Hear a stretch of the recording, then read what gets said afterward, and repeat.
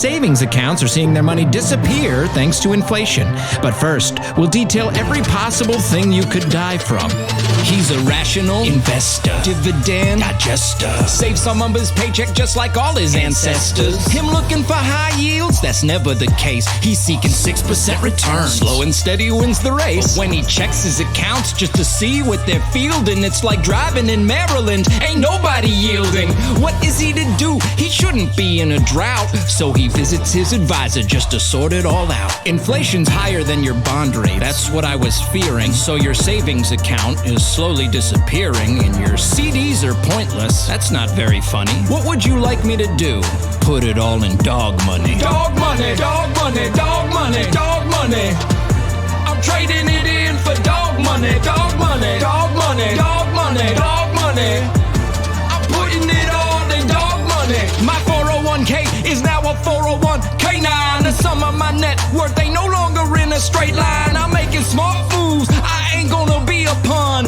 I sold my IRA and bought an NFT of one. All in on Doge, I dish them out like a Tommy gun. You think I was statehood the way I'm passing on Washington? I feel like Matt Gates, you know what I mean? Assuring everybody it's above 18. It's a modern day gold rush. The prices will boom like Reggie White versus the Oilers. I'm headed straight to the moon. My broker's calling, you know that it's on. Buy dog money, don't stop till it's dawn. 1 more airbase, 2 more museums, 3 more walls, 4 more Supremes, 5 more stadiums. We're all out of fiat. Can you take trillions of these and go and make a Xerox? We pay our debts in our currency that might be unfurled if it's no longer the reserve currency of the world. Confidence in the dollar is permanent. Just ask any scholar. People are exchanging their dollars for dog money. Dog money? Dog money. Dog money. We trading it in for dog money. Dog money. Dog money. Dog money. Dog money. I'm putting it all in dog money. Fuck radio. Get Twitch, motherfucker. Yeah, this song is dedicated to Larry, who said Twitch would never amount to nothing. To all the PC police who tried to cancel me on TikTok for joking about women when I was just trying to make some money to pay for my Tahoe. And all the subs in the chat. Know what I'm saying? It's all good, baby, baby. It was all a dream. I used to Facebook live stream before the Spurgs and Karens ruined everything. Firehouse pictures on the wall. Eating mushy food on the air to make your skin crawl. Jerking off at my Litchfield job. Pinch of the goofy LFTB can suck my cock. Way back when Aaron had a red and black shoulder patch and a Hitler stash. King Kong went to Hong Kong to play ping pong with his ding dong. If you listen long enough, you'll get scarred. Don't forget, Aaron burnt down the press bar. Born the opposite of a winner. Remember when JJ used to drink beer for dinner? Peace to Randy K, Gary Z, and Lou. Hey Morgs and LFTB, fuck you. Twitch is blowing up like we thought it would. Bits and subs, bits and subs. It's all good. If you don't know, now you know. Oh, April is my little content truffle pig, ladies and gentlemen. Welcome to the Steel Toe Morning Show. I'm Aaron Imholt, and I promise, whether you subscribe or not, I won't fart into the microphone. Thanks, Oz. That's actually a big promise for me. It's pretty big. You've been close enough. People act like that's like funny, haha, that's a good joke, Aaron. But that's like a big guarantee I can give you. That takes a load off your mind because there's never... It's the first time we've guaranteed such a thing. And we've been close. Yeah. I'm not going to fart into the microphone. Right away, in the morning, Orange Boy, April wearing glasses, question mark. I got to watch April have a mini freak out this morning as she goes, I dropped my last contact down the sink. Now I'm going to have to wear glasses, and the listeners are going to point it out. They're going to call me AOC. So whatever you do, guys, today, do not call April AOC. She is not Puerto Rican. Yes, thank you. Yes, I'm so sorry for the glasses. She is a whiny, bitchy liberal, but she is not Puerto Rican. So there is that. Right. My allergy pills, I would like to report, are kicking in. They are not fully there yet. I wake up every morning miserable. Yeah, I woke up miserable today as well. Do you know why? Why? Aaron snored all night because of said allergies, and I didn't get any sleep. I slept great. I don't think I've slept this well in weeks. I feel ecstatic. I feel wonderful. I feel excited to put on a show. I really hope we get to do a 5-hour show today. The thing about Fridays is if we complete 3 level 5 hype trains on a Friday, we do an extra hour of show. I'm very excited. I got a lot of gas in the tank. I can do that. Also, we've worked out a couple times this week. Didn't end up having time to get the DDP yoga in yesterday. That really bummed me out, but it's yielding benefits. You can do it today before we leave. Probably not. You could. If we go till 10:20. Real dedicated people would do it before we leave. If we go, oh, you mean like after we bring the kids back? Yeah. Then we could. Not before we leave the first time. We are going camping this weekend. And then what? Next weekend is the 4th? No. The next weekend, we want to go to, April's never been to the racetrack. She's never been to Canterbury here in Minnesota. And I wanted to go there. I also wanted to do something with a very good friend of mine and his new girlfriend. But they don't want to go to the racetrack because they're saving for some things. We should too. I have to know. We should too. We need to stop living irresponsibly. We spend too much money here in this house. And we need to be more responsible. But I don't know. You know what it is? It's not the big stuff. It's not. I've told April this 100 times. It's not the big stuff because you tend to, when you do something big, you tend to budget for it. You tend to be prepared for it. It's always, and especially with inflation now, you step out of the house, you spend $100. It's true. That's what it is. You can't go to the grocery store, to a Target. And let's say you have a budget where you go, I'm going to leave myself after I spend money or invest money or anything else. I'm going to leave $1,000 every month that I can just have extra. It will build in my checking account. I'll take a vacation or something like that at some point. It's a nice chunk. As it builds up. But then you think about it, you leave the house twice in a week and that money's gone.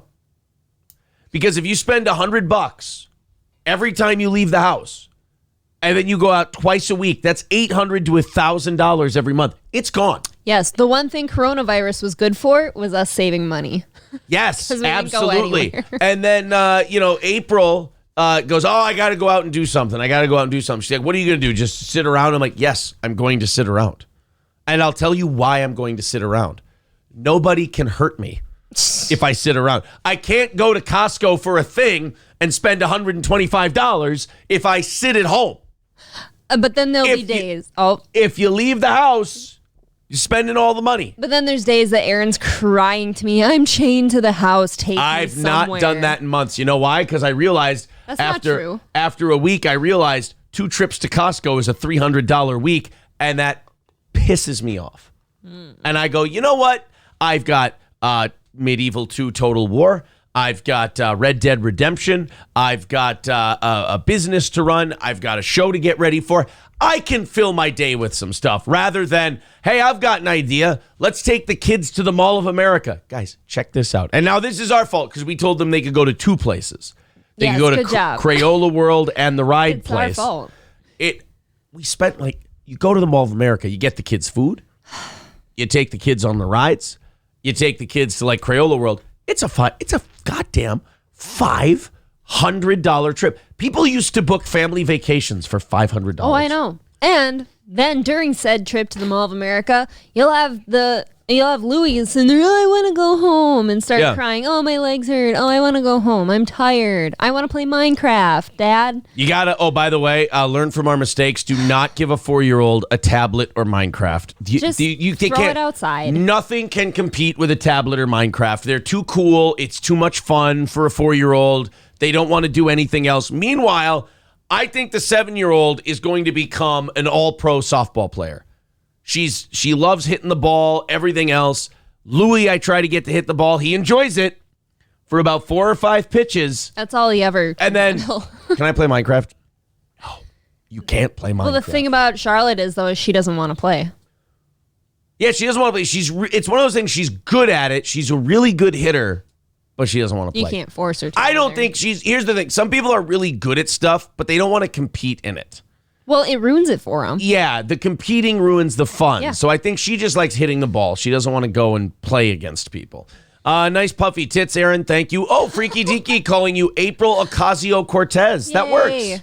That works. I guess I've heard a lot of people say that she's hot, so maybe that's... as long as you don't have her right? teeth, you're okay. Yeah. Wildcard says, hey, look, it's AOC. Oh, that's weird. They're calling you AOC now. It's almost like you said not to say that. Yeah, that's weird because I told you guys to not call her AOC, and now you're calling her AOC. That's so weird. I do want to thank Grizzled Fester for resubscribing with Prime. That's very cool. And I want to thank one of our new followers who came aboard. This is why we brought Patrick in for Thursdays. 12 or 13 new followers to the show during his show. Just bringing in a new audience to check out the shows. I want to thank Sludgy Poop Fart for following the channel. You don't get to do that on the radio. No. You don't get to thank Oh, no. Sludgy Poop Fart for following you. And I hope that Sludgy Poop Fart turned on notifications, because if Sludgy Poop Fart has his notifications on, he knows that he's being talked about on the Steel Toe Morning Show today. Somehow I feel that's a woman. Sludgy Poop Fart? Something's telling me that's a woman. No, you guys aren't that funny. Veldrain says, April can't be AOC. Her teeth, eyes, and nose are too proportionate with the rest of her. Oh, I am not getting any I want to kick donkey out of my swamp vibes. Appreciate that.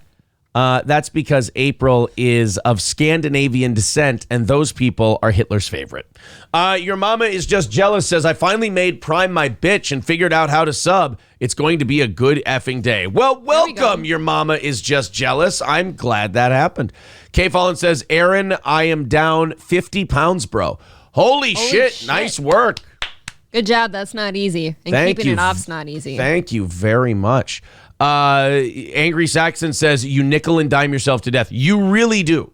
You really do nickel and dime yourself to death. Like, I am a consummate budgeter. Like, I budget every dime. I'm even like this much every weekend for just extra shit, blah, blah, blah. That extra shit money rarely sees itself complete to the weekend. Ever. Like, it rarely, I'm like, hey, this much money towards the weekend. And then I look at the end of the week, I go on the bank app and I go, oh, it's half gone and it's Tuesday. Okay, that's. I was going to ask you, as far as like your video games and stuff, how much are those costing lately? Nothing. Zero. They don't cost I don't anything? spend a dime on any of them. That's kind of impressive. I know some games are spendy. I'm an old school gamer. I buy the game and I play the game. Right. So how much is the game is what I'm saying. You pay like $50 when you buy it and you're done. I bought both of those games. Your $100 trip. I bought both of those games that I play. I bought them 3 years ago. Really? Yes. This medieval one that you just started? Oh God, I bought that maybe 4 years ago. Oh yeah, Trump might not have been president when I bought that. Aaron's crusty sleeping bag says, like going to Fleet or Shields for something, and you decide to walk through the ammo section and then walk out spending $300. Yeah. You know what? I don't go to Fleet Farm lately, because that's exactly what happens. You went to go Father's Day present shopping, and $140. You left the house, $140 out the door. Like, it's just you go outside. Well, pardon me, but what do you buy your dad for Father's Day and his birthdays? Don't fucking get defensive on me. What I'm saying is, you leave the house and it's just $140 is gone. Well, right, but that's like, I consider that a one-time thing that, you know, it's your dad and I bought him something nice. Forget the Father's Day part. I'm saying, I thought mine was cheap. Every time you leave the house, it doesn't matter if it's for Father's Day. Like, don't forget Father's Day. Okay. Every time you leave the house, $140 out the door. Costco is great, but you can't walk out of there for under $100. If you walk out of Costco for under $100, I feel like people look at you funny. I'm going to defend Costco and Sam's Club for a second. They are bulk stores where you buy lots of shit. You don't go in there for something small.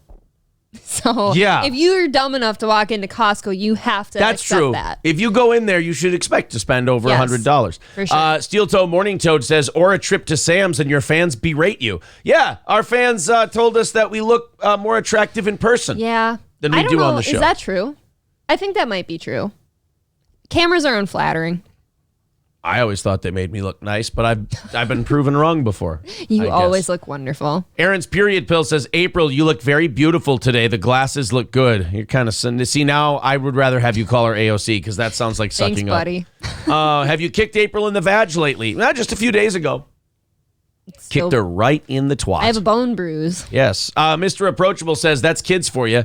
Took them to Disney World, spent a shit ton, then went to Orr and Eli for $1,000, and they liked that more. Isn't that nuts? I don't know. But how about the fact that you went somewhere and you're like, hey, I only spent $1,000? That's bananas. Isn't it crazy? $1,000 is a shitload of money. Think about this. If you buy kids anything, like if you buy them toys or you got a souvenir at a fair or anything, they only care about it for 10 minutes. It's after that, they don't play with it anymore. And, you know, the weirdest thing about all of that, I'm 34. I can remember. I'm old enough now to have old man shit. And my old man shit is we used to take our bikes in the open space through the bike trail, and we used to bike to the Quick Stop. And if we had $2, we got a soda and like 3 Airheads. Right, it was exciting. It was $2. If you took a $5 to Quick Stop when we were a kid, you're like, why don't I just buy the store? Yeah. I got $5. Are you kidding? I remember days like that. I'm getting the tall 20-ounce Dr. Pepper today, and I may get a whole bag of Chex Mix and some Airheads.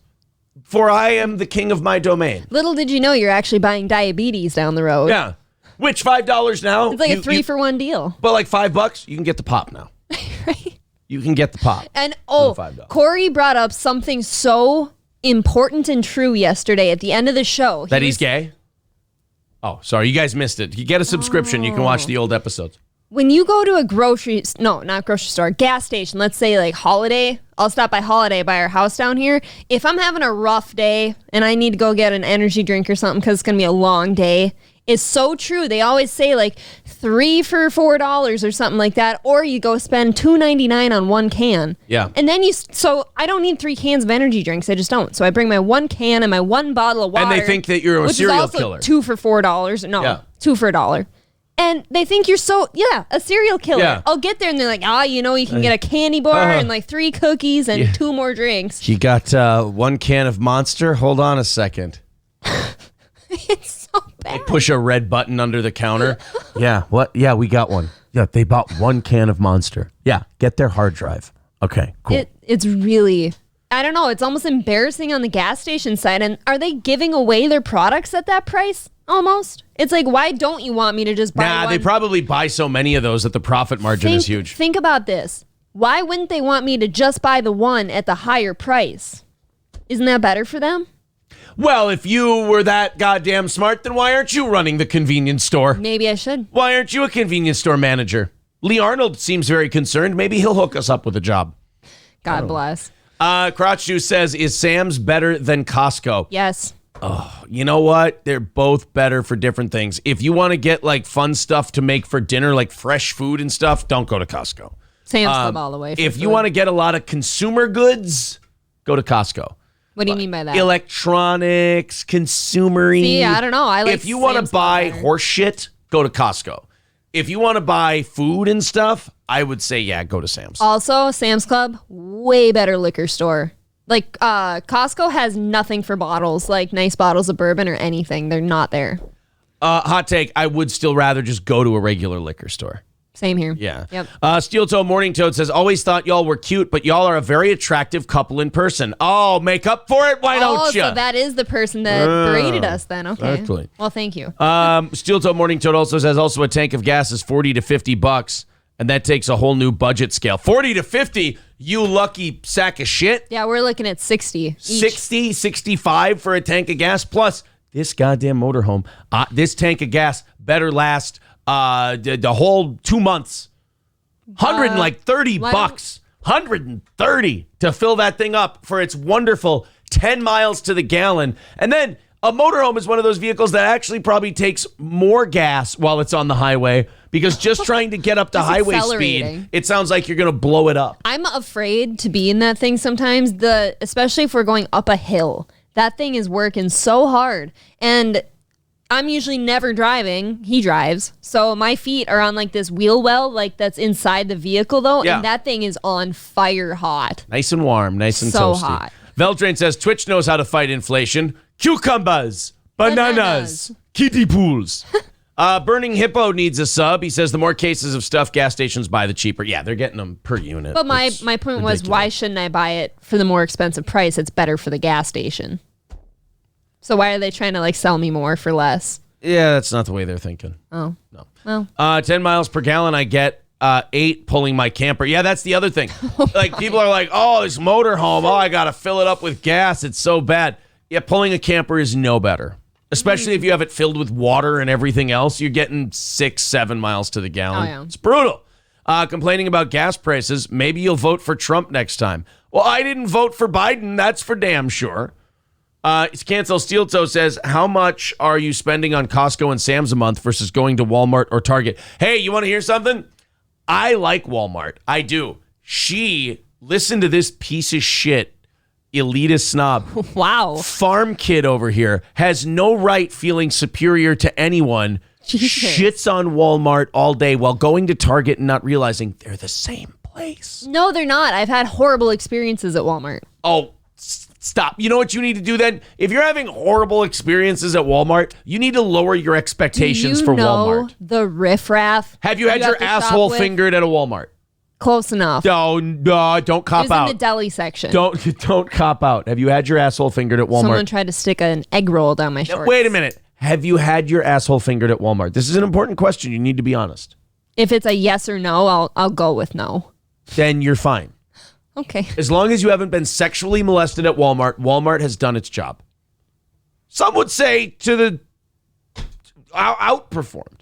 Because there's no guarantee that you don't get sexually molested at a Walmart. I think if you have a problem with Walmart and you said you've had bad experiences, I think that's your fault. I think you need to lower your standards. You know what? You're right. Yeah. You need It's my fault. you need to lower your Walmart standard. I had a bad experience at Walmart. Really? What happened? Was the person that helped you not mentally handicapped?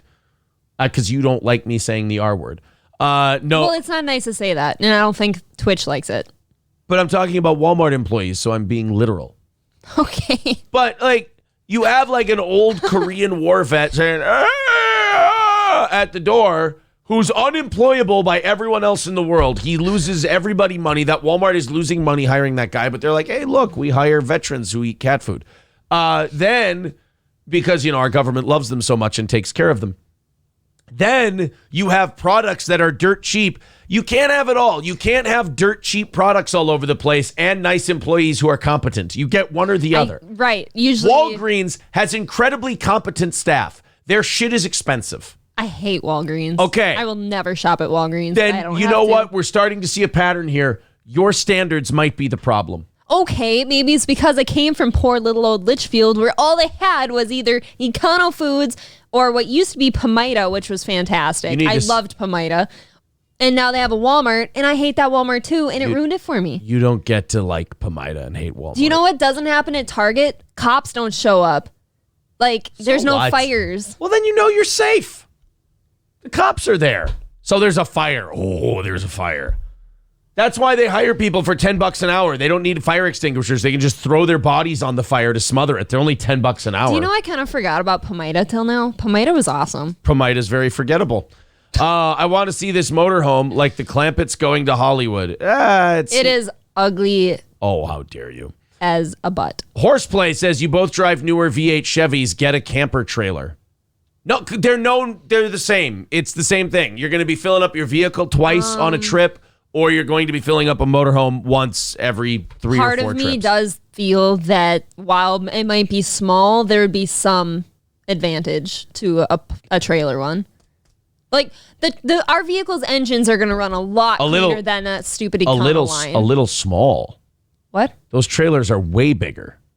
He's not talking about a little topper No, that's camper. not what I meant. You said smaller. While the advantage might be small, like mileage-wise, like the gas mileage. Okay. Yeah. Angry Saxon says most people aren't smart enough to realize the deal on more items is designed to get you to spend more. It's a trick. Yeah, exactly. Jameson Repair says gas station employees look at me like I'm crazy when I prepay $300 for fuel. Shit. Crotch, I'd do $275 just out of principle. Like, I am not spending $300 on a tank of gas. Hey, take the motorhome to Rigs to Rods. They'll make it more efficient. Oh, yeah. Oof. Yes, too soon. Yes, absolutely too soon. I feel I like Walmart. I can get food, spam, and a free colonoscopy all at one place. It's true. I guess, yeah, if that's what you're looking for, that's a place. Exactly. All right, guys, we have a great show for you today. I do promise you this.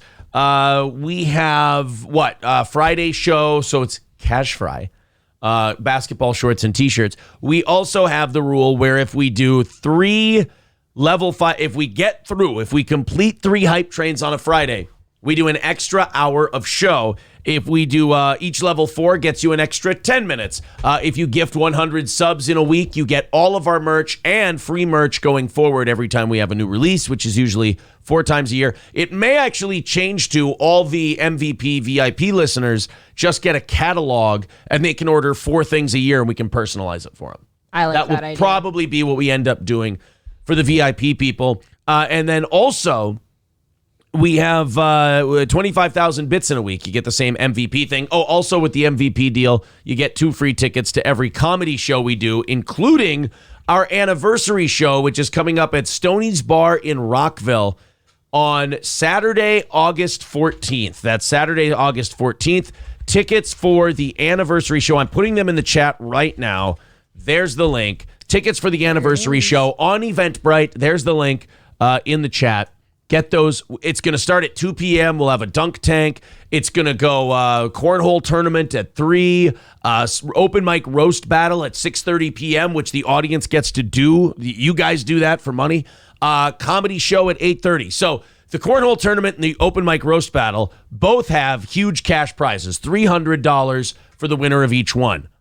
But we set a price now. Your entry is included in the admission with your ticket. So you don't have to pay anything to be part of those. $10 for the party, $15 for the comedy show, or buy them both, and it's $20. That's at Stoney's Bar in Rockville, Saturday, August 14th. Check it out. Tickets available at eventbrite.com. Go take a look. It looks like the audience wants to start their hype train now. So Aaron's Tiny Wee Wee with 100 bits. Thank you. Bluesier with 100 bits. 6 more 100-bit gives in the next 5 minutes, and we've got that first hype train, and then bits and subs after that. And again, if everybody pitches in and it completes level 5, we're 1/3 of the way through to an extra hour of shows. Shitty PA Town says, I will gift 5 subs right now if you tell the Riggs to Rod story. I wish I had a really interesting story. They put on an awning for me. They didn't do it the way I wanted. I told them to use the spare arms I had. They said, no, we'll order our own arms. I should have known right away when I needed those arms fixed that when I saw them have mismatching caps on the arms, like they were different color, I should have said, oh boy, this is going to be an issue. The first time I drove back from a camping trip in the wind, that son of a bitch ripped right off on 94. Do you know what scares me about that is like, what could that have hit on its way off? Like, do you think that hit anybody? Luckily, when I was driving, because I heard a noise. It was so windy that I was like, oh, maybe something's clanking or something. So yeah. I do remember looking around, and there was like nobody behind me for quite some time. But a couple people did honk at me, and I don't know why, so that's probably when it fell off. 100 bits from Crack Babies, 100 bits from Screamin' Memes. 3 more minutes to go. 4 more 100-bit gives. That guy said he'd give 5 bits or 5 subs if I told the story. Do you think he was talking about that one or why they why you dropped? No. He was mentioning. I mentioned the awning thing. Lick 'em my nuts. Aaron's crusty sleeping bag. 6 100-bit gives. You. Now 7 with Bowls Deep getting in the act. 1 more 100-bit give or 1 more sub gift. And we head to our first hype train. There's Brown Nuts and Schweitz, and the hype train has begun. Remember, if this hype train gets through level 5, you're 1/3 of the way through to getting an extra hour of show today. I do want to clarify something from yesterday's show. Okay. Yesterday, the audience, one guy in the audience, because we said, hey guys, level 2 hype trains ain't going to get this shit done. Like, we're going to go away. If we got to live on level 2 hype trains, the show will die. And that was just a reminder because... That's true. Yeah, because the one thing that we love are the audience members who participate in the bits. They subscribe to the channel and then gift a sub or two every. We always say if everybody subscribes and gives 400 bits a month, or everybody subscribes and gifts a couple of subs a month, which we prefer the sub and gifting a couple because the show grows, Yep. we're over the moon. I mean, we're in the nicest, tallest building in the world, giving you the best equipment. The equipment we got now is great, but it's a giant staff, everything else. We'd be fine if that's all it was. And then somebody pointed that out yesterday when all Corey and I were doing was telling you guys what the model is for this company. And it is listener supported. And we never lied about that. We said that from day one. This is based on the generosity of the listeners. And we brought that up just to let people who aren't subscribing and aren't giving bits, letting them know, hey, watching for free is kind of, it's effort. Not only is it screwing us over, which you may not care about, that's fine. You just want to listen to the show. Mm-hmm. But you're screwing over people like Nikola Tesla, Gray Duckling, the people who give a lot. They're giving a lot to make up for you. And Tree Guy North Metro says NPR. No, not NPR. I'll tell you why. NPR takes government money and then begs other people for money. Yeah, I was going to say. We came out right away, unlike NPR, and we said, this is what we do. And that's not a ruse. Like, we're not getting money from somewhere else, and we're just, like, trying to skate off the top with you guys. Like, there's no way. So a guy said, well, what about, you said it was only a sub and 400 bits. I shouldn't have yelled at that guy. What I should have done is explain to him, like, dude, yes, if that were happening, then we wouldn't be having this conversation. Yep. But there are a lot of people who unfairly, and it's unfortunate, skate by and don't give anything, and these other people have to pick it up, and I don't like that. I want those people to not feel like they have to do that, and I want everyone to chip in. Like Dwayne here. Dwayne subscribing. What a guy. Great guy. Benny the Jet with 5 Tier 1 subs. Shitty PA Town with 5 Tier 1 subs. Every Day Up North with 45 bits. And watch, that guy will do that like 4 or 5 times in a month, and he's subscribed to the channel. That's good. That's great. That's perfect. Although it is fun to watch Aaron go off on a rant about it. Yeah, I get where you would think that. It's not fun for me, but if it's entertaining for you, that's cool. I don't think it feels good for us to have to keep reminding people why. Like, and I don't like sitting here, like, you don't want to beg, right, or yell. But we have, 20,000 something unique viewers every month? And so we've got, what now, 5,452 subscribers. Can you imagine if all 20,000... Just subscribe and nothing else. And also, I want to point out, don't worry, guys. We're doing great. It's just that we want to stay doing great. And we don't. And we don't want one or two guys carrying the load. Not that they are, but we don't want it to get to that point. You know, here's our thing. The people who support us a ton, we feel really bad. And we appreciate it. That's why we give them so many prizes and everything else. And it makes us, the more these other people give a lot, the more we look at the people who are giving nothing and going like, okay, I feel bad for that guy, but I'm really kind of upset with you a little bit because now look what he's doing. Right. April's dad's Big D says, sorry, that was me. Been a rough week. Got bitchy. I don't think it was you. But thank you for admitting. But April's dad's Big D, you should not bitch. You are one of our biggest supporters. Did he just out himself? I guess, and he didn't need to. Right. Larry Strong Dude subscribing. Want to Bone gifting 5 Tier 1 subs. Silo Full of Tortillas spending too much time on Twitch anyway. No, you're not. We don't do enough content for you, my friend. He's just being silly. Angry Saxon says, hell no, man. Patrick had to blow up on somebody yesterday. It's not fun to get pissed off at people all the time. No, it's not. It's not fun. And we try to have fun with it. Aaron's Cum Dumpster says, when have you ever stopped halfway through beating the horse? Exactly. I make that horse come after it's dead. Okay. Patty B Cakes with 100 bits. Aaron's Beefy Puss gifting 2 Tier 1 subs. Is Maroon Just Navy Red gifting 5 subs? 100 bits from Aaron's Crusty Sleeping Bag. I don't give much at all, but try when I can. No, you do fine. We notice the people who do it. Oh, yeah. Bob with 100 bits. Aaron's Anus, his new favorite term now is irrelevant twaddle. He likes that. I like twaddle. That's fun. My goal is to catch Kevin Smith in 10 years, says Lab Glass Projects. Yeah, slow and steady wins the race. Josh the Tree says, just sold my kidney, so take these bits. Hunter Biden's Burner with 5 Tier 1 subs. Lab Glass with 5 subs. I think a lot of people like to save their bits and subs for you. Do you think that's it? Yeah, they want you to fart into the microphone. Ew. Like, what's her name? Indy Fox? Indy Fox. We're going to talk about that in a little bit. One thing I love about being on Twitch, the stories and the drama are so much better than radio. Because radio, there's nobody left. Nobody works in radio anymore. They got one guy voice tracking for 8 stations. Right, we have to create fan fiction over a couple in like, what was it, Alexandria Froggy? Yeah, like it sucks. It's boring. But Twitch, they got the good stuff on Twitch. Now farting into the mic during ASMR videos is becoming the thing. Oh, don't believe me? Give it a second. We're almost done with this hype train. I got to thank everybody. I'm so far behind. Oh, yeah. Thank you to Josh the Tree, Bluesier, Lab Glass, Jesus Christ. My Nuts, Her Purse, JJ Dewey. Thank you so much. Decent Big Balls with 5 tier 1 subs. Lick 'em My Nuts with 100 bits. Shitty PA Town has a terrible Riggs to Rod story too. 400 bits from Gray Duckling. 200 bits from Lentz. Benny the Jet gifting subs. Aaron's Period Pill with 5 tier 1s. Holy shit. 4 minutes still left in level 5 and we're at 90%. Thanks, guys. I haven't even been able to set a sub goal yet. Trucker AA sold some steers. He gifted a sub. I don't know. We're at like 5,500 right now. 56? I don't know. You want 56? Sure. Luxray, Luxor. Oh, there we go. April gets nervous for every phone call. Luxray, Luxor, what's up? Not much. Hey, I heard you guys talk, and it just goes out to everybody. You guys don't demand them. You don't ask for a lot of subs or anything like that. Like, there's me. I was unemployed for half the year so far, and I just got back, and you've probably seen the subs I've given now lately. Yeah. Because I'm able to do it now. You guys don't demand that people do it. You just ask if they're able to. Right. You appreciate when people are able to do this stuff. I finally had a job. I've been able to throw a couple bits. Well, I don't do bits. I do the subs for you guys. Yeah. So it all goes to a good thing.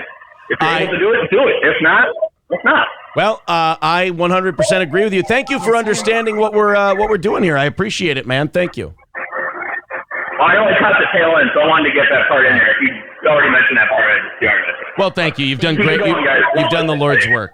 Thank you, Luxray. Where the hell were you calling from, buddy? Everybody's saying he's on the shitter. The theory so far is he's on the shitter or he has T-Mobile.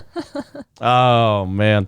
108% of the way through level 5. Great job, guys. 2 minutes left in that hype train. If you want to save it for the next one, I recommend you save it for the next one. 3 level 5 hype trains get you an extra hour of show today. Raleigh's Rednecks and Longnecks in Sauk Rapids. Raleigh's Rednecks and Longnecks.com.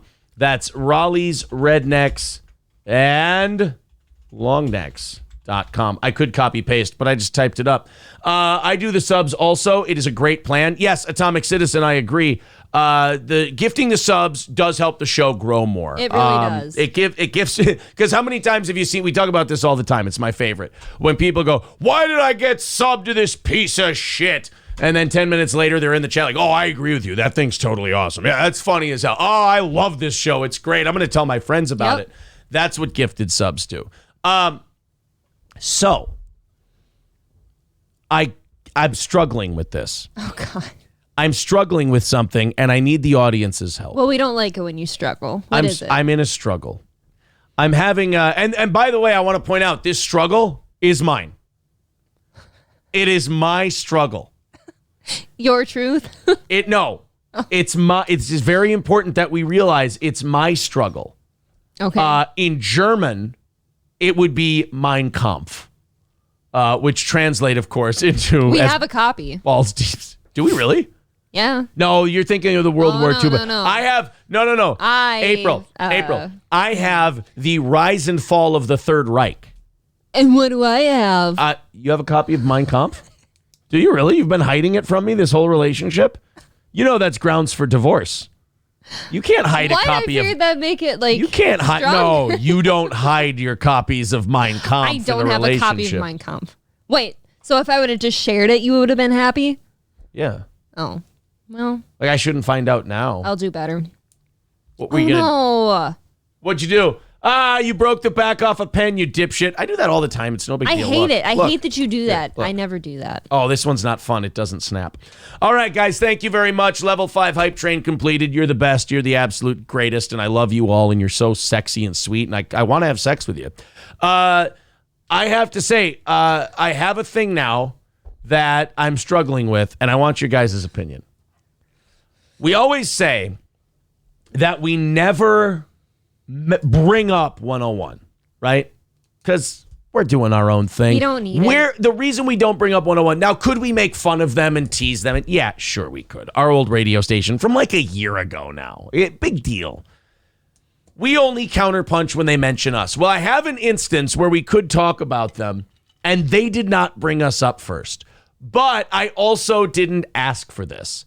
A listener of their show sent me a message interaction they had with them, and apparently it shows that John Lastman is very sensitive to criticism, which I didn't think. I thought John Lastman was just this old guy padding his pension, and because the show he's putting on is terrible. It's not any good, and nobody's listening to it. Yes. So I thought he was just like, who gives a shit? I'll show up. I'll do the job, whatever. It's not like at 70, John Lastman's gonna be this syndicated radio superstar. He was a career sidekick. So I gotta ask you guys, do you want me to read this or should I let it go? Because my inclination, and I want to be open with the audience, again, this is what's different than our radio show. Listener-supported show. You guys get a say in stuff. Yes, you do. I don't want to read this. It goes against what my edict was, which was I don't want to bring them up. Read it. But I know the audience loves gossip, and I would also feel bad if I withheld this from them. Read it. Everybody's saying, read it. One person's compromising, saying, read every other word. It is true what you said. You would think Johnny Rock wouldn't be, touchy about criticism almost at all because the type of show he puts out there, he would almost have to be shameless to do it. He just clearly doesn't care. You would think that he doesn't care. Until you DM him. Oh, boy. Everybody is saying I should read this. All right. Okay, fine. This came from Julie. I won't say her last name. But Julie, can I put this up on the thing?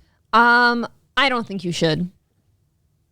Is her last name? It doesn't say her last anywhere? name on there. No, that's why I was asking. I think we can put it up there. If you can assure me that that's not on there. Then... I am not doxing a soul. There we go. I just want people to see I was sent this, the whole deal. She wrote to them yesterday at 4:59 p.m. I'm sorry, but your morning show sucks. It's not good in any way. I can't listen to it. The Chucker was lame way back when it was on KQRS, and it's annoying as hell now. This show is awful. Now, if someone were to write that to us, what's our big thing? The big thing we tell people when they tell us we suck and they're not going to listen. Yep. We always write back to them, then don't tell us you're leaving. Just go. Just go. If you don't like it, we don't want unhappy people listening to the show and getting mad. We're not chaining you here. If they want to, more power to them. Absolutely. Do what you want. People already theorizing. You wrote that, didn't you? Yes, he's Julie. I'm Julie. So the way you don't handle this, let me tell you the way you don't handle, and I'm 34. I shouldn't be telling a 70-year-old man how to handle criticism. The way you handle someone telling you your show sucks and you're not listening anymore is you either A, make it a bit on your show. If you want to blow up with the person and do this, that, and the other thing, do it with your audience. Have some fun with it. Or just go, hey, that sucks. Oh, well, we're going to keep on. We think we're doing a good job. When you're not secure with the job you're doing, let me tell you something about radio people. If you, how do I put this? If you're comfortable with what you're doing, you do this on the air. If you have a thought in the back of your head already before Julie wrote to you that you suck and this isn't going well and people aren't listening, you are going to defend yourself to the hilt and quote all the good things you do and all the reasons why Julie's wrong. And you're going to you're going to be very sarcastic and bitchy and passive aggressive about it. And you're going because you're thinking the same thing. Oh, yeah. And you don't want to think. You've been burying that thought in your head. She's brought it out. So now you got to tamp that thing back down. Well, now somebody else is reaffirming your fears. That's the worst thing in the world. Yeah. John Lastman writes back, Julie, I couldn't agree more. The Chucker is a no-talent hack who's been coasting on his former glory for 25 some odd years. Just ask Fred Savage. He'll agree. Is he trying to quote like celebrities? I don't know. Like the kid from the Wonder Years? Now, would this be Gary? No, this would be John Lastman. It's the Rock and 101. Now, on the other hand, Carrot Top is a big fan. But since when does Carrot Top define social commentary? Michael Jackson feels that Chucker keeps talking about the money all the time. He told him he doesn't have any money. And lastly, Dick Van Patten feels 8 actually might be enough. So he's doing 30 or 40-year-old references like the music. Can't thank you enough for all the time. That's the Chucker phrase that nobody knows. This is a classic cope of Julie just said something to him that he already secretly knows and has been thinking, but nobody's said anything to him, so he thinks he's getting away with it. Well, now Julie pointed it out, and now he's getting super defensive and trying to hide it in humor. Oh, no. So it's another sign that it is not going very well over there. Right. Again, I didn't want to do that. You guys wanted me to share it with you. I got it. I didn't know what to do with the thing. All this stuff falls in my lap. But I will say this. I've been telling Lee Arnold this every time those guys come over here and try to talk to me. Every time those guys come over here and try to tell me what a terrible guy I am, I keep telling them, guys, you need to stop focusing on me. We're not going anywhere. As you can see, our listener support is strong.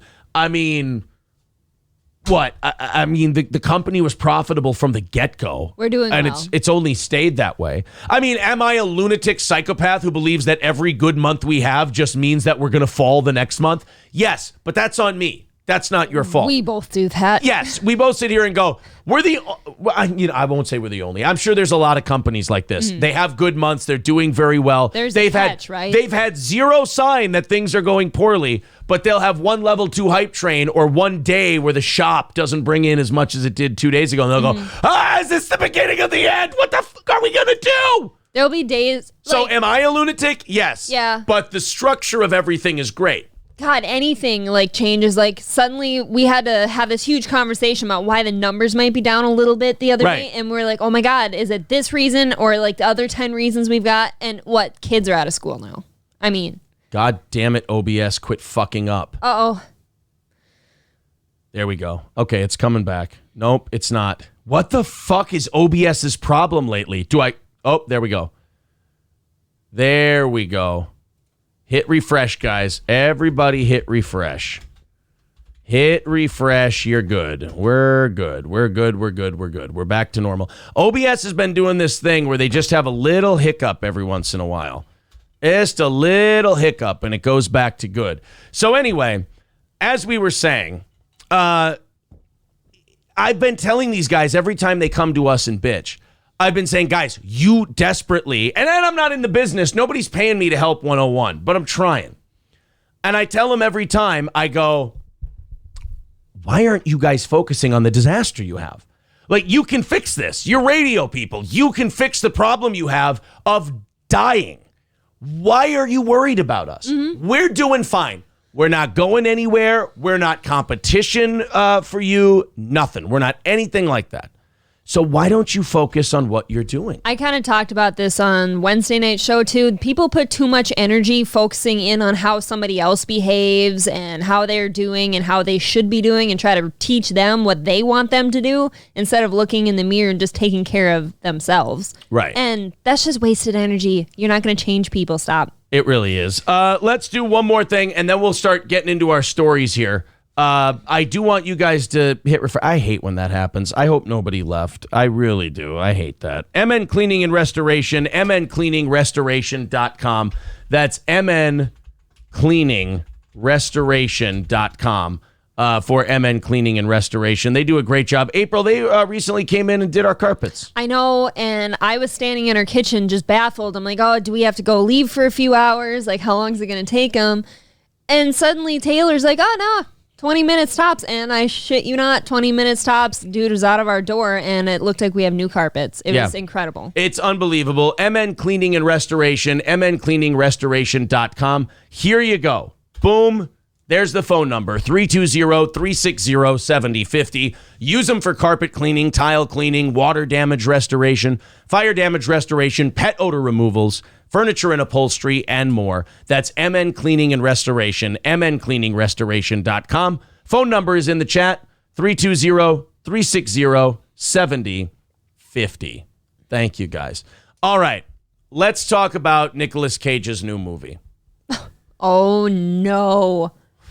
I kind of thought he was, he's been quiet for a while. I love Nicolas Cage. Do you? So much. Because Nicolas Cage is, people want to treat him like he's a weirdo, but here's the thing about Hollywood. When you're a normal guy, you're looked at as a weirdo in Hollywood. Nicolas Cage is doing something that you don't see in Hollywood. He's being self-aware. That's a good start. He knows Nicolas Cage Day is over.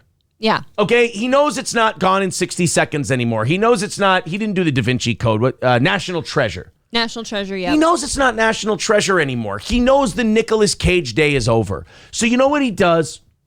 Somebody comes to Nicolas Cage and they go, Nick, I want to make a movie, but I don't have much of a budget and the script is effing stupid. Will you do it? And Nicolas Cage looks through the script. He goes like this and he goes, it's the dumbest goddamn thing. I'm going to see if I can make it work. See, I feel like I would do that if approached with something. Like, the dumber, the more fun. I don't know. Nicolas Cage is one of these guys who he's made his legacy in film. He's not going to add on to it now, but he knows that. So he goes, who gives a shit if I do? Remember the trailer we played for the Nicolas Cage movie where he went into the fun house and started killing people at a circus or whatever? Mm-hmm. Stupid movie, but awesome. It's a paycheck, isn't it? Sure. And he did have tax problems at one point. I don't know if he has money anymore. I know if you guys research Nicolas Cage, there's great. First of all, I see people saying Con Air. You shut the hell up. Con Air's not a good, bad movie. It's a great movie with a great cast. I don't know if I've seen Con Air. Did I watch it with you?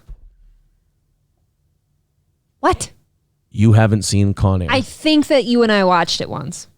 Cyrus the Virus, John Malkovich, John Cusack. Oh, nope. If John Dave Malkovich Chappelle, nope, Danny Trejo, Ving Rhames, Nope. Steve Buscemi, Cole Meany. I don't watch TV. I go outside. I hate farm people. I hate But that's the truth. I always had chores to do. Go outside. Going outside, first of all, let me say this to you. Oh my Going God. outside is bullshit. Going outside is not important. We all have windows. We can see outside. If you spend more time inside, like if you have a stopwatch, you go, I've spent this much time outside. I've spent this much time inside. You're a dick. I don't think anybody does that. Some people do. And I think you're the dick. My thing with this is I go outside. People go, I don't watch these things. I go outside. That's like saying It's a joke. I'm proud of being out of touch. Look, you make people feel shitty for following things and knowing stuff. No, it's a joke. I think you're just taking it a little too seriously because I've had my head under a rock and I haven't seen Con Air. Going outside. Jesus. Going outside is for fools. No, it's not. If you go That's outside, not what you're preaching when coronavirus was rampant.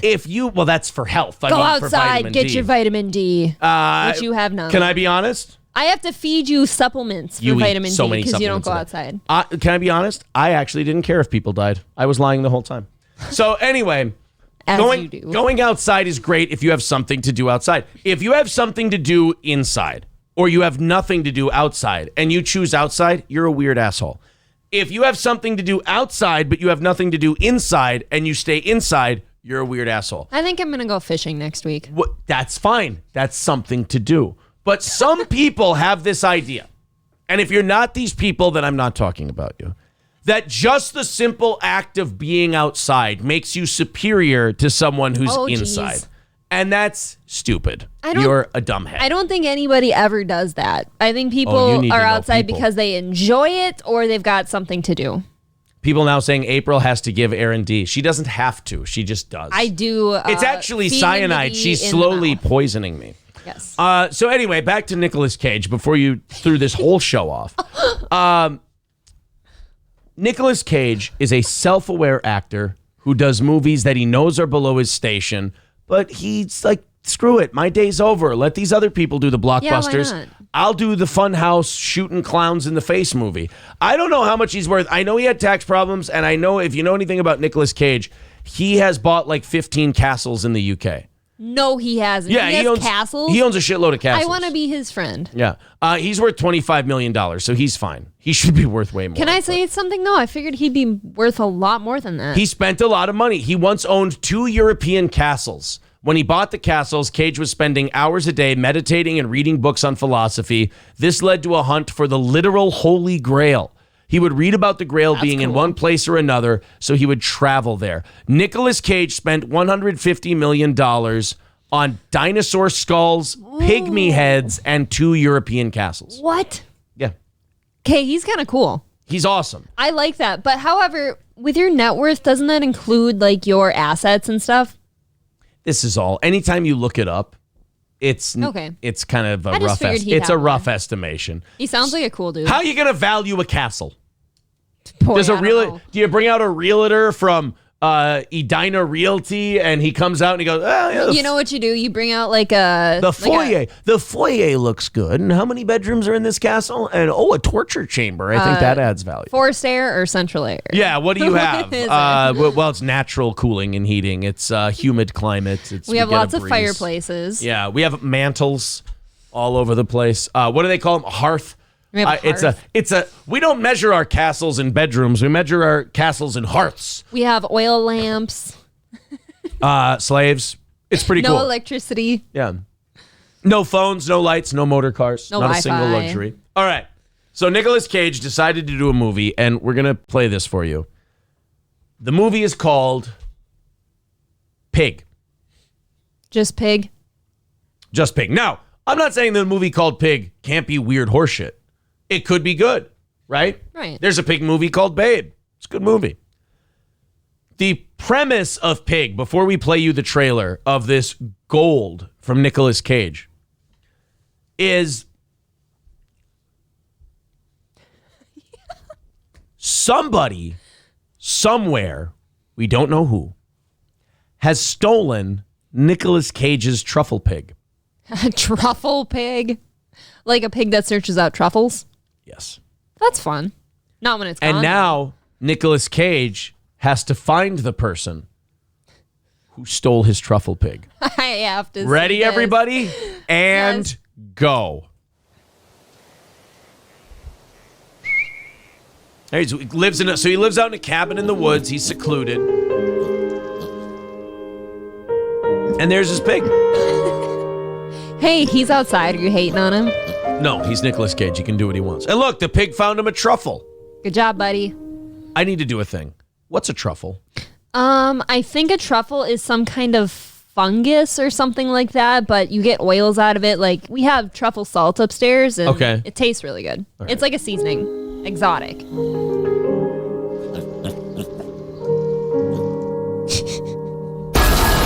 And then Nicolas Cage just is out like a light. All of a sudden, Nicolas Cage wakes up, blood, hair stuck to the floor. His place is trashed, and guess what's gone? The truffle pig. His truffle pig. He's trying to whistle for his truffle pig. Don't pigs eat people? Not his truffle pig. Academy Award Looking winner. for a truffle pig. Someone stole her. I don't understand. Tell him who you are. You made the right choice being out there in the woods.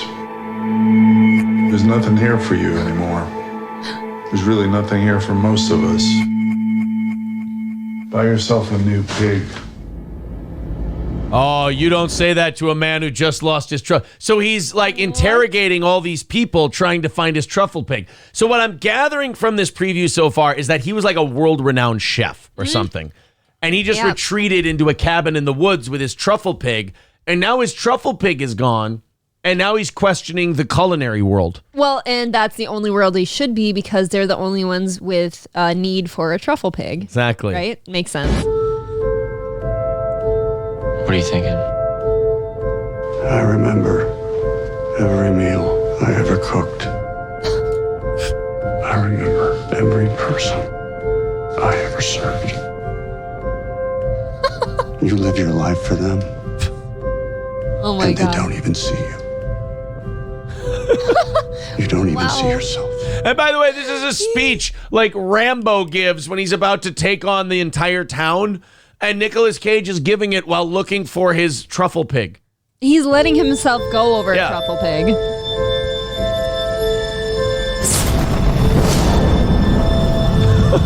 We don't get a lot of things to really care about.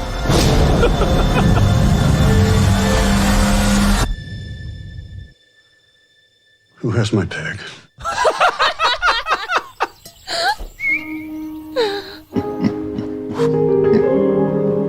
And then she's just back. And pig. No, that's, I'm sure, before the theft. This is really bad timing for me to watch a pig thing. I think you fell asleep because you were snoring, but I watched an episode of Black Mirror last night. It's called the National Anthem, and it's in Britain where the Prime Minister Oh, the Prime gets Minister had to have video. sex with a pig or they'd murder the princess. Somebody abducted the princess and made her like tell him in a video on YouTube that the prime minister had to have make love to a pig on national broadcast, and he did it. You're not going to like my take on Black Mirror. Okay. Cheap Twilight Zone. I don't think it's going to offend me. So cheap Twilight Zone. All right.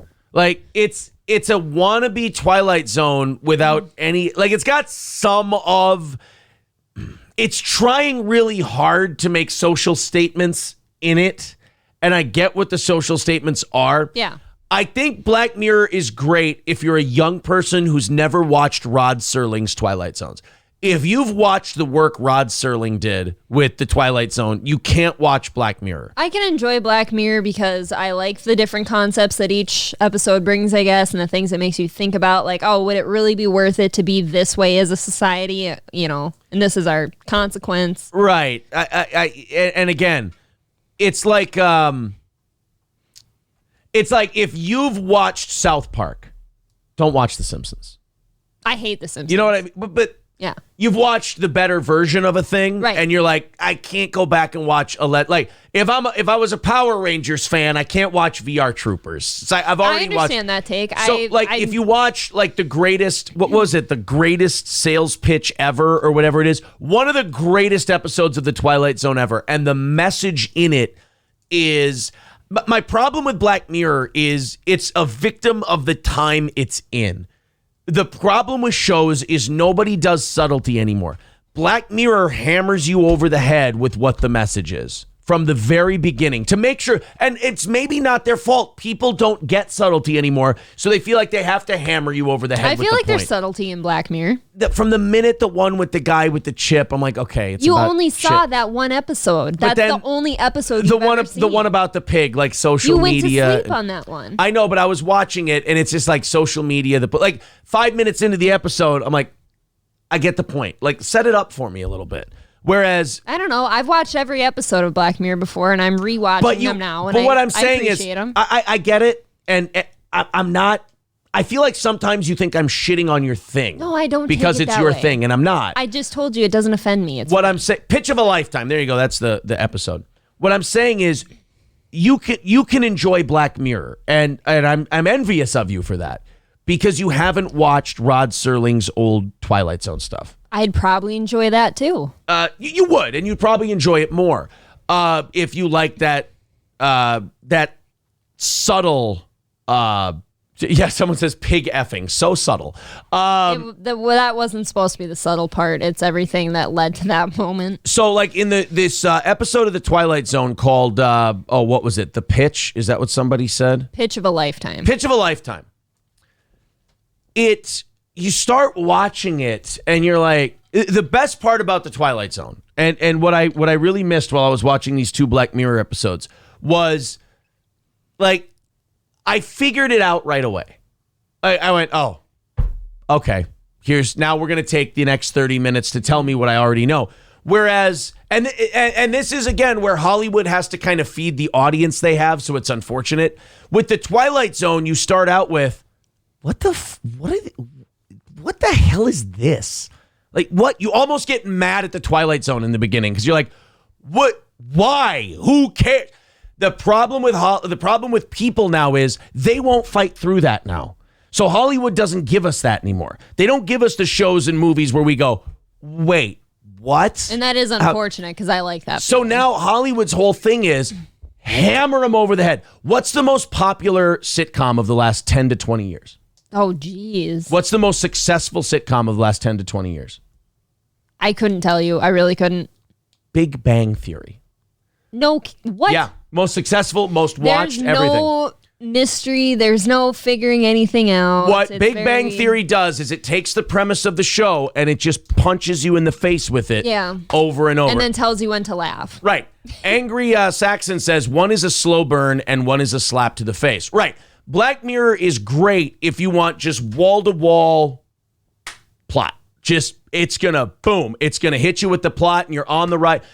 Black Mirror is you get in the ride right away and the ride's moving. The ride's taking off, the ride's going. Mm-hmm. Twilight Zone is more the anticipation. You stand in the line You wait in line for the ride. You go, what the hell does this ride do? And then you sit down in the ride and you go up the hill and you go, this isn't shit. This ride isn't. And then all of a sudden at one point it all hits you like, boom.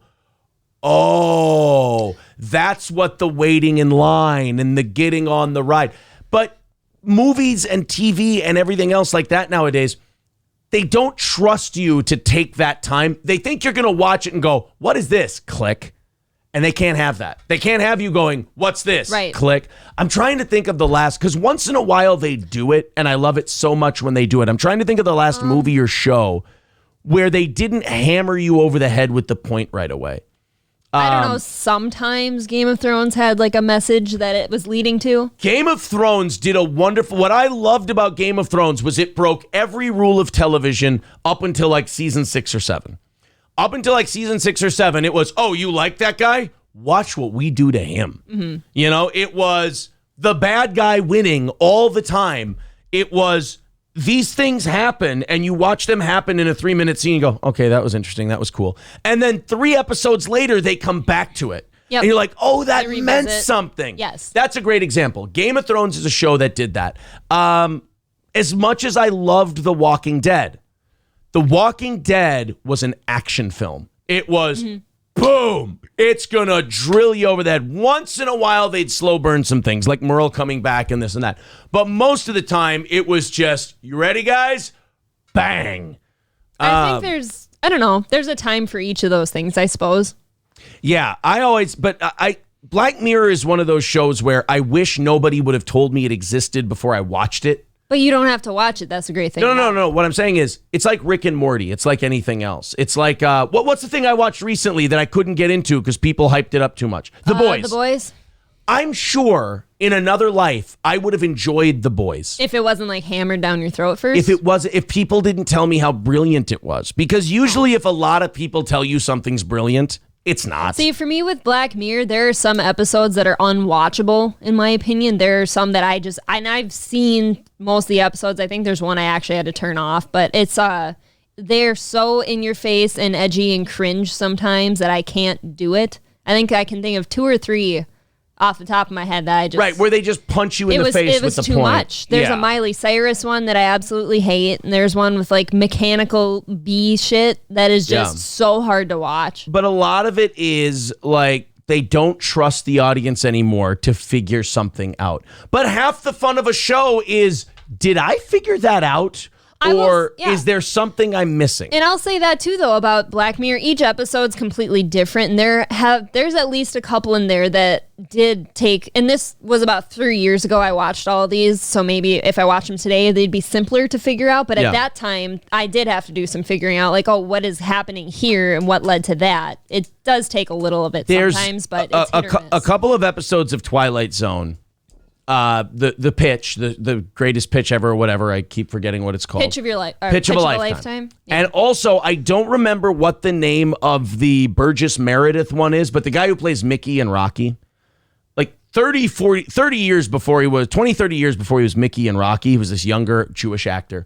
Burgess Meredith. Mm-hmm. He played a banker.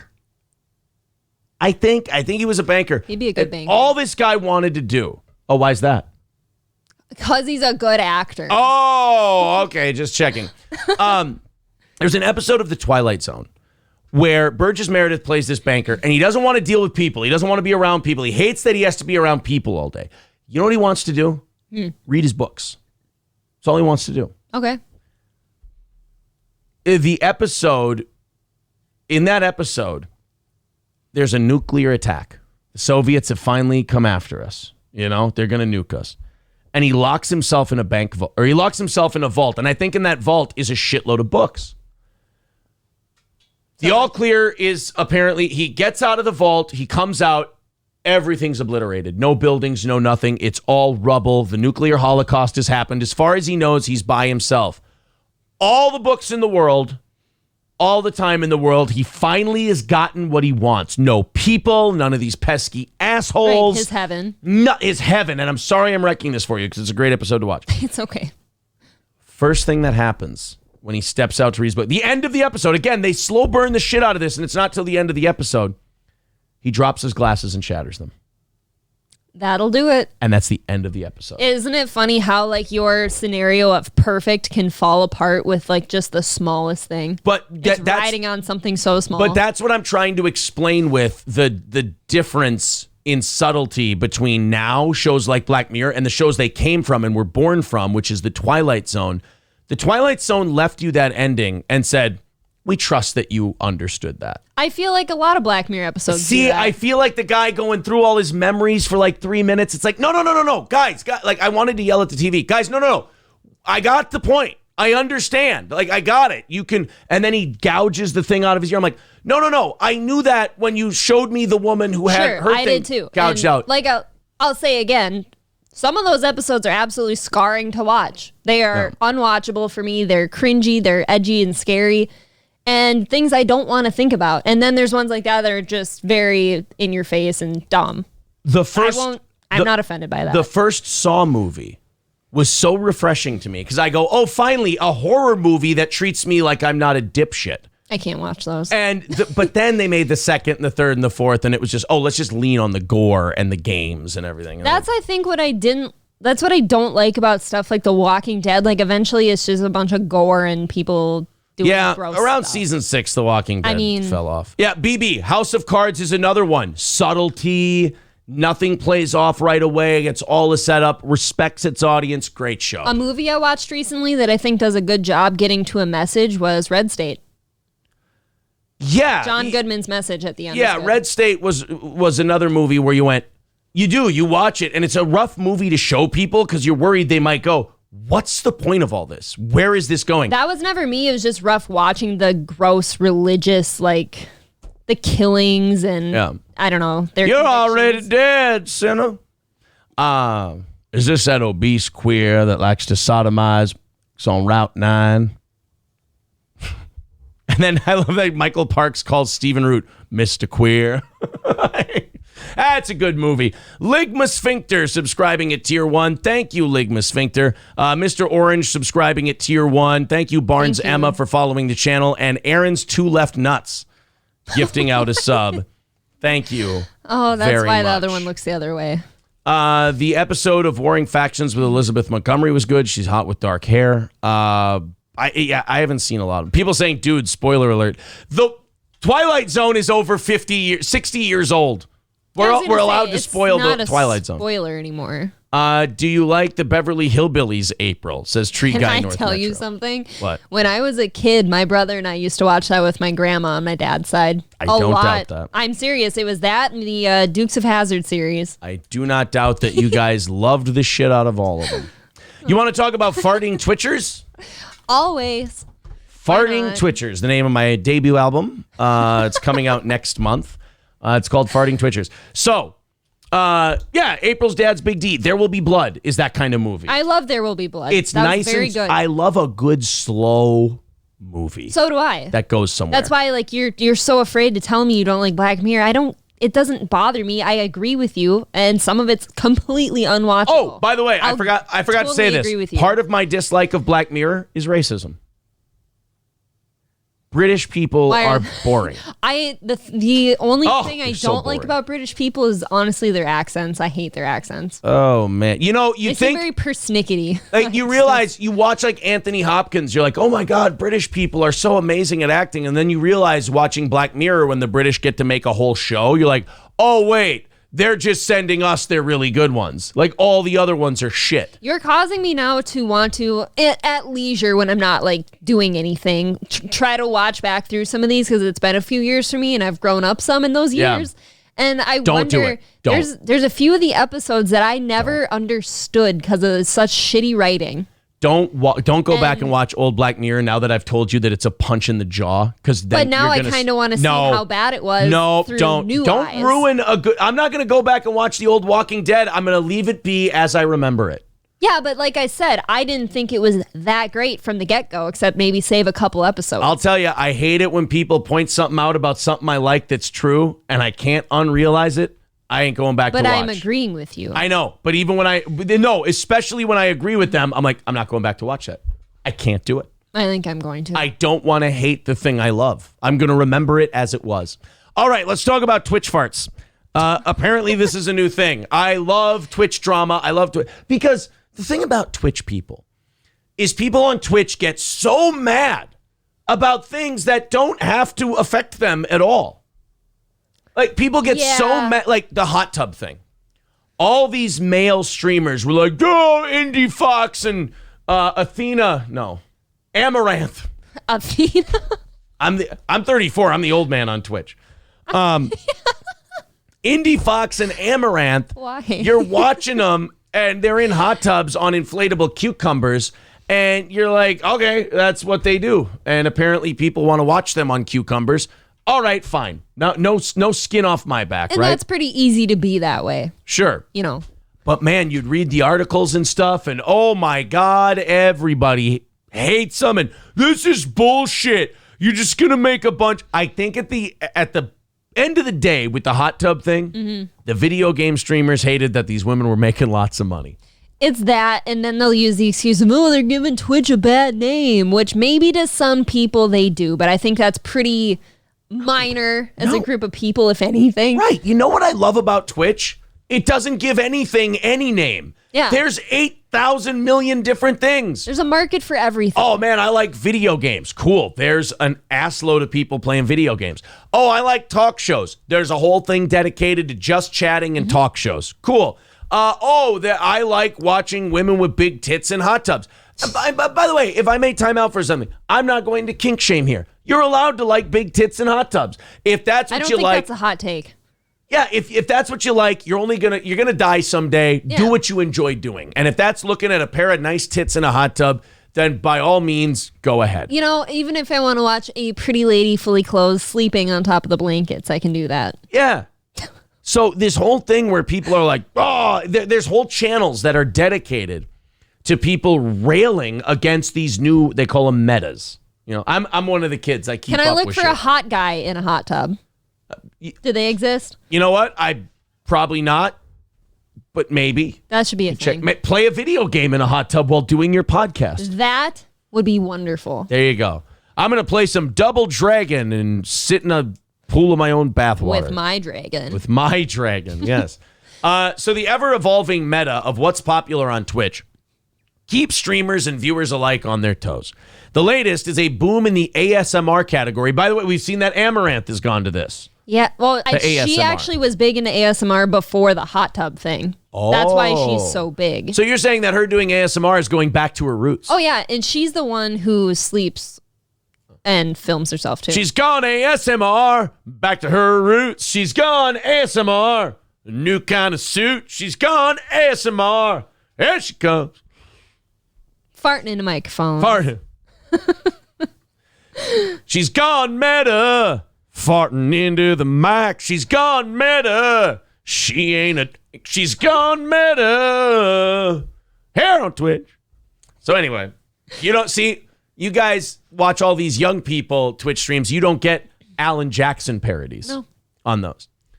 So anyway, the latest is a boom in the ASMR category, which we missed out on with our banana chewing. But with a twist. We can bring it back. Let's get a banana mic. Not with these mics. No, we're going to get an extra mic right here and set it up for banana chewing. Because these are stellar, top-of-the-line mics. I love them. The one thing I don't like about them, you can't get really good mouth sounds in them. There was something I was eating one day here, and I had a bite of a pear, and it was a bit juicy into the mic. So anyway, for much of 2021 so far, the most notable streaming meta was the hot tub thing. Broadcasters could cleverly use Twitch's contextual exemptions for wearing swimsuits simply by streaming in a hot tub in their bedroom, which, by the way, was for the most part kiddie pools, not hot tubs. But it took some time for the platform to respond, but they did so by creating a whole new category for pools, beaches, and hot tubs, and made clear that being found to be sexy was not against their rules. Well, when I say the gay F word, I'm trying to be sexy, so that shouldn't be... Right, I'm trying to lure some people in. Yeah. But since the move to a new category, the hot tub meta has dipped in popularity, which, while a particular style of ASMR stream has boomed. Miskiff, who boasts over 1.4 million followers, I'm going to plead ignorance. I Don't know anything about Miskiff. I think he's a gamer. I'm not positive on that. Could be the best guy in the world. Could be Sure. the nicest guy in the world. Was discussing the competition, as he sees it, between female streamers on the platform, specifically mentioning Indie Fox, Amaranth, and their history. Their competition is great, blah, blah, blah, blah. But he was cut short after opening Indie Fox's stream. She now streams most often in the ASMR section and what she calls ear-licking yoga pose with face cam. So he was surprised at the content. He leapt out of his chair, hands on head. Then returning to her channel the following day, Miskiff was again dismayed to see that Indie Fox had set up a fart goal for subscribers. So if 700 people subscribe, she farts. If 370 people subscribe, she gave you eye contact while she licked the ear. Oh my God.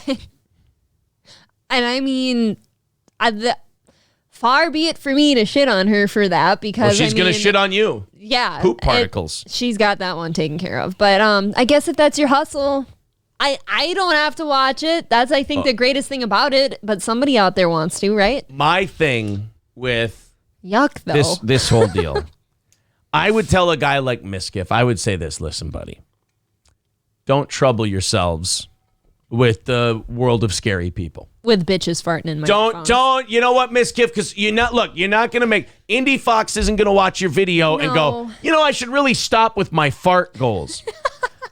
She's not going to do it. So all you're going to do is watch a woman go 700 subs and I'll fart. And you know what it is?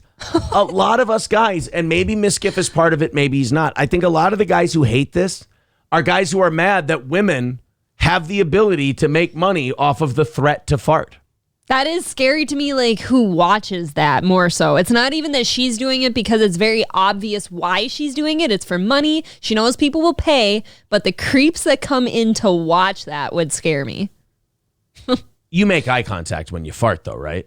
Like you. You and I do. I never do it. No. I mean, would it be cheap? Like Indie Fox, it's cheap if she doesn't make eye contact when she does the fart. I mean, I think so. Okay. So we're in agreement there. There's something also that is uncomfortable to me about somebody who can fart on command. Like, do you prepare for that? Like, do you eat burritos before you do your hot tub stream? I don't know, because she's got to get 700 subs before she does it. So there's a chance that she has no idea. Hold it for that long? I'm not sure. My point is with this, what's his name, Miskiff, and anybody like him, stop watching. Yeah. All right? You're driving yourself nuts. And by the way, if you're not driving yourself nuts and you're just doing it for viewers, then you're no different than her. If you're just going, oh, the farting, oh, tisk, tisk, and you're like, oh, if I watch her, if I watch her threaten to fart, people will watch me and it'll drive myself. Like if you're doing it in kind of a sly way, then you're no better than the farting people. And you're no better than the farting people anyway. I sit here and I make fun of people and tell jokes all morning, and we get paid for that. And maybe some people find that disgusting. And you occasionally fart, but you don't do a sub goal for it. Right. I just fart out of the goodness of my heart. Out of the goodness of my fart. I think he sees one of us second mics getting sleepy and he's like, watch this. I'm going to wake him up real quick. I'll wake up. I'll shake the floorboards a little bit. And this all started because this morning, one of my friends and ex-coworkers he's been trying to get his Twitch stream. He wants to be a full-time streamer. He's been doing it for years. Is having a hard time catching on. I saw him tweet this morning, how is Twitch literally letting people fart for subs and ASMR? This shit is a joke. Move the mic away from your ass. I'm sorry, dude, but the two groups of people watching your two very different things are not going to mingle. Yeah. I don't know if this Miskiff guy is trying to take on new followers, I guess, by being against what she's doing, and he thinks that's going to gain him new people just by being against a thing. I say let people fart. If they want to fart, let them fart. If their audience enjoys the farting, let them fart. And if you're a streamer, don't let it screw up your day. All right? That's what I love about Twitch. You're not competing with any of these people. You're not competing with the farting chick. Okay? Or at least I hope you're not. I hope there's not a fart war brewing on Twitch. There's a fart off. Yeah, I hope there's not some fart thing we're all doing.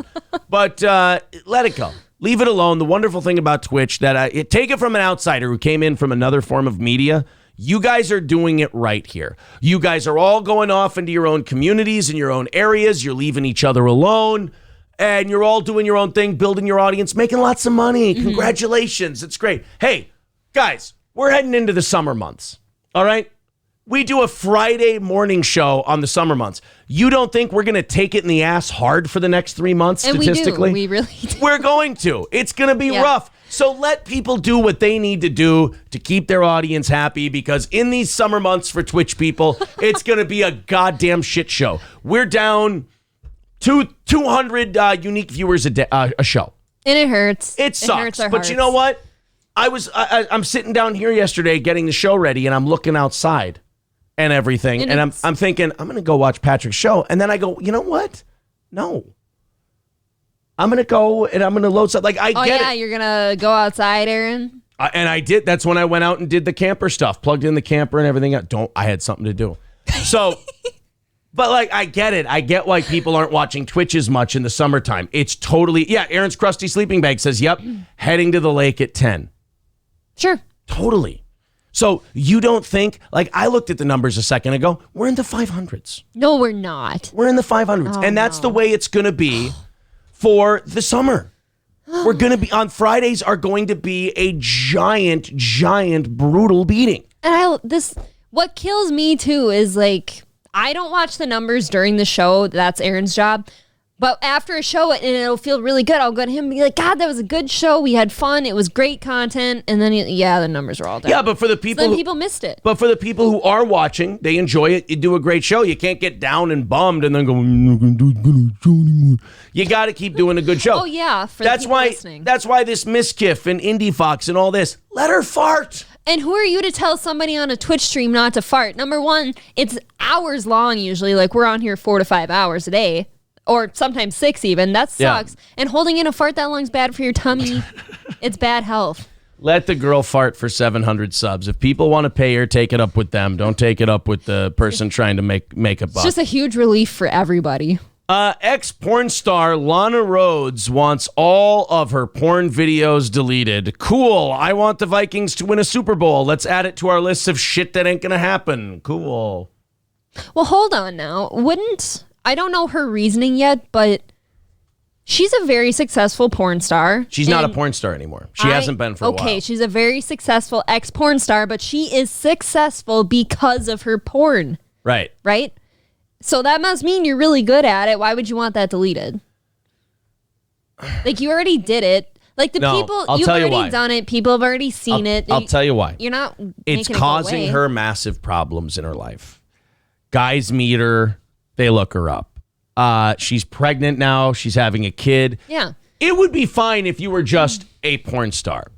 But as far as Lana Rhoades goes, she did some of the stretched out, brutal, vile, disgusting stuff you've ever seen. I mean, she did some real aggressive, hardcore stuff.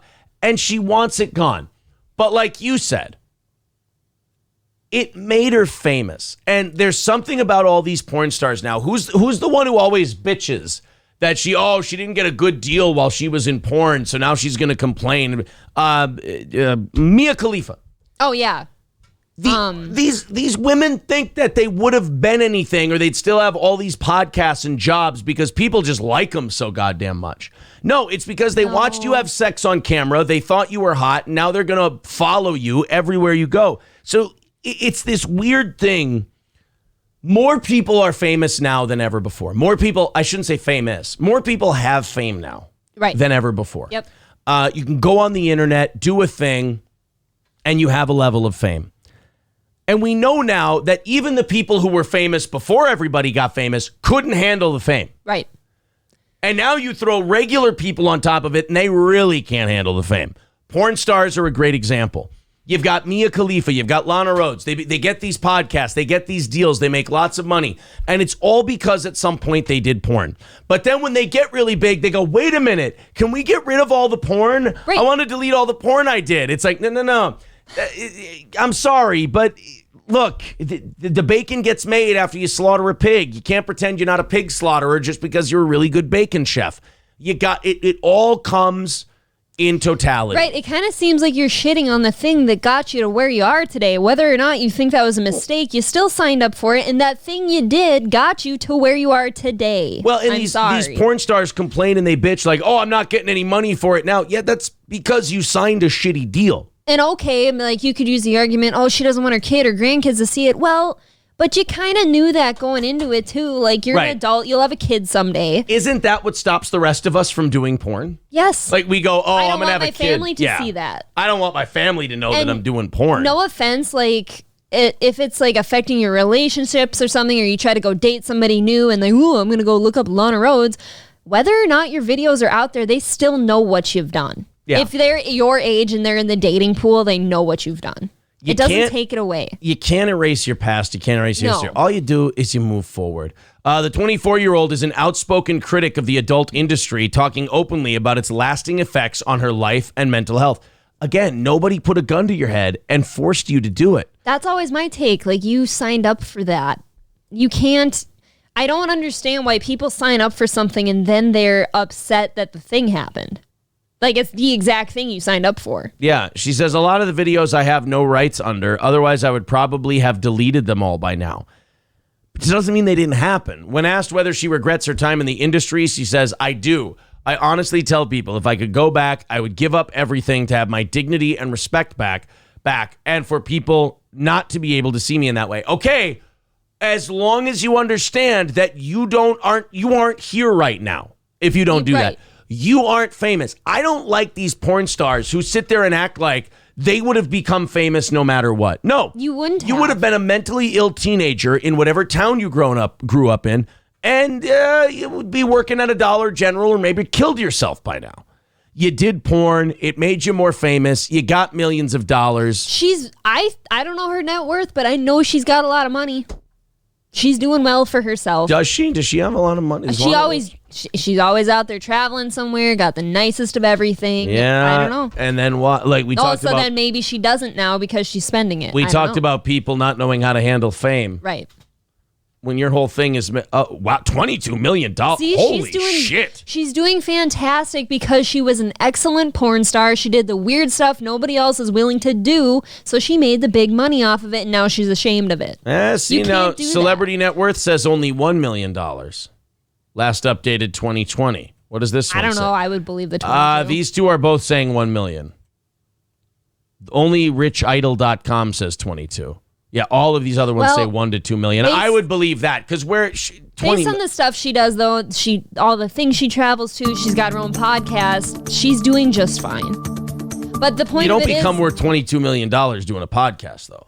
No, but my point is that nobody would know to even go watch a Lana Rhoades podcast if she hadn't done the porn. Right. So you get famous doing this thing, and then you go. It would be like, literally. It's like Joe Rogan going, I made people eat elk penises in Fear Factor. Can we delete all the Fear Factors? Yeah. It's like, no, Joe, because without Fear Factor and news radio, you don't have an audience. You think people would have given a shit about mixed martial arts had Joe Rogan not been in Fear Factor and news radio? No, you would have been some kickboxer who did mixed martial arts. Yeah, you're some short guy.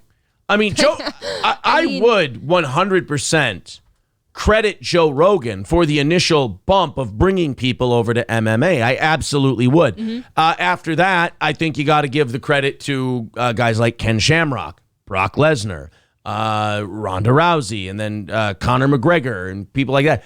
Those are the people, or if honestly, if Jake Paul decides to do it, like those are the people who bring stuff. But it's because they did something else that brought their fans then into mixed martial arts. When you do crazy things like that, like, making people eat elk penises on Fear Factor, or you do some really crazy porn, you drank piss out of a bowl, for God's sakes. I mean, people know about you. So whether that's good press or not, all press ends up being good press because it drives people to your name. And now people know who you are. I get that it embarrasses you. Sure. But it's also why you're there. Yeah, maybe I could see like, oh, well, now my history as a porn star is affecting my relationships or the ability to keep one or my family. Right. But now is not the time to worry about that. Yeah, before you started would have been the time to worry about that. Yeah. Let's talk about Midland Armory in Foley, midlandarmory.com. Lower receivers, handguns, rifles, shotguns, magazines, optics, knives, parts and gear, suppressors, NFA, and so much more. That's Midland Armory in Foley, midlandarmory.com. The link is in the chat. Go check it out. That's midlandarmory.com. You can order anywhere in the United States at Midland Armory, or go check out their shop in downtown Foley. That's Midland Armory, midlandarmory.com. So many things to do today. I think we're about 4 minutes away from our second hype train. Now, our first hype train went through level 5, which means we're 1/3 of the way to an extra hour of show today. So if we do 3 level 5s in a show, we do an extra hour. We'll see how that goes. This woman, April, doesn't like Walmart. I'm guessing this story is not going to help. It's right. This is going to prove my point a little bit. This is not going to help getting you back in the doors of a Walmart anytime soon. That's for sure. A Tennessee woman was arrested Tuesday after she was found partially naked and using an axe inside a Walmart. You know, if you're at a safe distance, that's kind of a fun one to watch, right? I mean, yeah, maybe across the store, like down that real long main highway. Yeah, depending on the views, like what the vantage points are, I'm willing to watch that. Maybe in the rafters. See, I'm one of these people who likes to think that I would walk away from something like this, but I'd be the guy lurking. I'd kind of be like, I'm going to look like I'm walking away, like I'm bigger than all this, but I'm going to go, what the shit? It's kind of like when there's a tornado warning. You got a tornado out in the field in front of your house or something. You should be getting somewhere safe, the basement. However, none of us will ever do that. You stand upstairs with your phone filming it, right? Exactly. Same thing. Officers in Knoxville reported to the giant retailer after a caller said a naked woman was throwing items at employees and defecated on herself. Oh, no. According to a report. Okay, that I don't want to see. Oh, boy, you guys better get ready for this mugshot. Holy shitting right on her own chest. Oh. Nashia Brown, fitting. Very fitting. 35 years old, was found in the sporting goods section with an axe and a knife tucked into her bra. Oh. Must have some titties. Can you fit an axe in your bra?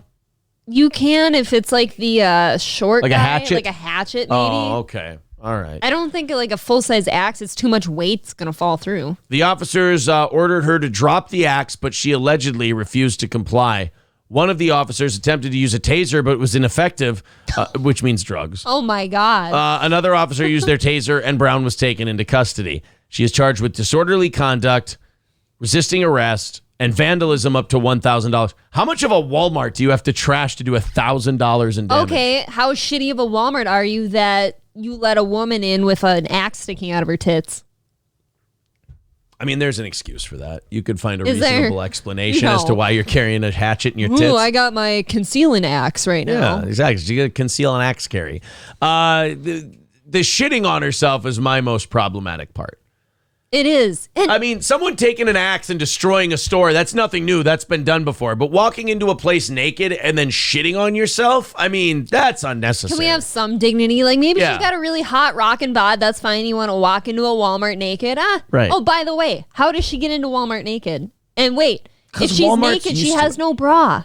Partially naked, they said. Oh. Partially naked. So she's probably wearing a bra and like some sweatpants, and then she pulled off the sweatpants and she started shitting on herself. Which, again, the axe, the knife, you had a bad day, you're trashing a store, you go in there naked and you poop on their door. I get that. Shitting on yourself, though, that's where I draw the line. You guys ready for people are begging for the mugshot. Oh, my God. Oh, boy. She's a looker. Are you guys ready? She's a suitor. You guys aren't ready. She's got them lifeless eyes. Black eyes like a doll's eyes. Doesn't seem to be living. Oh, that's just racially insensitive. Till she shits on herself and those black eyes roll over white. Here you go, guys. Ready? And 3, 2, black person. That's what? Holy balls. Orlando Jones is having a tough go of it lately. Oh, my God. I have to tell you, the 7-Up guy is really heading for hard times. How long has it been since that hair was washed? It's hard to tell. And that looks like it has bugs in it. The gross thing about dreads is that you can actually get living bacteria in them because you can't really wash them. Can you get bugs in them? Yeah. Oh. I mean, I'm sure there's something Look at that. Some That's good lice. people use to kill it, but that's lice. That's lice. I'm telling you, this person has bugs. Wow. How effed up are you that your eyes do that? Like those are the eyes you make when you're driving down the road and you can't keep your eyes open. Mm-hmm. Like you realize it's life or death, you falling asleep or staying awake. So you got your eyes open, but they're going. Like when I'm tickling your arm or something and you're falling asleep. Yeah, you're just going. That's the face you make. Or if you're completely whacked out on meth. See, I feel like meth would wake you up. You do enough of anything, though, you're going to have a nice little crash. That's for sure. I'll have what she's having, says your mama's just jealous. Right. Oh, my God. I want the confidence to walk into a Walmart partially naked, shit on myself with an axe. I don't think that's confidence, April. You and I have a different definition of what confidence means. I think that's good self-esteem. I've never gone like, oh, I'm feeling really good about myself and then curled my buns over and shat on my own chest. Here's the thing. Like, this seems like a wild story, right? Like something that shouldn't happen. The lady coming in with a hatchet, smashing up a Walmart and shitting on herself sounds like a wild story. I feel like this is very on par for Walmart. Tell me I'm wrong. A Tennessee Walmart? Tell me I'm wrong. Yeah, this is over the line. She come out of the Ozarks or something? Honestly, you owe the people who go to Walmart an apology for saying that. No, I don't. Because the type of people I've seen in the Waite Park Walmart have caused me to never go back there again. You've never seen anyone even close to this. Okay. Give Nashia Brown some credit. She's gone above and beyond what most people in Walmart do. She's getting naked. Is she living her best life? Yeah, she's shitting on herself. She's doing all kinds of fun stuff. Wow, Fox News sucks. I know, I hate Fox News website. You guys want to watch a good reason why The View should not be viewed or watched by anyone? Oh my God. I tell you what, the clip I'm about to play you, if this was a clip of like your friends or relatives arguing, you'd call them both passive-aggressive bitches and you'd leave the room. Now imagine this is something that a network broadcasts to an audience. I'm about to play you a fight between Whoopi Goldberg and Meghan McCain that is about I promise you, if you take sides in this fight, you're part of the problem. If you don't hate both of them, and I'm not saying you got to hate them equally, but you have to hate them for what I'm about to show you. First, let's do that second hype train of the morning. 100 bits from Aaron's crusty sleeping bag. 7 more. Actually, Crack Babies did 100 bits 3 minutes ago. So if we get 6 more in the next 2 minutes, we've got our second hype train of the show. Remember, this is how the show supports itself. And if we get through level 5 of this one, we're 2/3 of the way to an extra hour of Steel Toe Morning Show today. 3, 4, 5, 6, 7. One more 100-bit give. There it is. And that should have been it. Play my clip. There it is. Oz Best Second Mic. Getting us into the... There we are. Aaron pulled a me. All right. Now it's bits and subs. 5,488 subscribers. Did I say let's see if we can get to 55 or 56 today? You said 56. Did I? Yes, you did. All right, guys. We got work to do then. Aaron's 2 Left Nuts says, what's the deal with the bits? Here's the deal with the bits. 25,000 in a week. You get all of our merch that's ever come out and all the merch that's going to come out in the future. And you get 2 free tickets to every comedy show we do, which includes the Steel Toe Morning Show Anniversary Party, which is coming up Saturday, August 14th at Stoney's Bar in Rockville. Your admission gets you entry into the Cornhole Tournament, which is going to have a $300 cash prize, $200 for the second place team. Tickets for the anniversary show, I'm putting the link up. There you go. And 100 gifted subs or 25,000 bits in a week gets you free access to the shows and free merch. It's a good deal. Forever. All right, Isanti Man. Aaron's Period Pill gifting 5 Tier 1 subs. 12 bits from Electric Shoes. Hunter Biden's Burner with 5 Tier 1 subs. I love that name. Crack Babies with 500 bits. And you guys are already 88% of the way through level 2. Remember, 3 completed level 5s get you an extra hour of show today. We'll go till 11 a.m. Central Time. Thank you for the 61 bits. MN Honky, 89% of the way through level 2 with 4 minutes left. You guys got this hype train under control so far, it looks like. So why don't I play you an argument between 2 women on a show who, like, this show's not even so bad you have to watch it. This show is so bad it shouldn't exist anymore. The View has been bad for a long time. I don't even know why any women would watch it because it's too mean, catty, and bitchy for like the housefrau, for like the housewife, you know? And it's too bitchy and annoying and bothersome for anyone who considers themselves like a self-respecting modern woman. Yes, that bitchy attitude that like so many, let's say like we're talking in generalities, like men will say like, oh, women are so bitchy. This is why they say that. But what's the audience? You know what? I figured it out. You know, the audience for The View is obviously angry people. And there's a lot of those. So you get women who are angry and pissy and whatever, and they watch The View. Player 4444 player says Karen. Yeah, I guess Karen's. Do you want to know something awful about somebody in my family? Sure. So growing up, when I was a kid, like, and I'd go to my grandma's house alternating in the summer. When you were a child? When I'm a child. And occasionally my aunt and uncle from Wisconsin will come visit. So the uncle, it's my great uncle, my grandma's brother.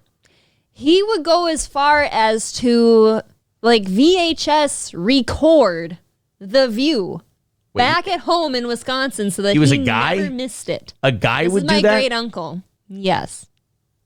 Is he dead? No. Why? No, they just sent us a card. Why not? I don't throw that card away.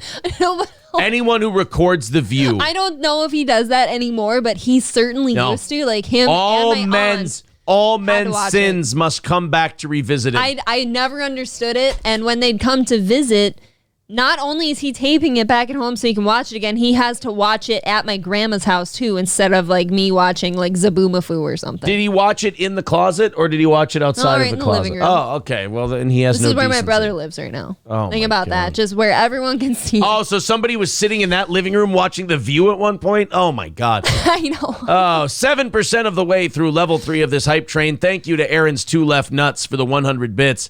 7% of the way. Through level 3, 3 minutes left. Again, if we get through level 5, we go till we're 2/3 of the way till going an extra hour today. 100 bits from Dirty Sanchez and 8% of the way through level 3 of this hype train. 2 minutes and 45 seconds left. And also, we're at 5,500 subscribers. Our goal today is 5,600. We'll see how that goes with the expirations and whatnot. Yep. So here's the fight between Meghan McCain and Whoopi Goldberg, which I guess had to do with how the media treats Joe Biden. Yeah, sure. And, you know, when The View talks politics, I mean, they're all so smart and they all know what they're talking about. Mm-hmm. That's why they're not politics, right? Yeah, they're so good. Politicians. MN Honky gifting a sub to Lemmy Winks and Flying Minister with 100 bits. Thank you. 20% of the way through level 3, 2 minutes left. Here's the clip. This isn't even about how good the media is or how bad the media is or how bad the View is. This is just two women having the shittiest, bitchiest, passive-aggressive conversation ever. And why this was allowed to be aired on television is baffling to me. Negative. Well, it's the press's job to speak truth to power. And just because Biden has gotten a pass so far, which he has and continues to do, it is in no one's best interest to treat him like it's state TV. And as Sarah pointed out, that is the biggest difference between us and Russia. Okay, she makes a good point, right? So far, so good. Thank you to Ozbest Second Mike for gifting 5 Tier 1 subs. Thank you. 67% of the way through level 3, a minute and a half left. Let's see if we can get through it. So she makes a good point. People are saying Whoopi Goldberg is a shit human being. I hate Meghan McCain so much more than Whoopi Goldberg in this clip. Now, what did you notice when Meghan McCain was making her point? Did people let her talk or did they step all over her? They let her talk. They let her talk. Okay, remember that. 69% of the way through level 3. First, we're going to coax this thing out of level 3 because we got a minute left. We got to make sure we babysit this hype train here. 69% of the way through level 3, 55 seconds left. If this one doesn't reach level 5, it's Hamburglar with 5 Tier 1 subs. I was going to say, if this doesn't complete level 5, we will not be doing an extra hour today. But there we go. On to level 4. Bits and subs continuing on. All right. So Meghan McCain made her point about the media. Yes. Nobody interrupted her. Nope. Here we go. Yes. Well, I to just comment on that. Yeah. The thing that I never saw Trump do was apologize to anybody. And first of all, this isn't about Trump. Isn't that funny how everyone has to bring him up in every conversation there ever is, has, or will Always be. Trump. But they can't let him go because he's good for business. He is. They can't stop talking about him. As long as they have something to shit on Trump for, their views will just hang on. But that's politics. And watch people talk talk politics in general. It'll go, if their guy gets attacked, here's how you know that something you've said about someone else's guy is true and they know it. They'll deflect onto someone else. Yes. You always. know, if you say something about Trump and it's true, they'll go, well, Obama did. The point wasn't about Obama. You don't get to change the point of the conversation because you're not scoring.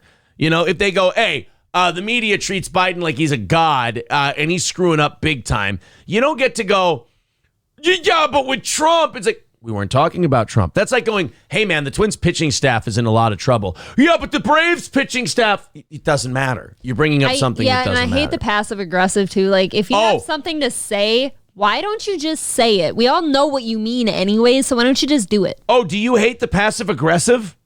Yeah. Get ready. Buckle up. Buckle up for the passive aggressive. Now, I will say in Whoopi's defense, she never interrupted Meghan McCain. That's going to become important. Thank you to Bone Apple Tea for me. Thank you to April's dad's Big D and Larry Strong Dude, all gifting 5 Tier 1 subs. We're now at 16% of the way through level 5 of this hype train. If we complete it, we're 2/3 of the way to an extra hour. Here we go, Whoopi and Meghan McCain.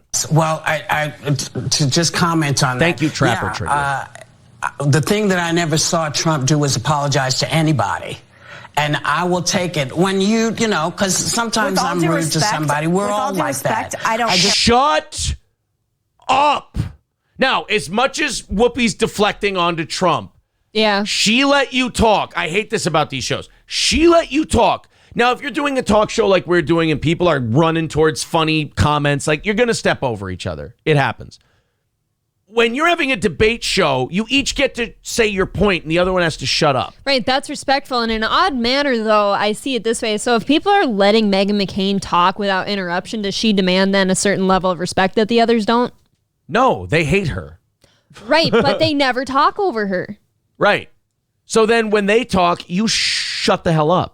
You should. And I will take it when you know, because sometimes I'm rude to somebody. We're all like that. I just want to let me just finish what I'm saying. Well, with all due respect, I don't care if he's apologizing. He just embarrassed himself. I don't care that you don't care. Just hear what I'm saying. I don't care that you don't care. We're gonna go. I hate Meghan McCain so much. She just did a thing that bothers me so much with some women. She did this thing, Dude, if your the head thing. Meghan, if your dad hadn't been tortured to paralysis by a bunch of Viet Cong, you wouldn't be here right now. I can promise you that. I've never seen Meghan McCain with a hot take or an interesting point or anything else. She had a dad who was a senator who got the shit beat out of him in a Vietnamese prison camp. So now he couldn't lift his arms above his head the rest of his life, but his daughter got to humiliate his namesake on The View every day. Yeah, and guys, Aaron might always interrupt me, but he gets to do that because he's the host of the show. I'm in charge and women don't get to speak. Yes. So I want to go back and watch the head cock. I know I pause these things a lot, guys, but I notice things. KCO says Whoopi is off point, so interrupt all day. Nope. No. That's not the rules. How about you tell her how dumb she's being after she's right. done? After she's done talking. You ever watch a debate and people are taking notes? They're taking notes because they're like, oh, I'm not going to interrupt this guy, but I'm going to really get his ass. I'm going to talk about this, and this once they're done. Once they're done, I'm mentioning this. Yep. That's why I don't like it when you're in a conversation with someone and they go, oh, are you thinking of the next thing you're going to say while you're listening to me? It's like, well, yeah, that's how conversations work. You have to figure out what you're going to say to this person after that. Would you like me to just blurt it out when I think it? Because then I'm being rude. Right. While I do agree, it's so frustrating to me to watch everybody revert back to Trump for every negative thing that is in this country, apparently. You still got to let her talk. You still got to let her talk. Let her get the dumb out first, and then you tell her how dumb she's being. 39% of the way through level 5 of this hype train. We are only 61% of the way away from being 2/3 of the way to that extra hour of content today, that extra hour of show. We've gotten very close, and you guys are doing great with these hype trains today. Thank you. Even if this one doesn't clear level 5, you've done an amazing job with this one. It's moved like that. Yep. So 1 minute left. I just want to give you guys a chance to make it if you want to. 100 bits from Aaron's crusty sleeping bag, and then we'll get back to this video. 60 seconds left in level 5. Yes, Bullprop, if we get through 3 level 5 hype trains on Fridays, we do an extra hour of show. Yes, sir. 2 gifted tier 1 subs from Aaron's Beefy Puss, and we're at 50%. Again, this is all icing on the cake. This hype train has gone very well, you guys. Contagious Cody gifting 2 tier 1 subs. 60% of the way through level 5. Billy Diesel with 5 Tier 1 subs, 85% of the way through level 5. Hosed Hoser with a gifted Tier 1 sub. Crack Babies with 250 bits. Snap. Scruffy D with 5 Tier 1 subs. And we are 2/3 of the way to that extra hour. Mr. Approachable says, Aaron already plugged in the camper, so we know he's leaving to go camping this weekend, so he doesn't want you to get all the way through level 5, so he can leave early, push hard, get through this one, and make him stay. Hey, you know what? If that's how you guys want to play it, yeah. I mean, don't want you to get through those hype trains. Yeah, I don't know what that... We don't want him to get through them, right? I don't think so. Yeah, if you want to show us, and you want to show us what a bunch of dumb bastards we are, get through those hype trains. We're excited to go camping. Don't get through those hype trains, please. All right. Back to Whoopi Goldberg and Meghan McCain. Somebody, we're all like that. I just want to let me just finish what I'm saying. Well, with all due respect, I don't care if he's apologizing. He just embarrassed himself. I don't care that you don't care. Just hear what I'm saying. I don't care that you don't care. We're going to go. Well, then. And then eye roll and head shake. It's like, you know what she comes off as? A spoiled cunt brat of a senator's kid. Is definition of why there are so many men out there that just say women are bitchy, and that's it. Well, that's this whole show, yeah. But her specifically, she screams spoiled rich kid. Yes. Screams spoiled rich. Say what you want about Whoopi Goldberg and her politics. You guys can hate her because she shit on Trump, whatever. I will say this about Whoopi Goldberg. Accomplished actress, accomplished comedian, has been on that show for years, deserves a certain level of respect. Wish she would have stayed in the first two and off this one. Well, deserves a certain level of respect. Yeah. Has accomplished more in her lifetime than Meghan McCain will accomplish in 15 lifetimes. Well, here's the thing. I think most people deserve the respect to at least get their part out before you say your part. Like I said, you've got the time to tell them how shitty they're being. Yeah. Let them make themselves sound shitty if you're going to tell them that. So you have Whoopi Goldberg trying to make a point. And yes, she may have made a point that was, well, what about Trump? Right. And that may be a bullshit point to make. But Dumb take. She shut the hell up while Meghan McCain made her shitty point. You can shut up while Whoopi Goldberg makes her shitty point, and then tell her it's a shitty point after. Let's go back. Yeah, someone said, it ain't me. It ain't me. I ain't a senator's son. No. All right. Apologizing. He just embarrassed himself. I don't care that you don't care. Just hear what I'm saying. I don't care that you don't care. We're going to go. We're going to go. Well, then good, Meghan. Then you can be how you always are. We'll be right back. You can be how you always are. You can be how you always are. That is such a weak-ass clapback, by the way. There's nothing that makes you look dumber. Thank you. I'm glad I'm not the only one. I put that clip on the show. I don't give a shit about The View. No. But I put that clip on the show just to make sure I wasn't crazy. Do you know... She's being a bitch. Do you know if I were show prepping why I would have put that on this show? Because this is just showing shitty human behavior and how not to act. Yep, here's the problem. You put it on TV, and even adults are impressionable, and they think it's okay to have conversations like this. That's so weird that you just said that, because I'm thinking of several women in my life that if they were to watch this over and over every day, I guarantee you they become more and more like this because they see, oh, look at these people getting paid, and this is how they talk, and... This is okay. I gotta be honest, guys. I don't really care about the Biden-Trump part of this. I'm on Whoopi's side on this 100%. Whoopi Goldberg did nothing wrong here. Whoopi Goldberg just basically was dealing with a spoiled brat this entire time and then said, fine, Meghan, then you can be how you always are. I don't watch this video thinking about the politics of either one of their takes at all, because I think both of their takes are kind of dumb. But it's the human behavior here, and that people actually go do this, don't give anyone any respect to talk.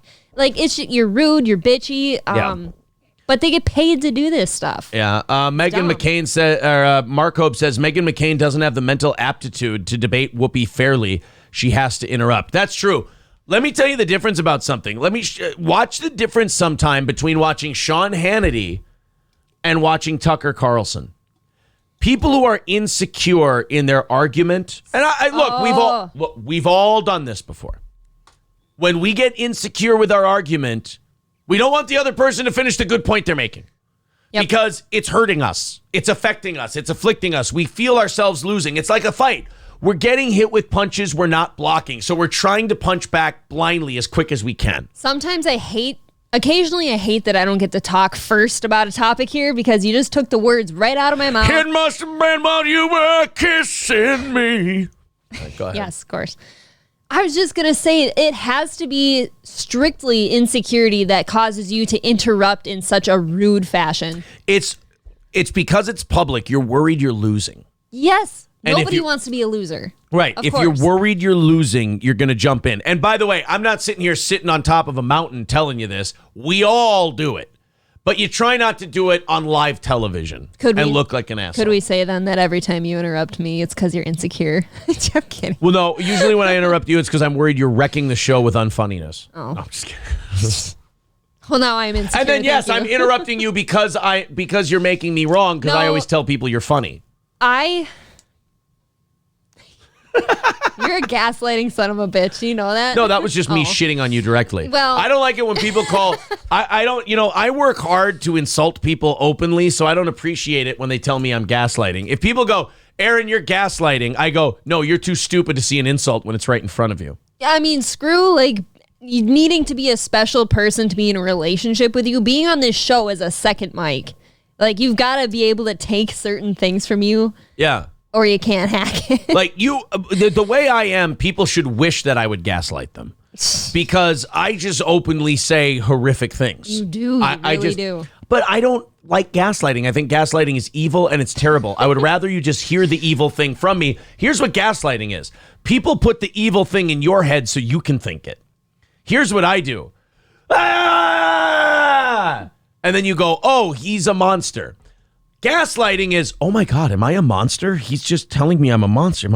Am I a monster? That's evil. That's manipulative. Instead, what I go is I'm a monster and I think you're shit. And then you go, oh, he's a monster and he thinks I'm shit. Well, at least he's not gaslighting me. Right. I mean, he's yelling at me and saying horrific things and he's throwing a tantrum, but he's not gaslighting. Yes, conversation with Aaron, I will take any positives away from this that I can. He's at least telling the truth. At least I'm a lunatic who screams at your face. I don't like gaslighting. I'll tell you this. I'm against gaslighting very aggressively, and I'll tell you why. Because I think it's made us softer as a culture and more passive-aggressive, and I hate passive-aggressivism. I hate it so much. I don't think gaslighting is bad because it manipulates another person's brain. I think gaslighting is bad because it kills a good old-fashioned direct insult. Yep. The reason I hate gaslighting is because it's an ineffective way to deliver criticism. The best way to deliver criticism is shouting it in the face of someone. It's very refreshing. I will for sure give most men this credit that they usually are just honest about if they've got something to shitty, or maybe they're just being shitty. So it's not even about what they're saying. It's just that at least they say it. Because I'm sitting here listening to this conversation. There's at least 2 or 3 women in my life that I've had to deal with and cut out of my life because they are just the shittiest, most manipulative, passive-aggressive, and I can't hack that kind of conversation. I just can't do it. I agree with both BB and Nikola Tesla. BB writes, gaslighting is a form of psychological manipulation in which a person or a group covertly sows seeds of doubts in a targeted individual or group, making them question their own memory, perception, or judgment. Yeah.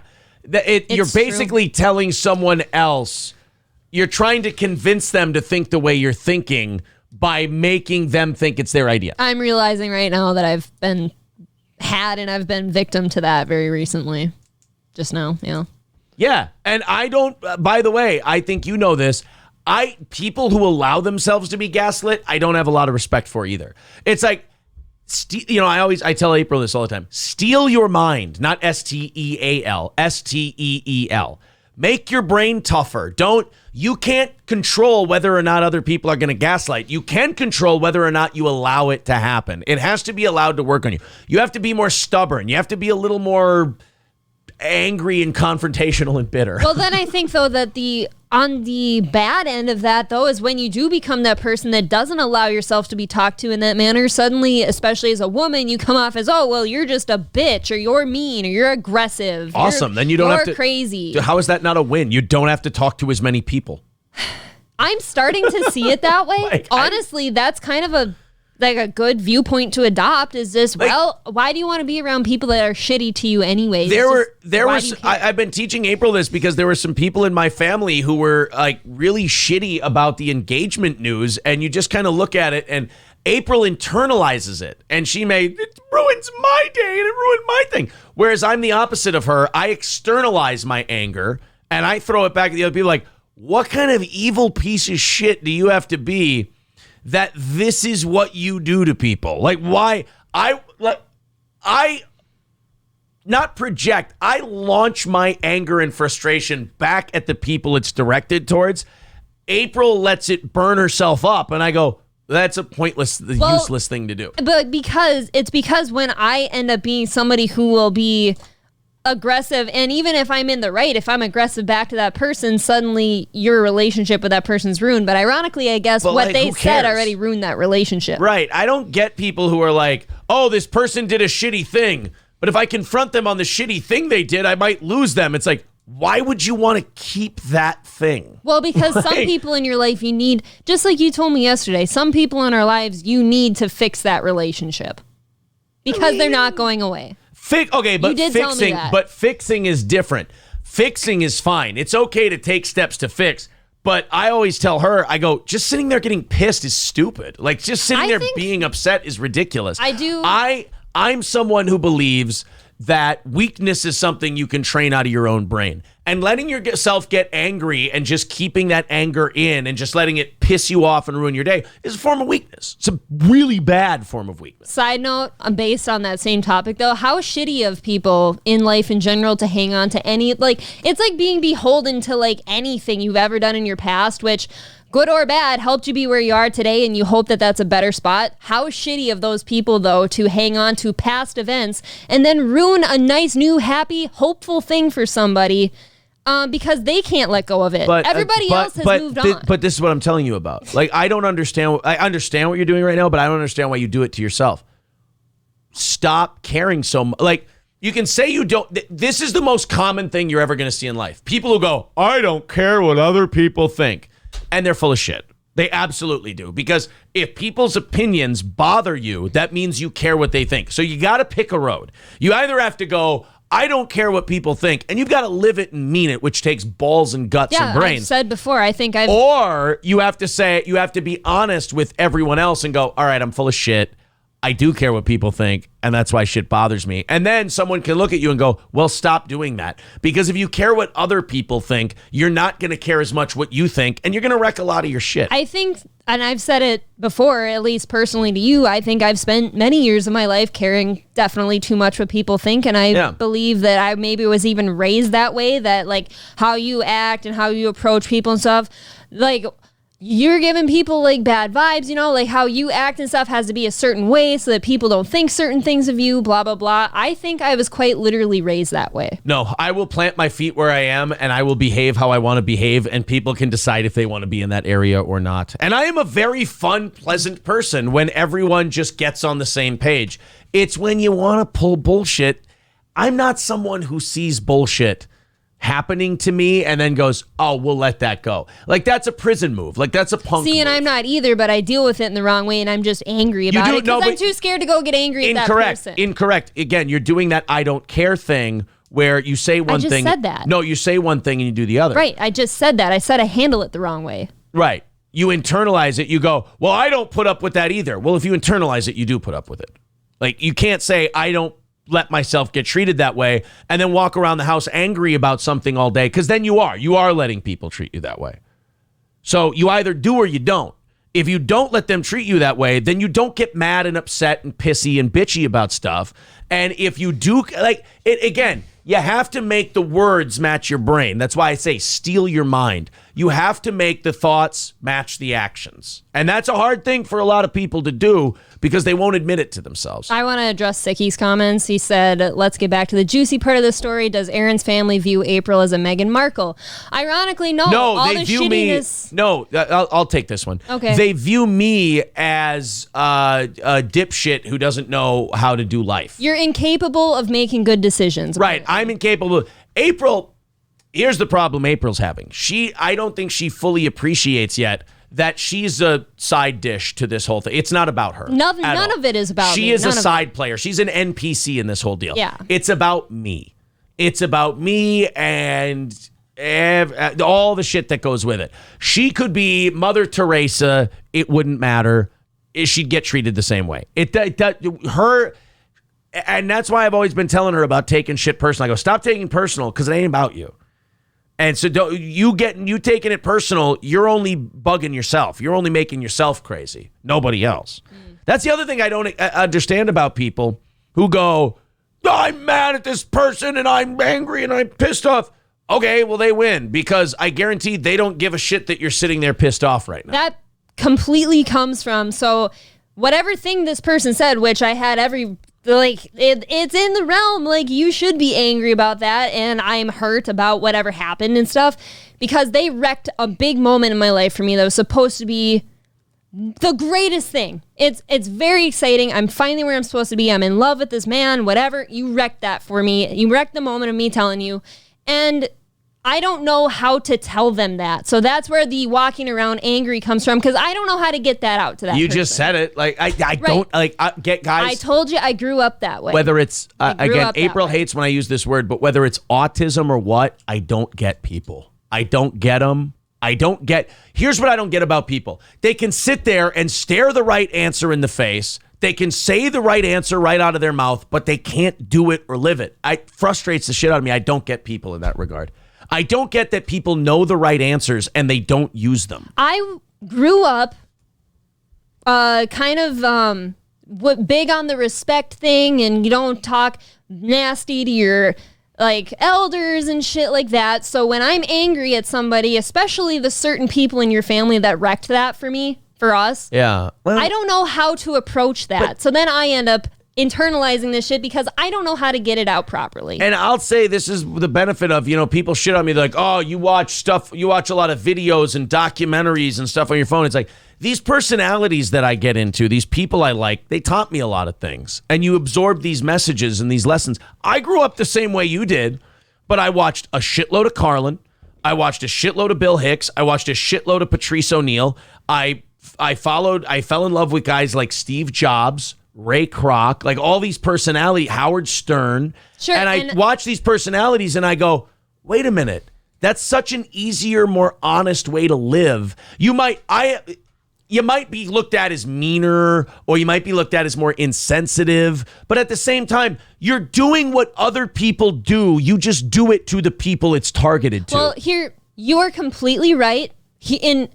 This is not a defense or anything, but where I'm coming from is that I'm going on trying to undo almost 27 years of learning the opposite. When I watch movies like with Ray Kroc and stuff, I totally get it. I love all the same stuff you have, but I'm just becoming exposed to your way of thinking and your way of how to handle situations. I've never been taught that way before. So you've got to unlearn 27 years of being shamed, and you must have respect for people and don't talk back to people. Patrice O'Neill. Patrice O'Neill had the greatest point ever, and it was a hatred of a term that a lot of people use. The term brutal honesty. Yeah. I think is a terrible term. I think it should be eliminated from the dictionary. There is no such thing as brutal honesty. Smiling at someone and going, oh, that's wonderful, when you don't mean it, that's brutal. That a lie is brutal. Living a lie is brutal. And honesty is not brutal. Honesty is always a beautiful thing. It's always beautiful to say, when asked, when your opinion is solicited, to say what you really think. And if it's really mean, that's not a brutal thing. If they're just hearing this for the first time, it's not your fault. You're not being a dick or brutal if you're telling them the truth. It's their fault and the people in their lives' fault for never telling them. So that's the brutal part. The brutal part is the lie that makes you think that you're okay. And then you hear someone say, well, actually, this is fucked up and this is weird. And why are you doing this? This is dumb. If you're asked, again, if you're not asked, shut the fuck up. Leave it alone. Let people live their lives. My whole thing here, as I was trying to explain to you, is that I grew up in that way in a small town and stuff, and you're supposed to hang on to your opinions and all that shit because of how people think of you. So yeah, when somebody hurts me real bad like that, I I hang on to it inside because I don't know how to get it out to that person. And like I've said to you before, and you wreck everyone else's day. But now I'm trying to play catch up, trying to unlearn 27 years of living a certain way. I agree with your way. I've just got to figure out how to undo what I've learned and get to that so I'm on your level. So a little bit of grace period here. I get it. It's not a grace period, though. It's literally a flip of a switch. That's not as easy as it is for everybody. It's but just I can guarantee you it is. The only thing flip. No. The only thing stopping people is excuses. Especially something as big as that. I'm sorry. No. That's huge. The only for thing me, that was huge. It's the easiest way to live ever. It's a flip of a switch. The only thing stopping you is excuses and the fact that people do derive a certain weird kind of pleasure out of that self-loathing, out of that anger. It's a comfort blanket. It's a weird thing, but you just bust out of that. If you try to do it piecemeal, it's like trying to wean yourself off of alcohol addiction. You're still drinking. You know, it's like California sober. Like I said, I was taught to kind of keep that stuff inside, and I'm trying to not do that as much anymore. I'm trying to be the shepherd, Ringo. I realize that I'm the tyranny of evil men, and you are the weak. I don't want to be... But I'm trying to be the shepherd. I don't want to be the person that allows anybody to ever treat me like that again. Let's go to Cop Caller Corgs. We get it, Aaron. You stayed inside and watched TV, and April went outside. New boot goofing. Curly Adams says you grew up in the suburbs, and she grew up in the rural area. You didn't grow up the same. Aaron, stop being ignorant. That's not ignorant, Curly Adam. You're wrong there. This is not a rural or suburban thing. I had influences in my life that I embraced and ended up when I didn't embrace this, by the way, till I was about 32 years old. So this is a new thing. So I'm playing catch up. So it's not about ignorant. Lab Glass Project's my favorite comment. He goes, I learned a lot from Hitler too, Aaron. Yes. Killer Vixie says, honestly, I'm just like April, and my fiance is also teaching me how to move forward with my feelings towards others instead of bottling it up. It's so hard retraining your mind after 26 years. That's what I'm trying to say. I agree with everything you're saying. It's hard executing at first. It is hard. That's relearning how you confront everybody. But it's also, I believe in the Ra's al Ghul training of Batman Begins, where you don't go, oh, it's okay, I know it's hard. You just keep kicking them and hitting them and breaking the ice and them falling through. But I'm not used to being that person. Until they pick it up. BB says April demeanor completely changed talking about this topic. She is really hurt by it. Well, of course, people get hurt when people are shitty to them. That's normal. And really, honestly, all the shittiness wasn't about me, and that is just crazy. There are certain people in his family that, because of their small projecting brains, haven't given me the time of day in a year and a half. I shouldn't even say it's about me. That was wrong of me. It's not about them. Me. It's about people projecting their stuff, and I'm the bulletin board. Everybody moves forward with life, and you hope to do better every day, except for some people, and those are the some people. And I also believe, like I've tried to teach April this too, when people are willing to come to you and make good and apologize, you have to give them an out, and you have to restart. You have to go, okay, you know what? That took a lot. That took a lot. Good for you. We start over now. We start fresh. And you don't hang on to shit. You move on. You're going to die someday. It sounds trite, but it's very true. Life is too short to hold on to shit because, again, you're not showing anybody by holding on to shit. You're just effing yourself up. I asked Aaron this yesterday, too, though. So if somebody's so brazen to say the absolutely evil things they said in front of me, like I wasn't standing there, and to say them to you, too, and then only apologize later after they know that they've hurt, and like people are encouraging them, oh, you should apologize, that was awful of you. Is that really sincere? Yes. I don't know if it's sincere unless it comes organically from that person. But let me tell you something. I told you this yesterday, too. I'll tell you this on the air. I'll tell everybody listening, too. Now you're already setting up a way where you get to stay angry. You're already setting up an excuse. Okay. You're already setting up the excuse where you're not going to let anybody off the hook now. Because, again, there's a part of your brain that really gets off on that anger.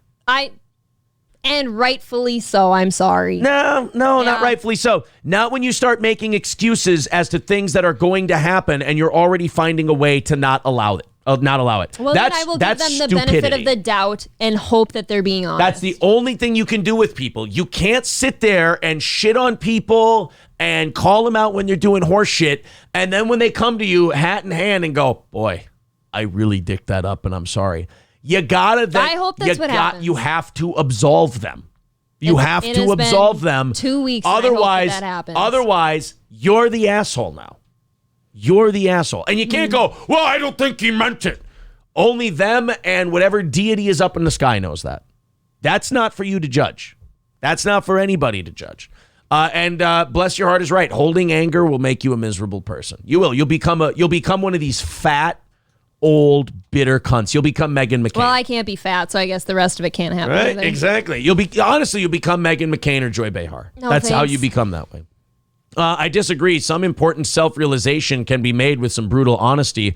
Brutal meaning something you may not want to hear. But that's what I'm talking about, Scott Richards Tasca. That's just honesty. That's not brutal. Stop calling that brutal. That's a kindness. Yeah. Even if you're calling it like you're seeing it and you're telling someone that's a kindness you are doing. It may not sound nice, but it's a kindness. You know what is not a kindness? People have this idea of nice wrong. They think nice is smiling and saying nice things to people. That ain't nice if you don't mean it. That's a lie. That's awful because now you're giving this person a really good point. An inflated sense of themselves that they didn't earn. But if you go to someone, you go, you know what, actually, you were kind of a piece of shit back there. If you're asking my opinion, I think you were out of line. It's like in Goodfellas where Robert De Niro goes to Billy Batts, where Billy Batts goes, come on, I was just busting balls, and now he's getting nuts. And Robert De Niro goes, you got a little out of line yourself. You insulted him a little bit. You got a little out of line. You don't lie and go, oh, everything's fine. He's just going to cool off a little bit and he'll be okay. That is true. That is being terrible to somebody when you're not being honest with them. But here's the problem. Here's where I get labeled all the time. Most people are like that. So you're going to lose the popular vote on that argument. But you're not wrong. And it's one of the most, it makes you crazy if you let it, is you go, I'm right. What I'm saying is correct, but most people are the smile and say the nice thing people, so they don't want the gig busted. And I think there's been times that I've had to be that person too, or I didn't have to be, but I grew up that way where my opinion wasn't always valid, I guess, or because, well, everyone should have an opinion, right? But my opinion when brought up was not the correct one ever. So, I mean, I learned to be certain ways that were the wrong ways for Killer sure. Vixie says, some people in my family also reacted bad and were bitchy in their decline of coming to our wedding and were blaming me for their response. Out of nowhere, it hurts, but you realize if they are being that way, that you do not need them at your wedding. Let me tell you something about inviting people to stuff like that. You're already setting your marriage up to fail if you invite people because you think you should. I agree with that. Because when you invite people to your stuff, I know you don't think this way, but you're inviting their opinions. Yes. And you shouldn't invite the person. You should invite the opinion. This is where I actually like people like Donald Trump, like Ray Kroc, like Howard Stern, like people like that. To them, loyalty is what matters. It's loyalty. It's not, should I invite you? It's, I've got a team. I've got a thing I've built. Mm-hmm. Are you on that team? Are you loyal to me? Right. And if they say, well, no, I think you're this, that, and the other thing, I'm allowing you to have that opinion. You're allowed to think that way. You will not be at this particular thing because this particular thing I control, I'm in charge of, and I demand loyalty to be at this thing. Right. I would rather have absolutely nobody at my wedding besides Aaron and I because that's special between us. First off, it's for us. It's not for anybody else. I feel like a ceremony is just for everybody else for some reason. It's gross. But yeah, I don't need other people's shitty opinions and shitty personalities sitting there on my day. Crypto Trucker says, yeah, just fix your past trauma. Easy peasy. Give me a break. No, you going fix your past trauma is you using a crutch. Well, it's trauma, so I have to hold on to it. No, you flip a switch. You switch your mind. You're not switching the trauma, Crypto Trucker. You're not switching the things that happen to you. Right. You're controlling what you can control. Here's the problem with people like you, Crypto Trucker, and you saying that. That's you deflecting because what I'm saying is hard for you. What I'm saying is you can't control what's happened to you. You can't control what people have done. However, don't cop out on me. You can control how you handle it and how you process it. If it happened to you and it hurt you, that's their fault. If it continues to drive you crazy, that's your fault.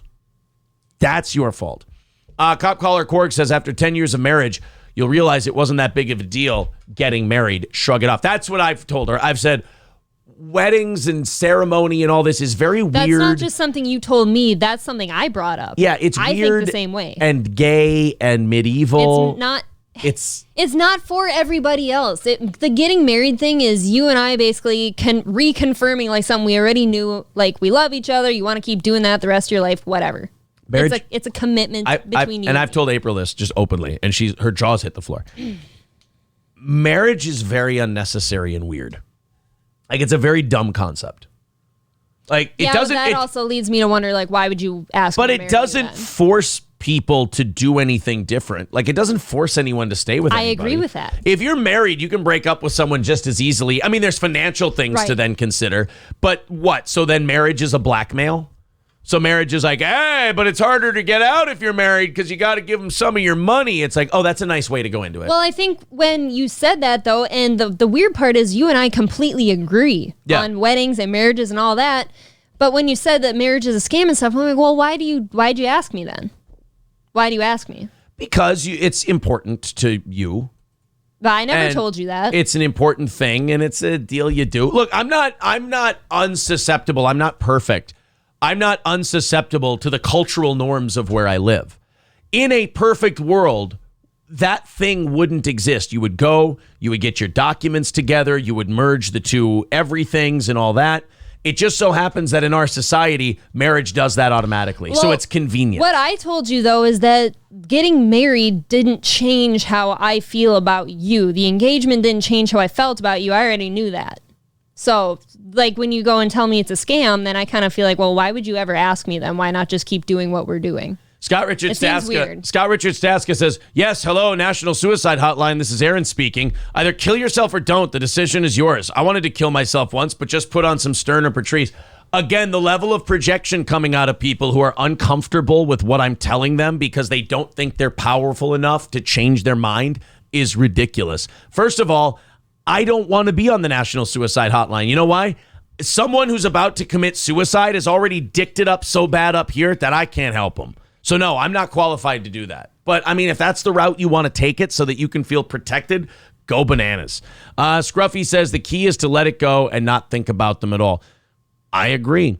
Lab Glass Project says, what I've learned today, Litchfield people are more accepting than Aaron's relatives. Must be the meth. It does make you more tolerant because you don't care if the person's black, Latino, gay, or anything as long as they have anything. Right, you just want them to have meth. Right. I learned from Corey that when someone says or does something really stupid, you tell them to shut up and call them a stupid, smooth-brained crayon muncher. That is my most favorite insult I've ever heard. Corey's way of doing things is not incorrect. It's just a more aggressive way of Corey doesn't lack the proper approach or the proper mindset, I should say. Corey lacks tact. I can kind of respect it sometimes. Corey lacks the tact to, at least you know, to get into things, you know. The only person that can hurt you when you hold shit in is yourself, says Scruffy D. Absolutely. Preach it, Aaron. Sing it from the hills. You want me to do some preaching? Y'all gonna see yourselves on the TV. I'm gonna preach that word of the Lord. Red State. Maybe don't forgive and forget. Just forget. It's not worth it. Not the worst thing in the world.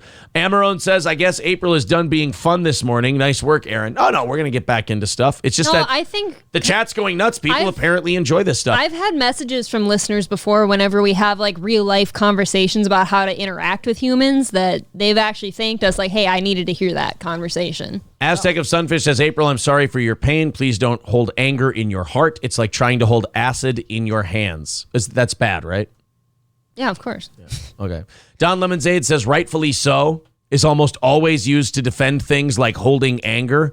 I know this because I hold anger immaturely myself. That's why I don't tell April, like, rightfully so when she thinks something. I go, no, stop that. You're only cancering yourself. It's not rightfully so. I'm upset about this. I at one point went to her and went, boo-hoo. Who cares? You know what? Okay, you're upset. What are you going to do? Just sit there and be upset? Okay, well, now then you have to blame yourself for how you're feeling because you're not doing anything with what this is. Aaron's crusty sleeping bag says, I agree with Aaron except for the neighbor who I watched shoot my dog. F that guy. I hope he gets a 4-foot oak tree. Okay, that's someone killing somebody. That's them actually doing something. Right. That's not words. Not Your Basic White Chick says, you're a big influence on April's life. How has she changed you, Aaron? That's a good question. I no longer have a dick. No, I go do more things now. I I've gotten in touch with fishing more. What about a which is human nice. level? Because On you're a really human doing a level- lot to like read. On a human level, you're helping me with a lot of stuff. Here. On a human level, I'm much happier and calmer.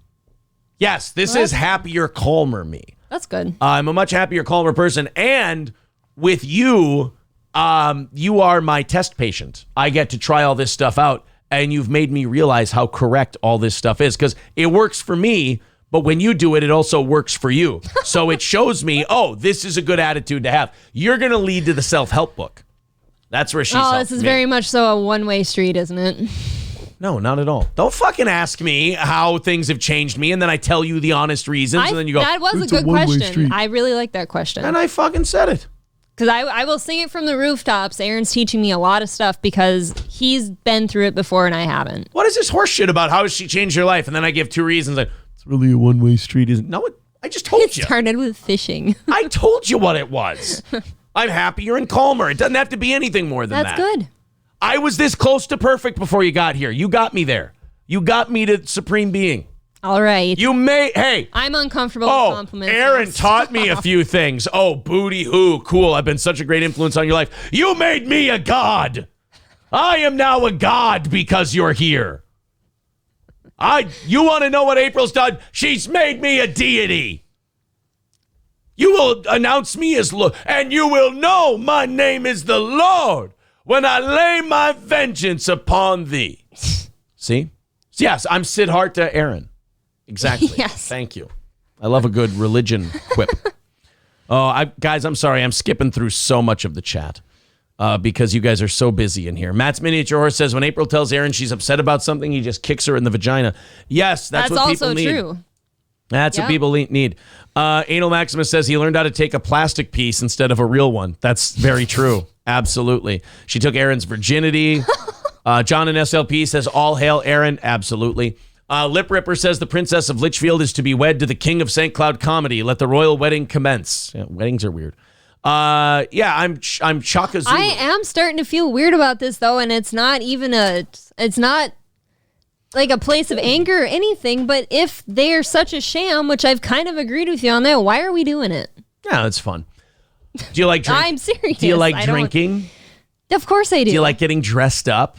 Yeah. Well, fuck it. We'll have a wedding. Here's the thing. Weddings are a sham to begin with because you go to the courthouse beforehand and you get a marriage license. Well, that's what I'm trying to tell you. Like, if you... So, like, if it's everybody you've watched go up and down in this nice dress and everything else, they've already got the paperwork filled out. No, I'd rather go marry you somewhere fun in Vegas and go play blackjack afterwards. Oh, yeah? How are the kids going to go to Vegas without it being boring for everybody? But you just said it's a scam, so I'm not into scams. You know what's not a scam? My love for you. Oh, isn't that gay? Isn't that just the gayest thing? Too much.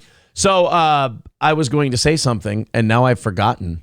I just wanted to answer to that, I guess, because I don't want any of this thing to be about scams or stuff that's insincere.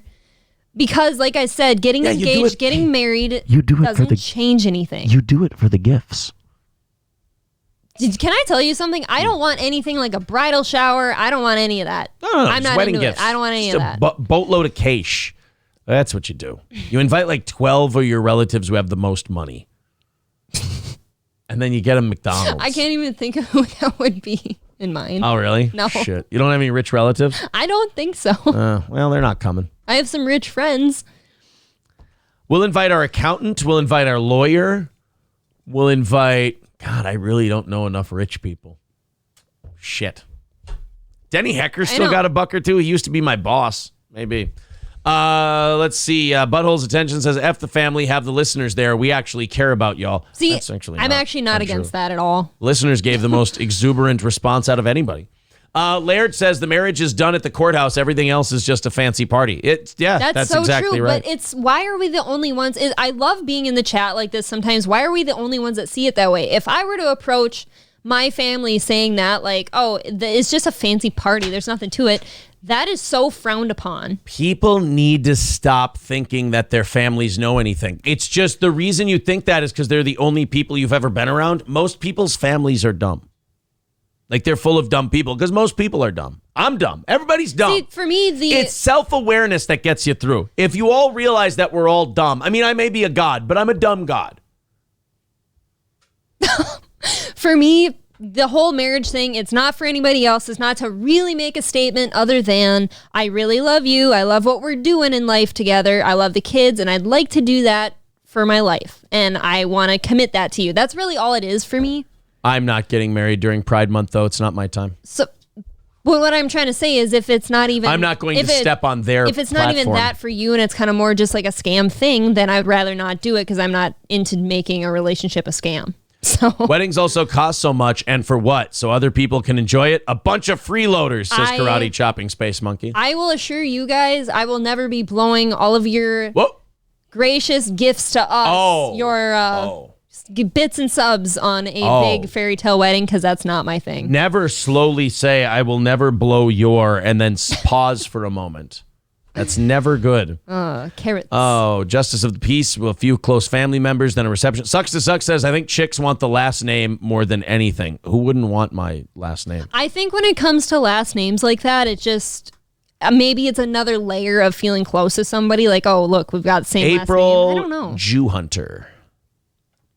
Oh, you didn't know that was my real last name? Imholt's my middle name. Not ever say that again. Baby, where are we going here? All right, I think we're done with this one. That was fun. That was interesting.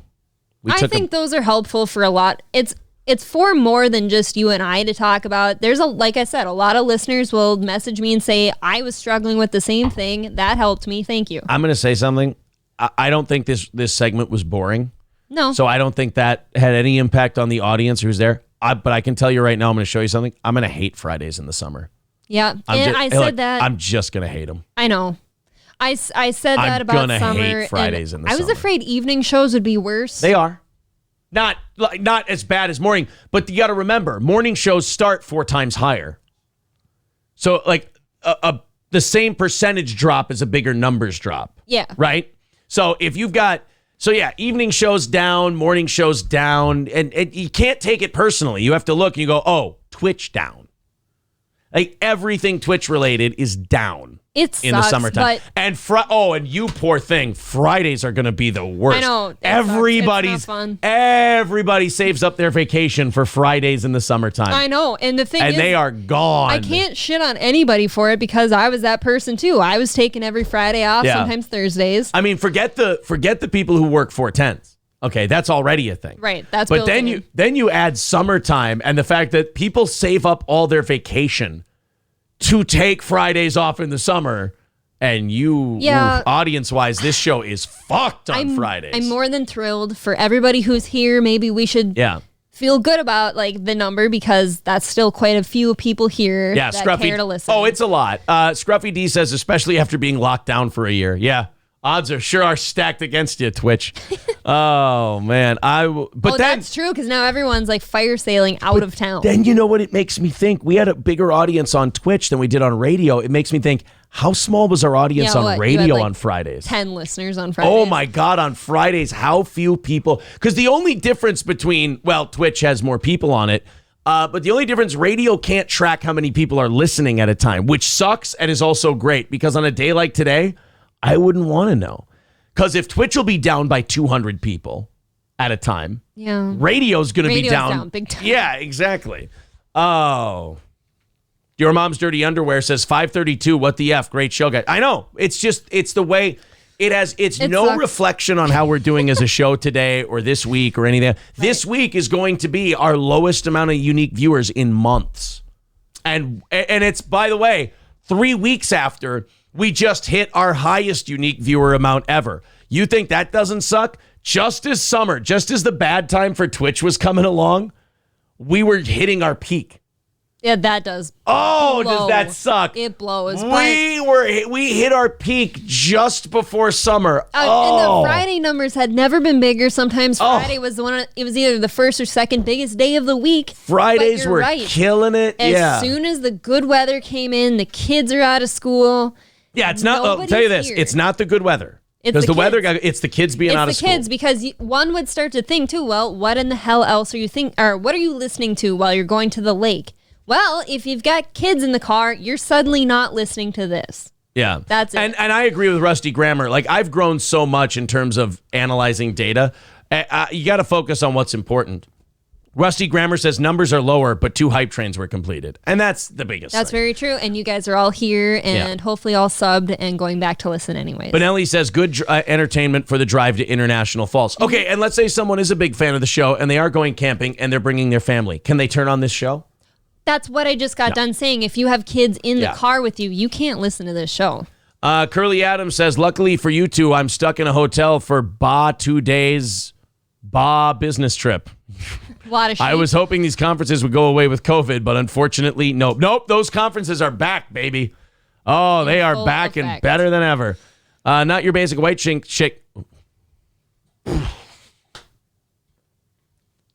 Talking too fast. I disavow every word out of your I'm mouth. talking way too fast. Not your basic white chick says, this whole thing reminded me of when you told April to quit her job. Yeah, I always, I got to tell you with April here, she's like me. She always gets it eventually. What do you mean? Like, what do I get eventually? What I'm telling you. You always get it eventually. You know? No, we're back on the It's real not, well, life no, because talk. someone said this reminds me of the time I told you to quit your job. Yeah, but how so? You would fight me on the things I was saying, and then I would finally go like, look, the job sucks. That's their fault. Okay, the job sucks. You're sitting here bitching and not doing anything about That's it. true. That's your fault. I fought you hard on quitting that job. It's because I wanted to make for certain. I know you needed me here. You've said that before. Like, I don't think you're the man. You're steel toe. Without you, none of this exists and all that. But also without myself and the rest of the second mics, I don't think it runs the same, right? But I was waiting to quit my job until I knew it was a for sure thing, I guess, because I didn't want us to get in trouble. God forbid. Yeah. I mean, even Bubba's down. Someone said Bubba's numbers are good. No, Bubba's down by about 400 people from where he usually is. He's usually at 2.2, 2.1. He's at 1.8. Oh, okay. For today. So, Should yeah. that make us feel better? Well, no, I wasn't worried about it in general because enough people have told me, they're going, dude, Summers. That one thing people told me was, dude, Summers are going to suck on Twitch. I kind of agree with Terry here. If you don't listen to this show with your kids, you're a shitty parent. You are a dog shit parent and a bad person if you don't let your kids listen. I actually said that to you on one of our car rides. I said, for as vulgar as this show might be for kids to listen to, if they started listening and took some of the life lessons out of it, they might be ahead of the game. Yeah, exactly. Just don't say the words I say. Scruffy D says hot tub streams are still doing well. Guys, stop. Okay, we're still doing well. Most Twitch streamers would still murder to have the numbers we do. We're spoiled. We got used to 800s all the time before summer, and now on weekdays that aren't Fridays, we have to be okay with 700s. And with Fridays in the summer, we're seeing the first taste of people going on trips and not listening in the morning. We're going to have to get used to 500, maybe 600 once in a while. It's going to be a fucking nightmare. For a while, Fridays had some of the biggest numbers we had. Just in time for summer, by the way. Just in time for summer. It's like it wanted these big-ass numbers before summer to even out the new shitty numbers on Fridays. Yeah, right? Player says COVID crowds are over, streamers. It's not even a COVID thing because the COVID, even during the COVID restrictions being gone, like a lot of our listeners were in Florida. They had none. A lot of our listeners are in Minnesota. That shit was done like May 1st. Right. And those numbers were still peaking in May. Yep. Again, they were big. It was first week of June, right after Memorial Day, when everybody was done with school and everything else. We rode above like 6,000 we were like subscribers for a while. Yeah, we were at like 6,600 unique viewers a week, 20,000 a month. And now it's going to be probably around 55 to 6,000 unique viewers a week and probably around 17,000 a month. Again, those are still awesome. You should still love those. But when you're a person who likes growth, summertime makes you go, oh, fuck, I hate that. It's an ego thing. It's not a success thing. It's not a failure thing. It is legit 100% your own ego getting the better of you. I wanted to thank Aaron's crusty sleeping bag. He was talking about how big of a commitment that was, not knowing the outcome of this too. Yeah. To actually commit to quitting my that's all you guys. Job. Yeah, that's all you guys. That is, that's your support. Guys, yeah. Yeah. Grow Shadow also said, why not do more promotions and try to grow? And we're fine, dude. We are growing. We're still growing. Summertime's a shitty time for Twitch. We do advertise. We do promote. Mm-hmm. And you just, again, it's the followers are still going up. The subscribers are still good. It's vanity. Bitching about numbers in the summertime on Twitch when your numbers are still great is vanity. You know what? We're being vain right now. Bright side, to me, winter is the shittiest time of year. Aside from maybe ice fishing, I hate winter. It'll be a nice perk for us when our numbers go back up. Yeah, fall's going to be awesome. Yeah. That's the way you look to it. Hey, you guys have noticed that all of your favorite companies have been changing their logos to rainbows this month? The rainbow thing is obviously because of Pride Month, but it also is showing a commitment that these companies have, to the LGBTQ community, right? Mm-hmm. It's not just paying lip service. It's not just people going, oh, yeah, did gay month? Yeah, throw something gay out there so we can get the gay people's money. It's not a cynical ploy to appeal to the lowest common denominator. Not at all. These people care. Would you like me to share the story? Yeah, of course. Apple's App Store in China has removed 27 LGBTQ plus friendly apps, either to meet the demand of the Chinese government or in a preemptive manner, according to a new report. Guys, this has always been about money. This has always been about just sucking the cock of political correctness. Mm-hmm. This is not about people who actually suck cock. They don't give a shit about gay people. They don't give a shit about trans people. They care about simply making money. Yeah. And getting gay people's money. Let's go to the phones here quick. Call from Grow Shadow 213. What's going on, Grow Shadow? Hey, Aaron. Hey, I think I came across wrong on the chat, man. Basically, what I was trying to say is that, during the summertime, how come you, as a media company, why not try to film some sort of, the Ginger Man, if you will, but not in that essence. You could do that on a hustle. Oh, I'm sorry. You said the Ginger Man, and you immediately made me want to kill you through the phone.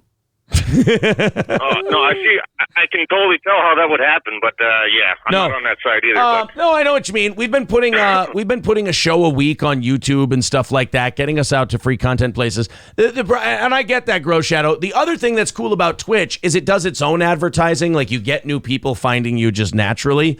The problem is, Grow Shadow, it's not about like promoting or this and that. We'll continue to do all that stuff. The problem is just the fact is, in the summertime on Twitch, the people aren't there as much as they are the rest of the year. Okay. And that's just something you have to live with. I get that. Yeah. Right, but you're a media company, so Twitch is just its own one compartment. Step outside of that compartment and keep going with the other realms as well. I mean, even if you don't want to explore that, you running the company. Corey, I think, could probably pull some of that stuff off. Right. Right, I think you get what I'm saying. I get what you're saying. I get what you're saying, and we're doing YouTube stuff and all that. The problem you have with being a partner on Twitch is we can't run this show on other platforms. So if we're partnered on Twitch, we can only run this show live on Twitch when we're running it live. If we run it live on YouTube, Facebook, everywhere else while we're running it on Twitch, they will take away our partnership and our channel. Okay, but so then remove. I know. Keep your show going and then put somebody else in place. How do I explain this? I know, take buddy. A secondary person or not even a third mark. Cut out the comedy part of it and keep going somewhere else with the media end. Buddy, I 100%. I think we're talking past each other here. I totally get what you're saying, and we're doing some of that stuff. Yeah, we're doing some of that stuff, man. Don't worry. Fair enough, man. Enjoy your day. I don't know. I don't think he got what he was saying. I'll wear a Captain America suit.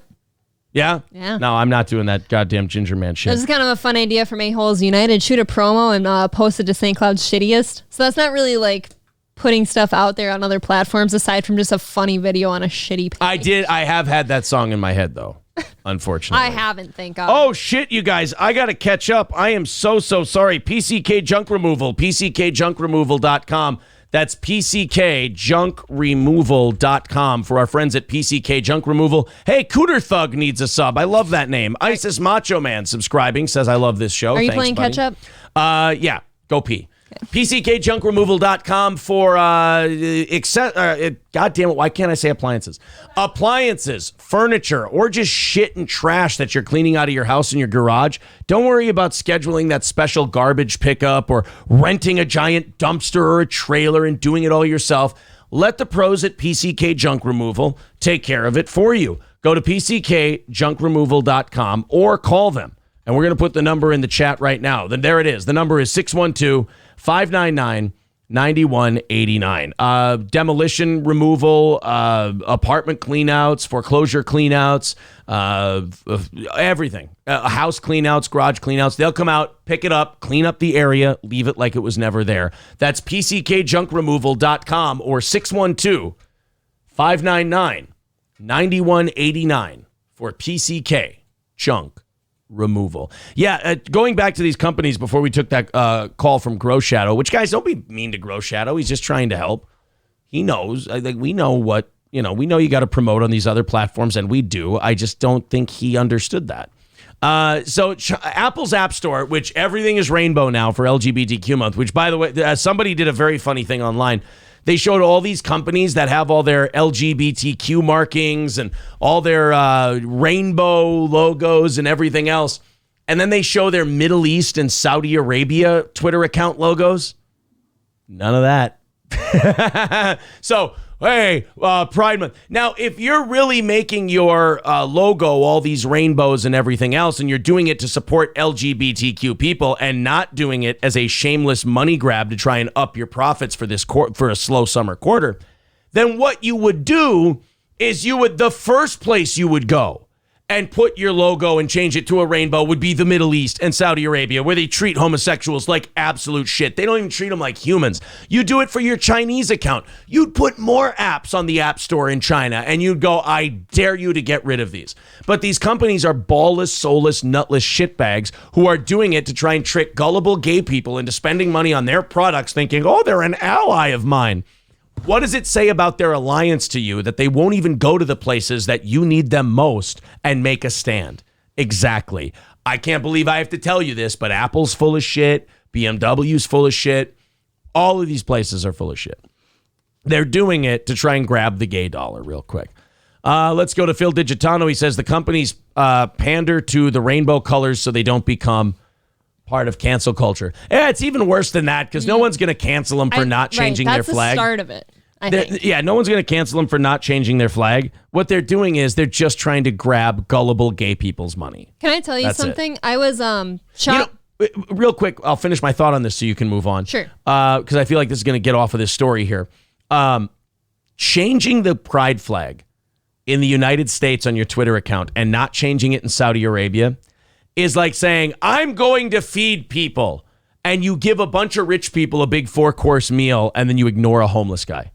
Yeah. Like, you're sitting there and you're helping where the help isn't needed, and then you're ignoring where the help actually is. It's bullshit. I'm sorry. Go ahead. No, that's okay. I feel like stores are even going to the level of, I'm Father's Day shopping yesterday. I go to buy my dad a couple shirts, and this place I'm at, like, in checkout, asks you to donate to, like, LGBTQ groups and stuff, which I don't care, but I guess they don't do that any other month of the year. That is weird, isn't it? It is very weird. Look, it's kind of like Black History Month. It's like, hey, we care this month. It's like, okay, what about March 1st? Oh, no, we did our part. Like, it really is the raising awareness bit that, oh, Jesus, one of my favorite, that Doug Stanhope did, where it really is people doing the least they can do, and then going, look at me, I did a good thing. Okay, now I don't have to work at it. I'm good. You wear it kind of like a badge of honor. Like, it's like they have a jacket and they want to put pins on it. Like, oh, I've done this in my life one time. Look, this is a lot easier than actually committing to what I believe. Hey, look, I'm going to run into times in my life where my principles conflict with what I want to do in my best interest. And instead of actually making difficult decisions, I'll just put a pin on. It's a lot easier. Look, I'm a big enough piece of shit to tell you that sometimes my personal interests cross paths with my principles. And in the past, and probably in the future, I will pick my own personal interest. Okay? That's human. That's normal. But don't sit there and play patty cake and try to bullshit and go, oh, we care a whole big bunch. Oh, really? The Chinese will not let you have access to their markets if you support Pride Month. Well, then our Chinese stuff, we won't do it. But wait, I thought you were... That's very odd. Yeah. And like the raising awareness... Well, it's not odd when you realize what it is. Yeah. Right.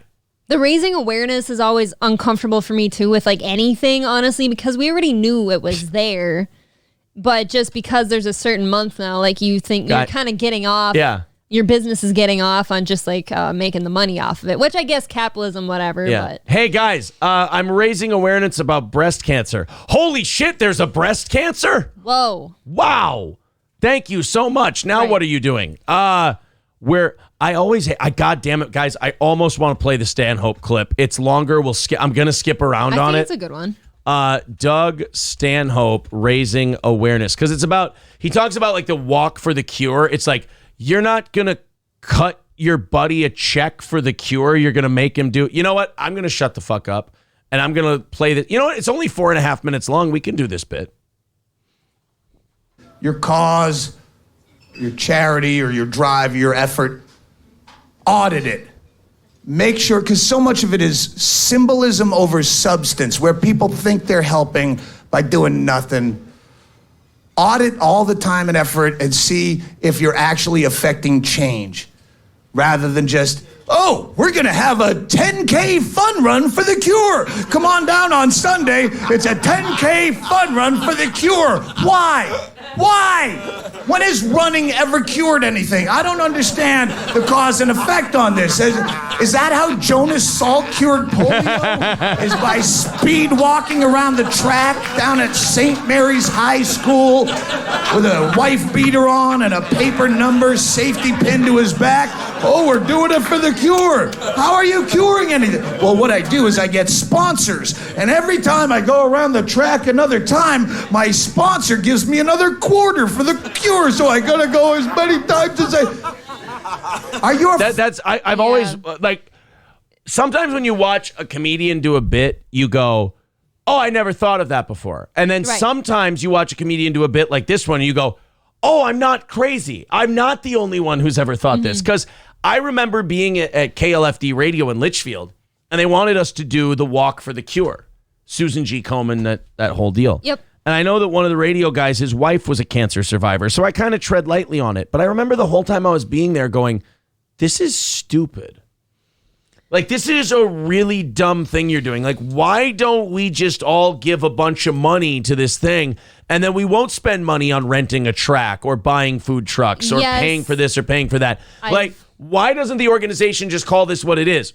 We have CEOs, we have executives, they get paid. We're a nonprofit organization, which means, by the way, nonprofit doesn't mean, oh, we're the good guys. It just means they have to spend all their money at the end of the year. Yep. And a lot of them spend it on bonuses for executives. Sure. I've been involved in a bunch of Relay for Life and stuff too, and the the polar plunge. And I've always wondered the same thing too. Like, you don't have to go through all these silly things. You could just donate the money. Hey, would you do damage to your body, please? And then I'll give you money for a good cause? Right.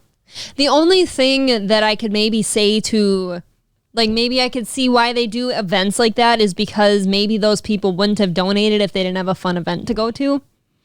Then you're a piece of shit, though. You are. Like, you're a piece of shit. But they're, like, capitalizing on it now because they're getting your money because you went to the event. Giving to people who are suffering from cancer? What's in it for me? I feel like if people were all honest and only gave to things because they truly care about it, like, let's say, my grandma died from lung cancer, I'm going to donate to lung cancer research or whatever.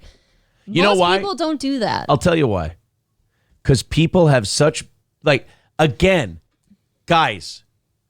my whole career I've been, you have such an ego and everything. No. I'm the only person you know who admits what I am as a human. It's because these fucking people who give this goddamn money want attention for it. Yes. These pieces of shit. But they don't want to admit that they want attention for it. They go, oh, look, I'm giving to the cure by sponsoring this person. And then I hate watching other comics because then I start talking like them. I'm sponsoring this person for the cure. And look. And then if I had the balls to go, are you just doing this so you can get attention because look how good of a person I am for giving? They go, how dare you ruin this moment for everyone we're giving? It's like, no. I'm the only honest person here and it's driving me insane.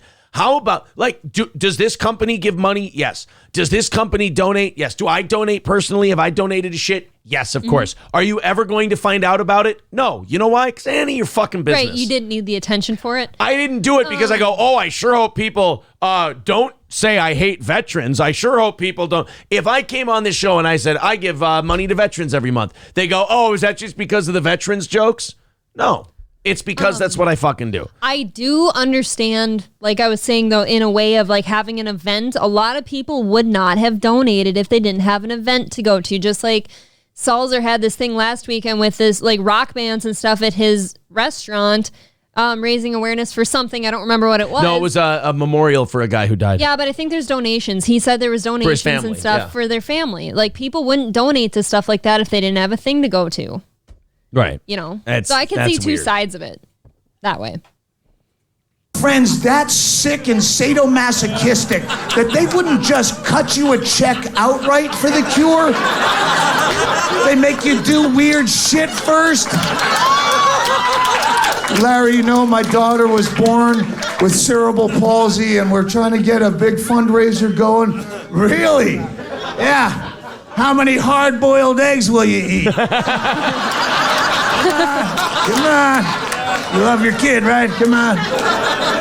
No, they would cut you a check outright, but you're that much of a fucking megalomaniac that you have to make the cure about you. Right. You need spotlight in this. You could just get a check, but no one's gonna fucking be, oh no, you know, the truth is I do this same speed walk at St. Mary's every morning at 6:30 before work with my Labrador, Sheba, trying to shed a few pounds, you know, but no one claps for me then and calls me heroic, so I'm gonna do it on Sunday afternoon for the cure and everyone's gonna go, Ray, go!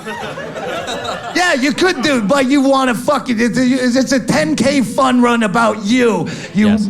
Yeah, but you know what?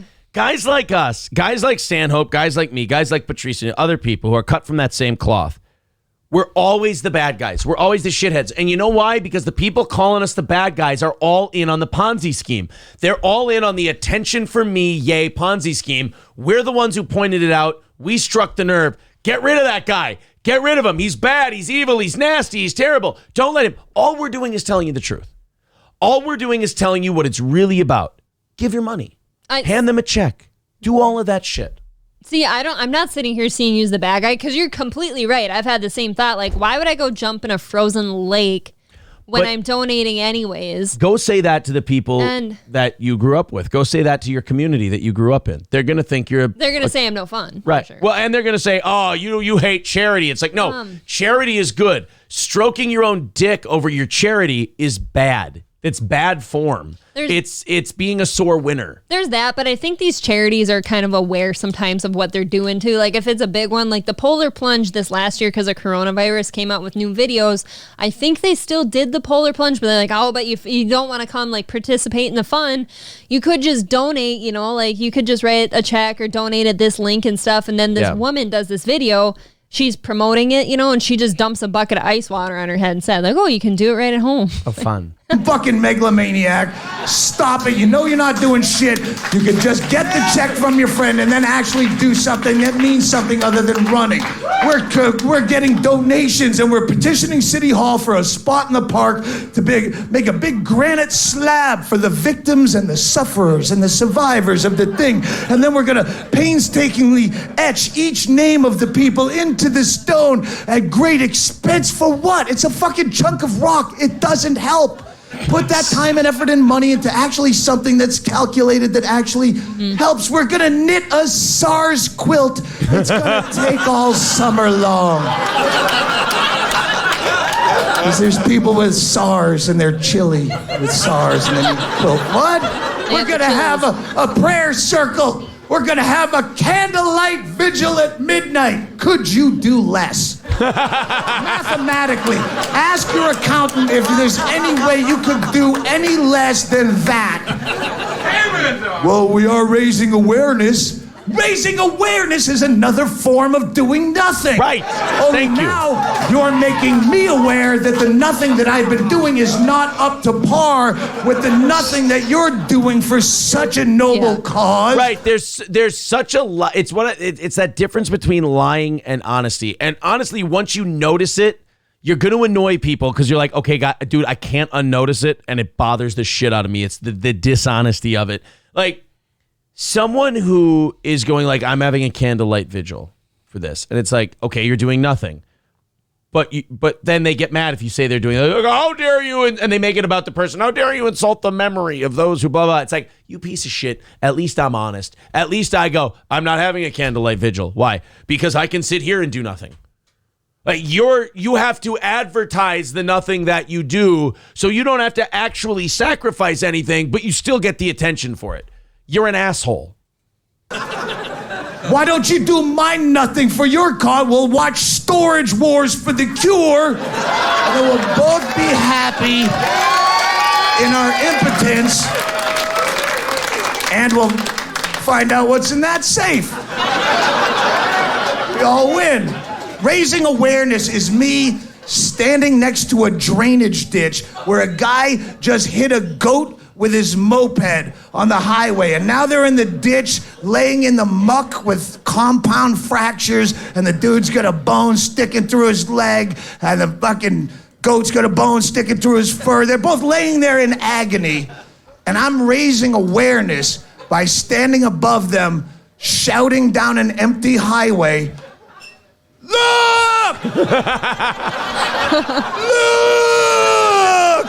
Ew! You look! Ow!" And they're going, "No, help!" They're going, "No. Look!" It's way easier to just look. There you go, Doug Stanhope. Right. That's from one of my favorite comedy specials of all time. And you know what? We're going to test April's knowledge of history here, but we're also going to watch the listeners make a shitload of jokes at the same time. Unfortunately, the name of one of my favorite comedy specials of all time is Doug Stanhope's Beer Hall Putsch. I've got no idea. You do know what the Beer Hall Putsch is? Well, the listeners are going to tell you in just a Beer second. Hall Yes, Putsch, I is set it? myself up. I set myself up to be made fun of. Yes, guys, one of my favorite comedy specials of all time is called the Beer Hall Putsch by Doug Stanhope. I'm going to watch the chat here. Oh, well, you're going to find out. Let's just watch the chat. Chris Miner goes, ignore. Yeah, smartass. Hitler. It's got to be more than smartass who knows their history. Eurotrip term or something. No. Beer Hall Putsch was Hitler's attempt to take over the German government in 1923. Okay. Or 1927. I gotcha. Yeah, it was in the beer halls. It was a failed coup by Hitler. Yeah. Basically what happened was Hitler went into the beer halls, worked people up into a frenzy with his speaking, got them to take to the streets, and they were going to storm the police and the military, and they were going to be on their side and turn around and overthrow the government. And instead what happened was the cops and the military just shot all those idiots and threw them in jail. Shit. Is what happened. Yeah. Don Lemons 8 says, basically January 6th, New Boot goofing. Well, that's how they kind of like to portray it in the media, is they like to portray it as, oh, yeah, all those people on January 6th, they were all trying to overthrow the government, and they're horrible. No. The end of World War I, and they threw him in jail. I think it was I want to say it was 1927. When was the Beer Hall Putsch? I like how in Google, when you start typing something. Oh, no. I was right at first. 1923. I just saw it pop up, when was Bin Laden? I don't know what you've been looking at. Did I just Google when was Bin Laden? No, it starts filling it in for you, which means you've searched it. Oh, when was Bin Laden? Who is Bin Laden? Why is Bin Laden? Name the movie. Name the movie, but it wasn't Bin Laden. Let's see if anyone can name the movie. When is Bin Laden? Where is Bin Laden? Why is Bin Laden? Although it was where and who. It was where, who, and then a third person said why. Good job. They're going to get it. They're going to get it. I'm not moving on. Citizen Cogburn needs a sub. You know, let's wait for this third one. No, it was not Guardians of the Galaxy. There you go, Victor. Infinity War is where it was.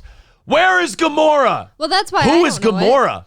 Why is Gamora? You don't let me watch those movies yet. You're not. You got to go in line. You got to go in order. You can't watch Infinity War. You won't know what the hell's going on. There's movies and movies and movies and movies and movies of content. And you see, I know that, and I think that's why I never kept up, is because I couldn't keep up. I didn't have time for all those movies. I think it's cute that Marvel thinks people are still going to give a shit at the same level now that the end game thing is over and Tony Stark's dead. Wasn't that the end game? Wasn't that it? Of that, what do they call it? That phase 4. That was the end of phase 4. And I just read a Lana Rhoades porno title. It made me laugh. That's why I laughed. Every Hole is the Goal, Volume 2. No, that's not what it's from, Uncle Rugburn, but thank you. That's very funny. By the way, that line from Drax in Infinity War was ad-libbed by Dave Bautista. So I love that Marvel thinks that any of us are going to give a shit anymore now that like Tony Stark's story is over and Thor's off with the Guardians of the Galaxy is probably the only thing I'm going to give a shit about. I feel like quitters like me who couldn't keep up with the original slog of movies are you're definitely not in after Endgame because that's supposed to be it, right? That was, you can't call something Endgame and then release more of them. The hell's wrong with you? Yeah. All right, guys, let's do that final hype train. Then we've got to talk about Victoria's Secret changing their business model to apparently death. There's an old saying called "Go woke, go broke," and I think Victoria's Secret decided to face it head on. No, I'll tell you, it's actually the opposite. They actually went broke because they were not woke, and now they're going woke and broke. They went broke? Oh, for sure. Did they declare bankruptcy? Oh, I don't know if they ever got that point, but they were talking about like the whole thing going away. They were done. Do girls not dress somebody bought them out, and suddenly they're size inclusive. They're everything inclusive. No. What I'm saying is, no, they never went bankrupt or broke or anything like that. Boy. They sold off. Check on that. The guy had to sell it because he was accused of sexual harassment. Boy, I thought the whole thing was going under. I don't think so. I think they started doing that shit and it started going bad. Wow, I remember reading when they went plus sized, they started losing money. See, and I heard that they were not size inclusive, therefore they were losing money. Oh, because women are getting fat? Well, no, because they were talking about all the sickly thin models and how that's not good for anybody, like little girls to look up to and stuff, which technically no, but. I mean, I'd rather them look like that than fat. I'm also a fat. 100 bits from Curly Adam, Balls Deep, and Aaron's Crusty Sleeping Bag. It is the third and final hype train of the show today. If we get through level 5 of this one, you guys get an extra hour of show. That's the rule on Fridays. The rule of thumb is if we do 3 completed level 5 hype trains, we give you guys an extra hour of content. We go instead of until 10 o'clock Central, we go until 11 o'clock Central. So let's fire up that final hype train. I see now we're only 3 100-bit gives away from it. And then after that, it's bits and subs. We're at 5535. Our goal today was what, 56? 56. We're very close to our goal of 5,600 subs. Let's see if we can do it through this final hype train. I think one more and we've got it. Oh, no, 2 more. I think 2 more. Today's been going quick. The last 2 hype trains, I couldn't believe it was time already. Yeah. Fat Boy gifting a sub, Mr. Approachable with 100 bits. Thank you. There it is. Feldspar says they've been struggling for a long time, borderline bankrupt for years. That's what I thought, yeah. Okay, so they've been struggling. So they're throwing anything at the wall to see what sticks. Yes, that's exactly what I think it is. And honestly, when this doesn't work, then they can just blame people for being like transphobic and sure, there's an out for them. There's an out. You know, once they go under, there's an out. Victoria's Secret is swapping its angels, meaning those beautiful models who show off sexy lingerie that women then want to in turn buy so they can bang their boyfriends. Yeah. They're now swapping the angels for lesbian soccer player Megan Rapinoe, a transgender model, and more. Because, you know, there's anything women want to look like for their men. It's a trans model and a 41-year-old pink-haired lesbian soccer player. That's... Can we leave this to Rihanna and her Savage Fenty? I think she had this taken care of. Right. Yeah. I mean, to me, it's... This whole thing is like... Everyone... It started off as everybody saying, can we get our space? We're like, okay, cool. Everyone gets their space. Right. You get your voice. And... You get your respect, everything else. But I think the problem was when we started dealing with mentally ill people and we started giving them their space, they don't behave like the rest of us who go, oh, we got our space. We're satisfied. They go, what about that? What about that? What about that? What about that? And we went, oh, shit, what have we done? And then some people broke ranks and started allowing shit into places it didn't belong. Yep. Like men into women's sports. And then some places broke rank and go, oh, everything is sexy. No. If everything is sexy, then nothing is sexy. And no offense, people are allowed to have opinions. And when it comes to sexy, men and women typically have spoken. We like everything from skinny to kind of chubby. All right. I mean, that's about where our range... It's not a small range. Here's where Victoria's Secret and like the body positivity people piss me off. Is they keep having these opinions like, oh, men and women are so gross. They only like these thin, skinny stick people. Like the sickly thick? No. Or skinny? No. Men will fuck pigs. Like, we will go from sickly skinny to chubby. The problem is you're really fat and we don't dig on swine. So when you look like you do and then people don't want to have sex with you, imagine if guys tried to make that argument. Mm-hmm. Like, oh, women won't have sex with me because I look this way or this and that. What do they get called? They get called, virgins. They get called incels. Yeah. They get called all of these names. Just because we don't dig like fat and back knee. But you know what the problem is? Women are allowed to have a preference. So are men. Men are allowed to have a preference. And if you're not their preference, then either find people who you are their preference or become what their preference is if it bothers you so much. Do it yourself. But no, I'm unhappy, so I'd rather just bitch about it and yell at the moon rather than do something about it. 43% of the way through level 2 of this hype train. Thank you to Lemmy Winks, Tonator, Ligmaderp, Zumakin, Get Off My Dick. Thank you. Curly Adam and Fat Boy for all of your contributions, and Lentz with 100 bits. If we get through level 5 of this hype train, we give you guys an extra hour of the show. Of course, you have earned yourselves 20 minutes of overtime already with the 2 completed level 4 hype trains, and then with the 2 completed level 5 hype trains you've had, you are 1 more away from the extra hour. Quiche and Lentz both with 100 bits, 52% of the way through level 2 of this hype train. So Victoria's Secret is getting rid of its Angels and Wings. The company has hired new representatives, including soccer star Megan Rapinoe, actress Priyanka Chopra Jonas. Oh, see, she's cute, right? Yeah, what does she have to do with... She's famous. That's not it, though, because Kendall Jenner's been an angel for a long time. Oh, has she? There's famous people in here all the time. Yeah, and the Jenner girls are not skinny. Yes, she is. Kendall Jenner is tiny. Tiny. I thought she was like the other Kardashian girls. Nope, you're thinking about Kylie. Okay. She's more of the Kardashian build. Kendall's tiny. Because the Kardashians are not small women. They're not stick girls. They're big. Kendall Jenner is really tiny. But what I'm so confused, like, why are you making a big deal out of the Priyanka Chopra? Because she is also tiny and very pretty. And she doesn't identify as anything but a straight woman married to a Jonas brother. Well, Victoria's Secret is conducting one of the most big brand turnarounds in history. A brand specifically built on making women feel more sexually appealing is getting rid of its supermodels and bringing in the woke spectrum squad to appeal to the squeals of the leftist mob.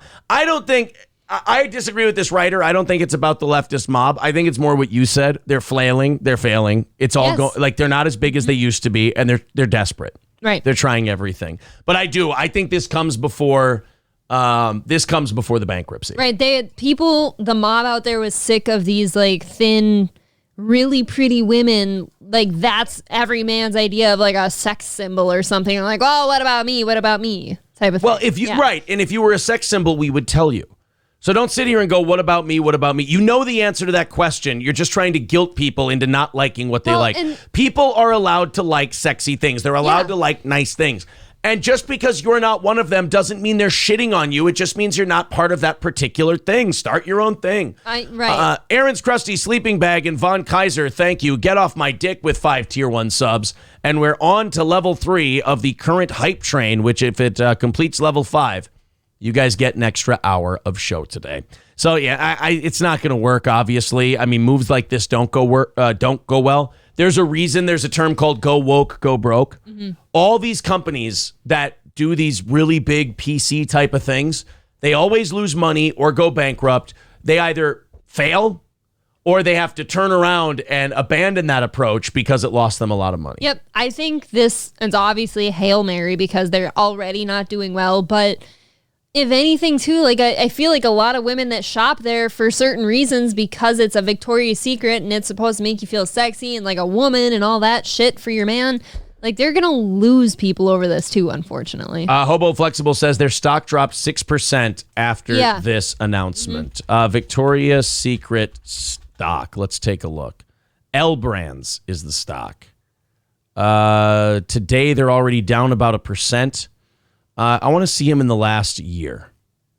So see, their stock price has been going up. When was that? When did it start? In the last year. When did it start? When did it start going up? Yeah, on this scale right here. Hold on. Let's go 5 When is year. that? Let's do the 5 year. Okay. See, they were doing terrible. They were dying Yeah. about March 1st of last year. Yep. I remember that. You know they what were happened? almost bankrupt. Pandemic, people were ordering online. That doesn't They wanted stop to feel you from sexy. getting the bras you want. That's what I'm saying. They started ordering online Victoria's Secret stuff while they were quarantined. But that's still sales for them, though. That's what I mean. That's when their stock started going up. Oh, okay. Right there. See, March 1st, there's the bottom, and then it picks up from there. And now they've nearly doubled their stock price. Oh, no, they've more than doubled their stock price. Okay, but when they were doing really shitty, though, they hit a point where they were getting shit for not being inclusive of anything but sickly thin models, which all of their models are very pretty. See, I thought I remembered inclusive enough for anyone. I thought I remembered people bitching about them back in 2016 not being inclusive enough. I think it. Then they dropped off. Then they brought back the Angels, and then it went back up, and now they're taking it away. I think what I read in the article was that they've had some problems with like executives and stuff being charged with sexual harassment and mistreating women and stuff like that. And I get that. Nobody wants that. That's bad for the company. It's a bad look. But that doesn't mean, that means you fire the people who were sexually harassing. You don't go, I know the solution to this sexual harassment thing. Get rid of all the girls pretty enough to sexually harass. Yes, that'll do it. Wait, what? You do know your whole brand is built on people thinking the women wearing your clothes are sexy because then they'll wear the lingerie and they'll think it makes them sexy like the models. That's the whole point of your thing. This rebrand is like Kentucky Fried Chicken going, hey, guys, ready for our next menu item? And you go, what? Burgers. Fish. Oh. What do you guys think about cod? And we're like, you do greasy, shitty chicken with oddly delicious potato wedges. Why are you doing fish? It's time, guys. It's time. This is going to fail badly. It's not good. 67% of the way through level 3 of this hype train. 1 minute and 30 seconds left in level 3. No, you know what? I'm wrong. It's a wrong descriptor. It's like KFC going, guys, guess what we've done to the chicken? What? Taking all the grease out. We grill now. Yeah, we grill the chicken. We're like, wait, what? Yeah, we're not frying it anymore. It's all going to be grilled. No breading. Free range, too. And we're going to jack the prices up by 75%. And like, but you're taking away all the reasons we love you. Each chicken has a velvet pillow to sit upon before they're killed. I mean, that's what Victoria's Secret's doing. They're going, hey, you know how you guys love all the sexy women in the tight lingerie that we sell? Yeah, we love that. We got a new direction for you. You ready for this? Oh, yeah, I'm ready. What is it? This one's got a cock. I thought about this, too. Well, why does that one have a cock? Because you're a bigot if you think that's not okay.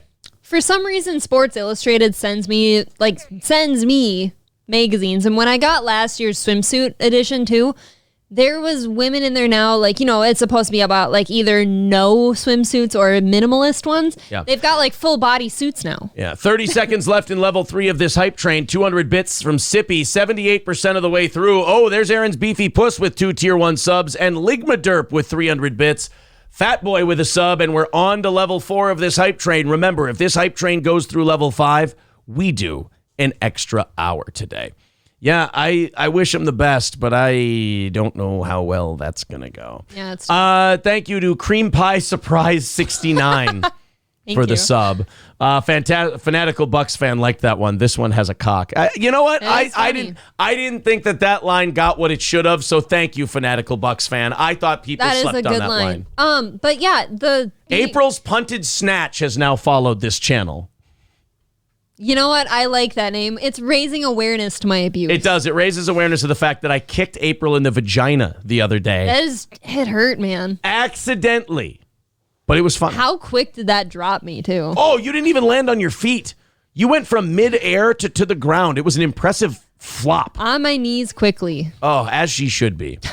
No, I was trying to give April and I do this fun thing as a couple where we get together in the kitchen and unannounced, we just start throwing calf kicks at each other. It is weird. We have a very odd relationship, but it's ours, so mind your business. the pretend wrestling and MMA stuff is good until I Yeah. get beat up. Well, April always tries to do like MMA takedowns on me, and I'm like, I'm not letting this shit happen, because then she tries to put a finger in my asshole and she tries to tickle me, and I don't like that shit. So when she shoots the leg, I always put her in a guillotine, or I flip her over and take her back, and I ground and pound her and beat the shit out of her. Like, we have fun. So the other day we do this other thing where we work on our stand-up game. We work on our strikes, and we just start calf kicking each other in the kitchen. It's just a fun thing we do as a couple. And she decided to do this weird, funny thing where she would hop around like a Mexican jumping bean. So she starts jumping around like this. She's jumping. So I go, what would be funny? If instead of a calf kick, I decide to throw a body kick. I decide to throw one to her stomach. Yeah. So I aim for her stomach as she takes a big hop. The shot that was supposed to be here goes down here. I kicked her right in the gine bone. Right in the pelvis. Oh, you should have heard it. It was one of those kicks where it doesn't look like I kicked her hard, but I did that snap of my knee Was joint. I wearing clothes? Yeah. Okay. It was the snap of the knee joint. I went, pew, and it made a nice kind of sound, like a nice slap. And she didn't even hit the ground with her feet. She just she tipped over on her side and hit the ground. And it's kind of she was laughing her balls off while in pain. While crying, yeah. It's kind of like if you're a bow hunter and you're aiming, in the bread basket of the deer, you know what I'm talking about. And the thing like arches his back or like sinks, So he didn't hit me where he meant to. Yeah. Now I'm going to run around in front of live news shots yelling, kick her right in the pussy. Cunt punt. Yes, it was a nice little cunt punt. How did your vagina feel the rest of the day? Not good. We had softball that night, and I do stats and stuff. I keep the book, and while I was doing that one time, I just shifted a little bit how I was standing. I got shooting pains throughout my pelvis. It was awful. I can fucking kick, bro. R.S. Lynn says, I think Ronnie O'Neal should use that in his defense. Shooting each other is just something we do as a couple. It's weird, but it's our thing. That is a good defense, though. That is so us, too. We do stupid shit, but it's like, oh, it's cool. It's our thing. April tries to, wrestle and UFC me until, she hurts herself, and then she goes, why did I get hurt? It's like, because you do this the same way every time. My defense always is, you're damn near twice my weight. And I'm not going to let you shove a finger in my asshole. I'm sorry. I only go there when you're being abusive. No. That's incorrect. But my take on it is dreadful obsession with my anus. You can show restraint when it comes to wrestling with the kids. And granted, I'm like twice the kids' weight and everything because I'm old. But so you don't have any restraint to show me at all. I suplex the shit out of those kids, first of all. No, you don't. While you were gone, I put 4 blankets on the ground and I gave them all spine busters. They took turns running towards me and I'd pick them up and give them a AA spine buster right on the quilts. That's comforting. So, you can't have it both ways. You can't say I take it easy on the kids and then me say, no, I was giving them fucking German suplexes. I know how you are. I've seen you toss the 2-year-old. Yeah. She's when I came around, she was only half a year old. I mean, I've seen you throw her. I don't know if I could have a baby with you because I can't watch you do that to a newborn. I'm not gonna take a newborn to Suplex City unless they're about that life. I could see you doing it. All right, 1.5 minutes left in level 5. If we get through this level 5 hype train, we do an extra hour today. If not, you guys are making us pack the camper early. 17% of the way through level 5. 1 minute and 15 seconds left. Yeah, kids love being suplexed. A-Holes United knows what I'm talking about. You take him to Suplex City. I'll even put on my Brock Lesnar shirt when I do it. Fanatical Bucks fan getting a sub. I like him. He should get one anyway. Ran out of thoughts. 21-month sub. Thank you very much. 27% of the way through level 5 of this hype train. Thermodyne Diesel, thanks for checking in. 400 bits. Power bombs the child. Stop crying. See, that's acceptable. Stop crying. But when they're not crying and you break them. 45% now, or 40% of the way through level 5. Nightwalker with 2 tier 1 subs. 35 seconds left. Fat Boy with 2 tier 1 subs. 51 seconds left. 200 bits from Dion's Bathtub. There's a sub from Phil Digitano. Thanks, guys. 58% of the way through level 5, 25 seconds left. Do we do an extra hour or do we not? 1,000 bits from Curly Adams, 68%. Crispy Sock with 5 tier 1 subs. And we, A-Holes United with a tier 1 sub, 93%. Aaron's Beefy Puss with 5 tier 1 subs. Well, April, I hope you cleared your schedule. Now, did that make it? That definitely made. Did you see how behind it was on everybody's gifted subs? That made it. Aaron's Beefy Puss. It says level 4 completed. We can't fuck these people over like that. That hype train fucked you guys over because it was behind on counting the subs, and it hadn't counted Aaron's Beefy Puss's 5 tier 1 subs. A little later. That's fine. Yeah, we'll do an extra hour. So now you guys, 3 level 5 hype trains. Thank you very much. We're doing an extra hour today. If we're done at 11, though, we got to go get the kids. We are leaving immediately after the show, which means we got to do yoga and pack and buy groceries before we leave. Aren't we pretty much packed? Packed, yes, except for the food. Well, I got the steaks in the freezer. I've got to run to America's Best and get some, cheap contacts. Dummy here dropped her contacts down the sink. By the way, another one where you leave the house. Let's spend another $100. 57. Really? Fuck. Quit dropping those down the sink. That's why I want LASIK. I've always been terrified of it, but if I got it and it worked, I no longer have to buy contacts. This bitch wants to go on vacation, and all of a sudden, every time she leaves the house, $150 out the door. No. What are you going to do?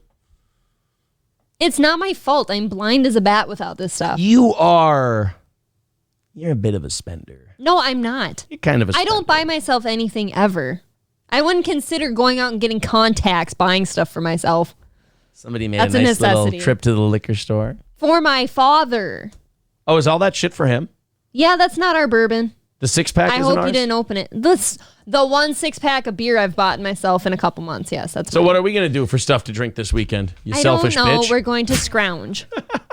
We do have we have 4 nearly empty bottles of bourbon that all together add up to 1 bottle of bourbon. And it's because only one of those is really good and the other 2 are kind of shitty.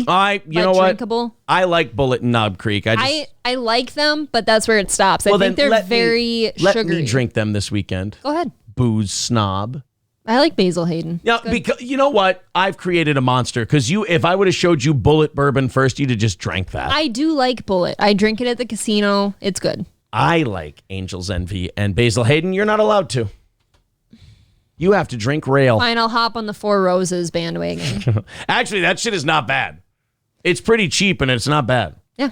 I would say the one I got my dad is the single barrel one. That one's not cheap. I think Woodford Reserve is cheaper, and that one's not bad either. I like that one. Buffalo Trace is kind of cheap, and it's okay. Yeah. That's where I put Bullet and, what was it, Knob? Yeah. They're okay. I'll show you a knob. Hey, guys, 44 subs away from 5,600. Great work on that last hype train. Mr. Approachable says, you need to start teaching these people a lesson, not to wait till the last second of the hype train. Didn't say it completed. They don't get extra time. If they want to play the game, they're going to lose sometimes. Well, no, I agree with you that if it would have come in late, that's one thing. But Aaron's Beefy Puss, his 5 tier 1 subs when we were at 93%, those were in before that timer ran out. I saw them, and I saw the meter not counting them. And as it went away, as it faded away, it was running up to 100%. So it would be bullshit if we didn't do an extra hour. He has a little bit of a point, though. Like, you don't have to wait. You could just do. Yeah, and by the way, when you guys do wait till the last second, it always fails. Like, it never it's works. not going to just magically pass the one time. I think what the problem is, those hype trains go, and then we start doing the show. It's a double-edged sword. It's them realizing that we're doing such a good job with the show that they're not realizing the hype train's going. That's why I always stop at a minute or so to remind people, like, hey, hype train's at this. I do the show till about there's a minute left. Yeah. And then I go, all right, guys, let's keep an eye on this. And they go, oh, shit, that's right. You were doing a show. We got a hype train going.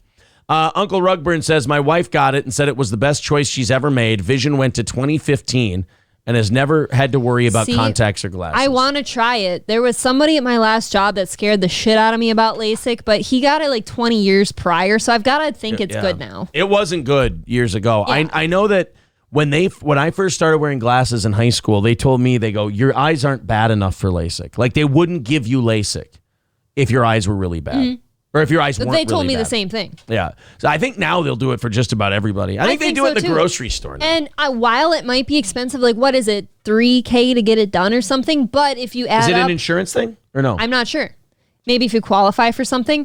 But if you keep adding up cost of contacts and new glasses and stuff. What do they do? Did they just laser off your astigmatism, or what the hell do they do? I think they just correct your lens or something, like the lens in your eye. I don't really know what it is. I don't know. They're correcting it. All right. Everyone wants to talk bourbon now. Balls Deep says, Bowtie says, I mean, it's damn important you have the alcohol. Make sure the kids are fed later. Yeah, we know. Balls Deep says Woodford Reserve is legit. I do like Woodford. I walked around. One of my favorite times with any bourbon was actually with Woodford Reserve.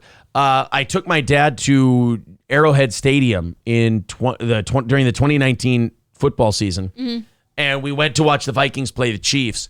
And I literally walked around the parking lot, the tailgate, because we wanted to go see all the tailgating. It's like a goddamn NASCAR race at Arrowhead Stadium every Sunday. And I walked around with like 4 Minnesota Gold lagers and a bottle of Woodford Reserve. And I was handing out Minnesota Golds to people like, hey, I was drunk and I was doing that. From my state to yours, I was trying to be the gracious guest fan.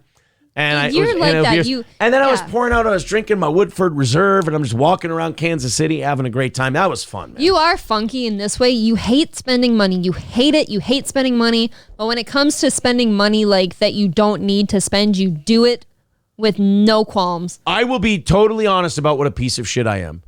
Every dollar I spend at the time I find necessary. It's only after I've spent it that I yell and scream and bitch and whine about what I just did. And by the way, I am such, like a lot of people, I am such a privileged piece of shit that I will sit there and I will have the audacity to complain about, if we spend this much money in the next few months, when we go on this vacation, if we spend this exorbitant amount of money on the vacation, we'll only have this much extra left over after the thing. It's like, I do stop myself sometimes and go, what the fuck are you complaining about? It is weird. Like, it's a weird complaint to have. I will admit that.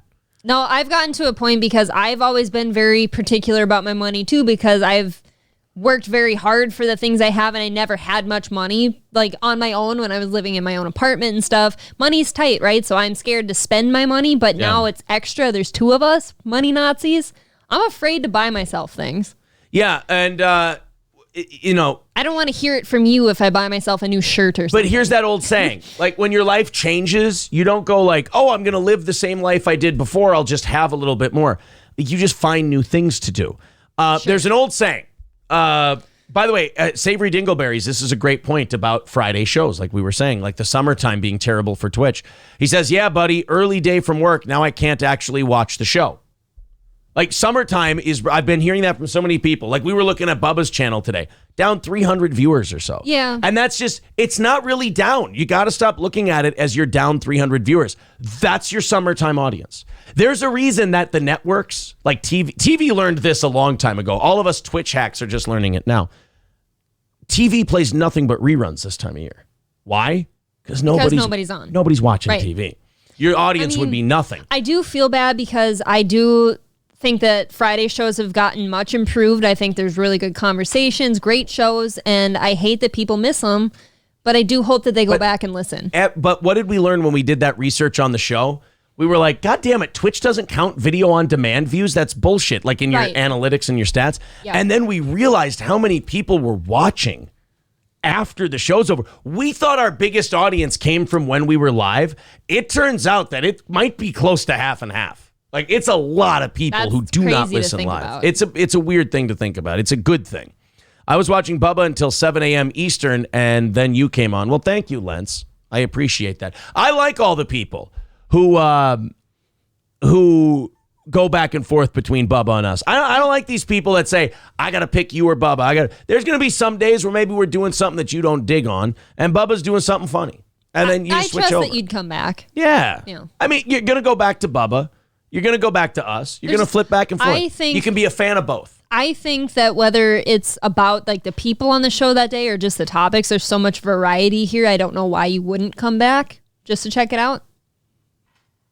Right. Yeah. Hunter Biden's burner says, I was thinking about what you said and I had a brain. Yeah, I was my like, brain oh man, just completely seized up on me. Did I say like the N-word out loud or something? And you're just... did you? I missed it? Fuck. No. Hunter Biden's burner says, I invest $800 to $1,200 a week. Same feeling as spending, but you get to watch the money grow. I agree. Boy, you're really kicking my ass in investing, and I thought I invested a lot. Shit. But anyway, as I was saying, $800 to $1,200 a week is a lot. You must be retiring in a few years. I mean, if you invest $800 a month into the right kind of retirement account, you're going to be good by retirement. So $800 to $1,200 a week, shit. You're gonna what are you trying to retire by 45? God damn. But that's that's awesome though. What if you could retire at 45? Let's say you had a really shitty job, you didn't enjoy it, but you made a lot of money. Now you get to go live your life, do the things you want to do. How great would that be? That'd be awesome. Yeah. But I like this too. Like, this is a fun job. Okay, but you're doing that thing where I said a general statement and you're like, oh, but I like what I do. No, you're asking me how would I like doing that? And I'm like, I would like it. And I'm like, yeah, but I miss this too. But I said if you had a shitty job. Oh, I missed that part. Yes, you did. I'm having a weird day. Yeah. No, I'm distracted by this from Problematic Interrupter. Problematic Interrupter, could you get me this? Do you guys like watching rants? I like watching rants of people we're associated with and then breaking them down. Problematic Interrupter says, did you comment on Patrick's rant yesterday? I didn't see it. Was it on his channel or ours? And could you send me a link, Problematic Interrupter? I'm going to ask you to work for us. Could you send me a link and give me a timestamp to where the link is? The Ghost of 19 Michaela says, I feel bad about his rant. I want to know I do too. What happened. Somebody balls deep. Patrick, Mr. Coolhead, blew a lid. Really? I get the feeling that I would very much so enjoy a Patrick rant. I just feel like he could really give her. Okay. Because he always People does are seem saying so it was calm. an epic, and they're saying Patrick's show 1 hour and 20 minutes in. On his channel or on ours? Well, they said his. Okay, they're saying it was effing awesome. All right, let's go check it out. Yeah, give us a topic. What was it about? Twitch.tv/I'm Not Right Network. All right, let's. It was yesterday's show, 1 hour and 20 minutes in. I need to know what he did because Patrick is like Cool Hand Luke. He is. I hate wearing headphones with glasses. It hurts my ears. That's a good point. All right. Or 8th graders graduate when we have ceremonies where I know that they actually learn that hot is going to harm you, vehicle is going to harm you. Summit in Geneva when Putin and Biden were meeting. Guys, are you sure it's 1 hour and 20 minutes? She had that Trump won flag. Closer to 1 hour 30 minutes. There's people that still think he's going to be president again. Before you're getting ready to get on this big, gigantic plane with big engines, stand right near the engine and let's have a little press conference so we can barely understand what you have to say. 3+ hours that suggests that any movie. What do you think it takes to be a good reporter? To be negative? I would think that your just main allegiance would be to the truth. Rusty Grammer saying you're close. If you care about the truth, that should make you a decent reporter. Not being negative. Oh, they're saying Bubba, Army, and Cluster F people were bitching in chat and he lost it. First of all, Bubba Army people are our friends. Bubba Army people should be supportive of Patrick. Cluster F doesn't have any listeners. You shouldn't care what Cluster F people say. We ran off Cluster F people the minute they came into our channel the first time because we went, guys, you have a 150-person channel. We can help you get more if you want, but this is too big of one for you to tackle. And as far as Bubba Army people go, hey, the Bubba Army people that come here and switch over to us after Bubba's done, get a message out there to the other Bubba Army people. Leave Patrick alone. Patrick's a good guy. He's part of Steel Toe. He's under our protection. We're all good. Didn't he used to be a Bubba guy? I guess so, and I don't know exactly what happened. I know Patrick has complained to me about it and said, here's my issue with it. I'm sure if I asked Bubba what happened, or I asked the producers what happened, they would say Patrick's an asshole, this and that. And when I asked Patrick about it, he says Bubba's people are assholes. They'd say the same thing, yeah. Right. So as far as I'm concerned, I love the Bubba Army. I love Patrick. I'm neutral on It's nice to see our listeners going over and listening to his show. I love that. And I really like that. But I'm not going to be one of these guys who, it's a fool's game to listen to both sides and try to determine who's right. That's ridiculous. Don't do it because you're always going to end up screwing yourself over and getting involved in something you shouldn't get involved in. What you should do is hear both of them out and go, oh, obviously they have a problem with each other. Right. That much is clear. But Bubba Army's very supportive and cool of this show. We're very cool and supportive of Patrick and everything else. The only thing we can agree on is that Cluster F is effing terrible. Let's go to Brantley Fire Troll.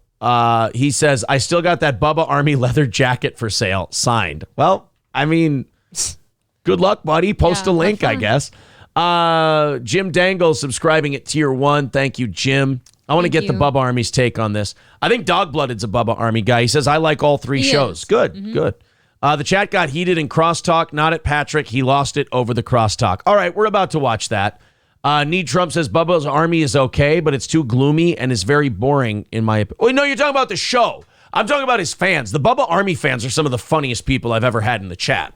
Yeah, we love him here. I mean, that's for sure. Toonses has been either doing more Bubba than us lately, or Toonses is one of those guys who in the summertime can't listen as much. We've gotten some good chuckles out of Buzzy. Buzzy's awesome. Toonses is great. Lentz is great. Ryobi's awesome. There's so many people that are here from Bubba Army regularly now that I can't even remember if they're Steel Toe people or originally Bubba. Right. Yeah.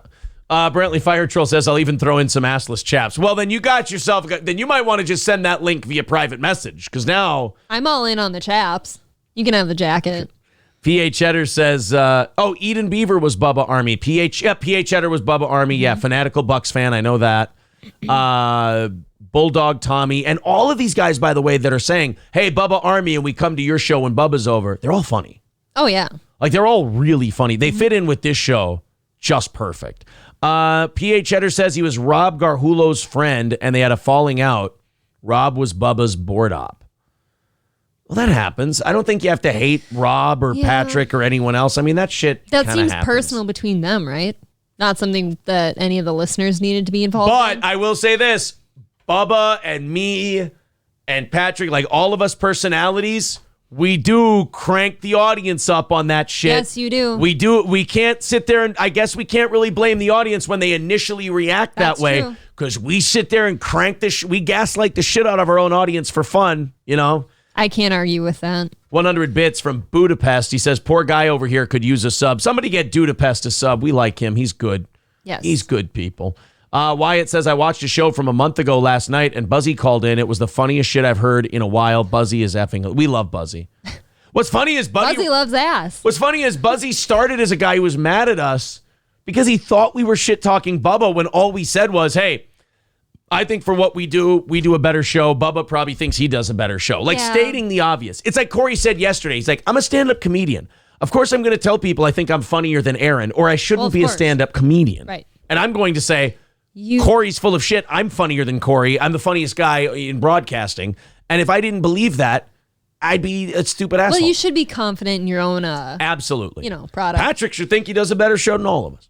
Wyatt says, What should I think? That you're a woman and you should probably wait until you see what the men say. Okay. A-Holes United says, don't do it, Aaron. April wants to put the assless chaps on to finger your butthole. Well, But then guess she'll what? get... I don't need assless chaps Well, for then that. she gets a cunt kick. She knows the score. Anal Maximus says, I was a huge Bubba fan until you stole my heart. Oh, yeah, I know Anal Maximus, sure. Patty B Cake says, I'm Bubba Army. I discovered you through him and love this show. Well, you know what? We love all of you guys. Thanks, lady. So are we just all sucking each other's dicks till we play Patrick's clip here? I think so. All right. It's fun, though. Eden Beaver says, 510 bits. Just a nice guy. Love you guys. Oh, Thanks, thank Eden you. Beaver. John and SLP gifting a sub to Budapest. Dog-Blooded says, I live in Becker, listen to you on 101, then swapped during commercials. Now I switch between both on Twitch now. Wait, you listened to Bubba while we were on in... Wow. Well, yeah. I mean, I'm sure there's people all over the country that hear him. Yeah. Oh, sure. PH Cheddar says, Bubba hired him for a while. It didn't work. That happens.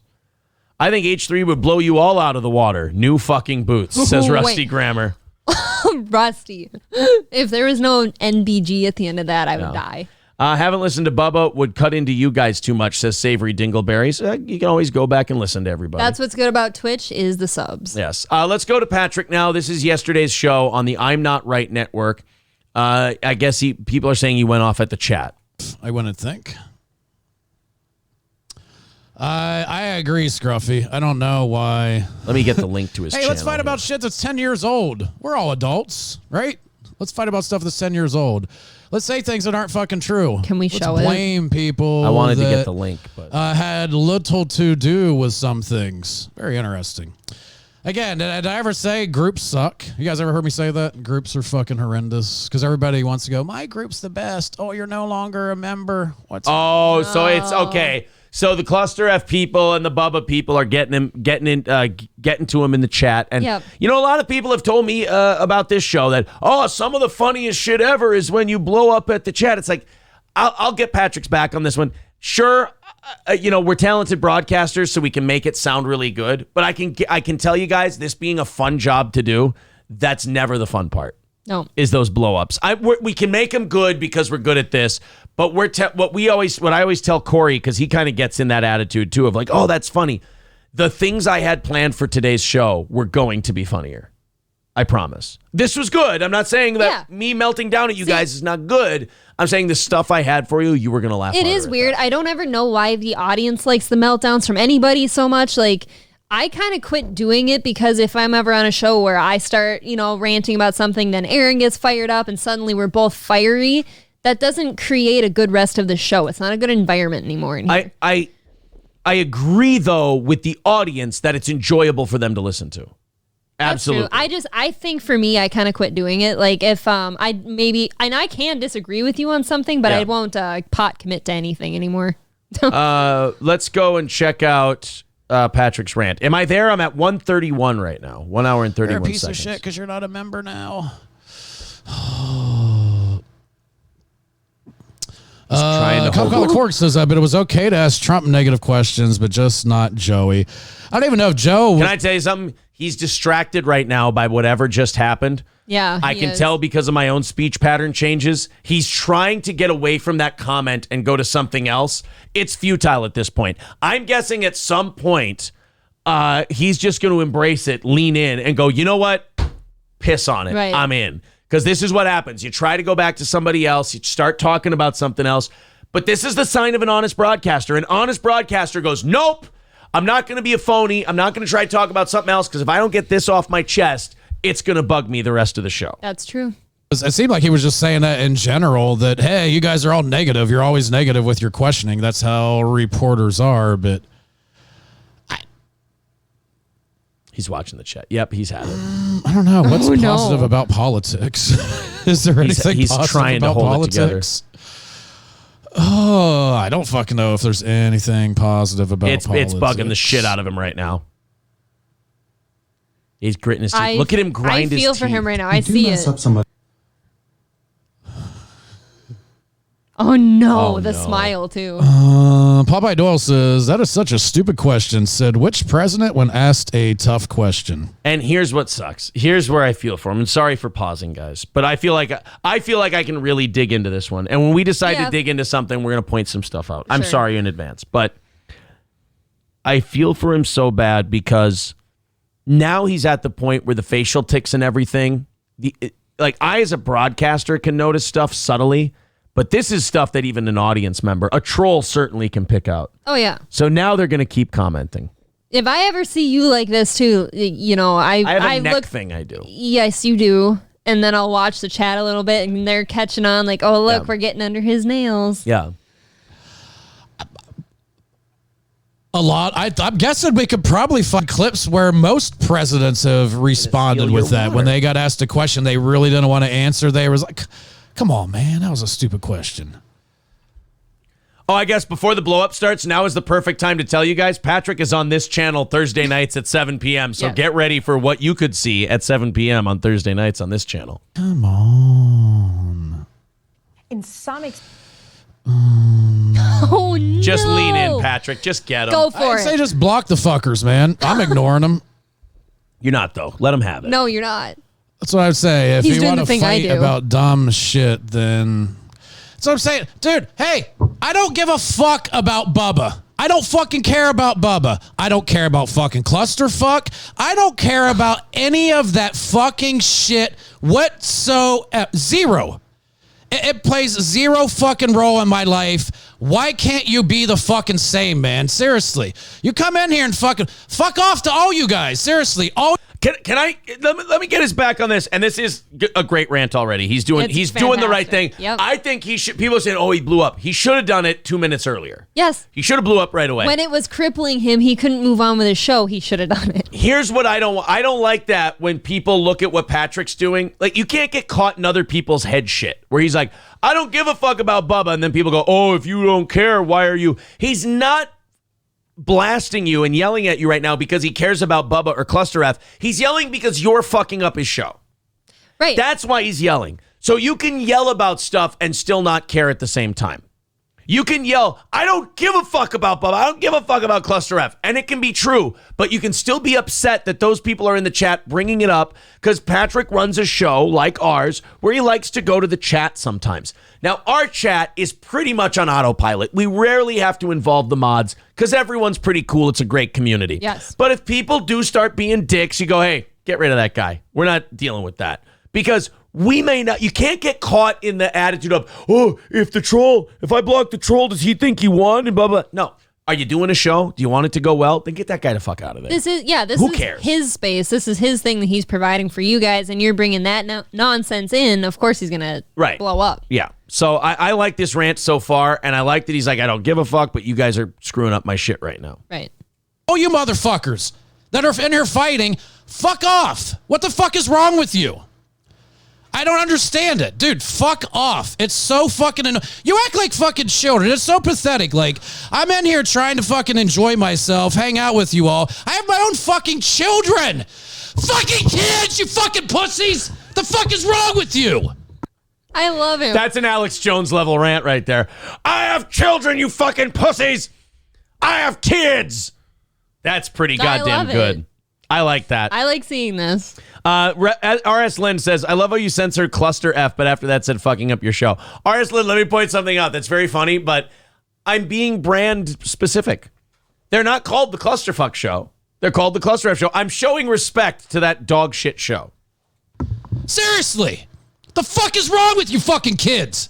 Fuck off. Sorry for fucking people who have no idea what the fuck I'm talking about. Well, then fill them in and make it part of the rant. Yeah. Victor, are you in right now? I want to go back in this rant a little bit, and I want to pick out what I want for a sound drop. April, feel free to say what you want as a sound drop as well. We're putting some of these on the board. Fuckers that are in here fighting, fuck off. What the fuck is wrong with you?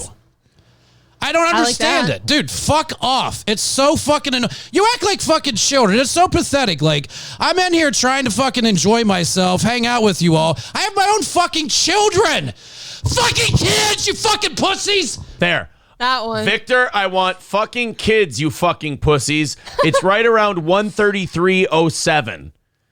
Oh. Yeah, Zenman says his Cluster F has 100 viewers. Why would anyone waste their time? By the way, as nuts as I used to be about numbers, and I'm showing today, I think that I kind of put it in context. I understand it better. Hearing that he only has 100 viewers makes me feel good because that's about 90 less than he usually has. Yeah. So everybody's down in the summertime on Fridays. The fuck is wrong with you? Seriously. The fuck is wrong with you fucking kids? Fuck off. There, I want what the I fuck. want that too. What the fuck is wrong with you fucking kids and fuck off? Right. Sorry for fucking people who have no idea what the fuck I'm talking about. I want that too. God damn it, I want this whole rant. I know. It's so All right, good. I'm sorry, Victor. I'm going to, hey, can you write something down? Yeah. Do we have Victor's address or no? Oh, yeah. Send Victor $200 for all the clipping and shit he does. Send him 200, as Red Bar would say, USD. Dude, you guys don't like each other. We fucking know that. Who fucking cares? Grow the fuck up.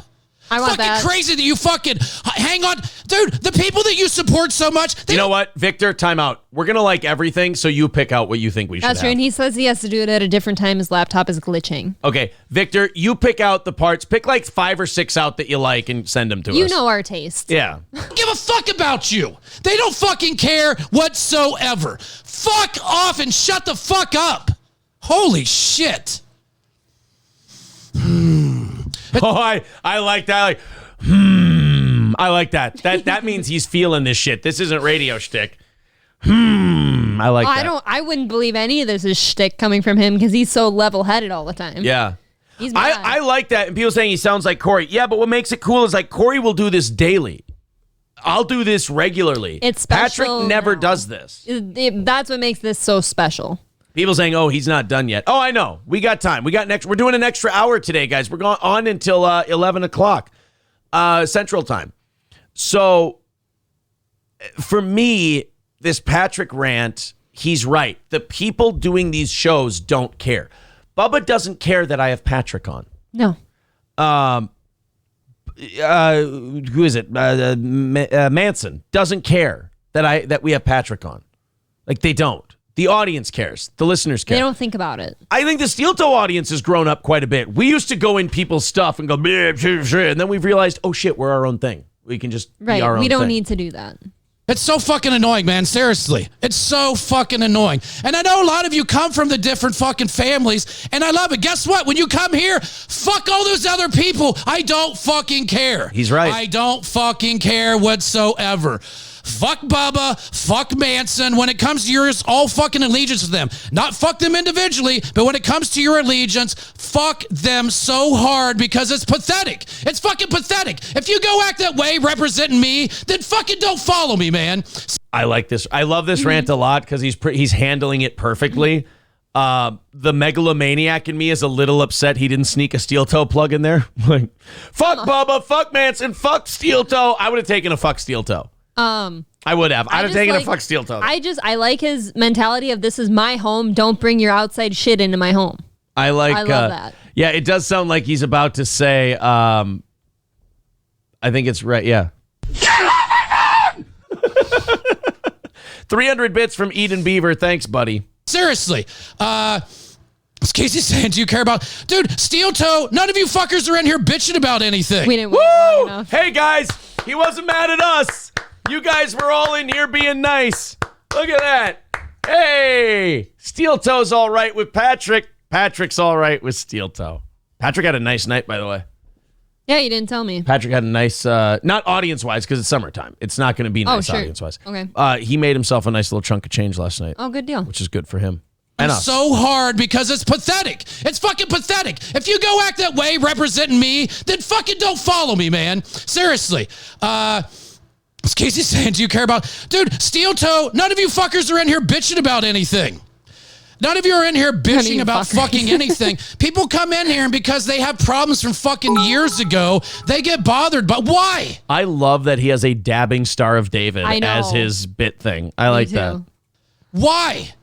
What the fuck? Seriously, grow the fuck up. How can you... Dude, when you sit there and watch a fucking TV show and you're watching like Friends or something... Do you start talking about other fucking shows and arguing about... Look at all these people giving bits and subscribing. Guys, you understand this is why we lose our shit. We put together and plan this great show for you with all kinds of topics to talk about. We spill our guts. And it's only when we start screaming at people that people go, give him money, give him subs, throw him bits. It's like, oh, shit. When Jennifer Aniston was in that, oh my gosh, she was so shitty in that fucking movie. Just watch Friends and fucking enjoy it. Who cares about the other shit Jennifer Aniston did? Oh, my. Another sorry for fucking flipping out. I'm so sick and tired of it. Seriously, I don't fucking care about them. I don't care. When you're here, don't care either. And if this causes you to never fucking listen again, I don't fucking care. I don't care. Look at this. Everybody's subscribing. It is just fucking annoying. Let's fight about shit that has nothing to do with this. That's why some people fucking say you have. That's why I can understand Aaron. I can understand Aaron going, keep the chat talk to what the fuck we're talking about. But you know, I don't fucking care about that. Talk about whatever you want. But then when you're in here and you're fucking fighting about something that's a fucking man, you're fucking fighting over a fucking man that he doesn't give a fuck about you guys. Money. So fucking annoying, man. I love that he's losing his fucking This is the greatest rant I've seen in a long time. Okay, you know what, guys?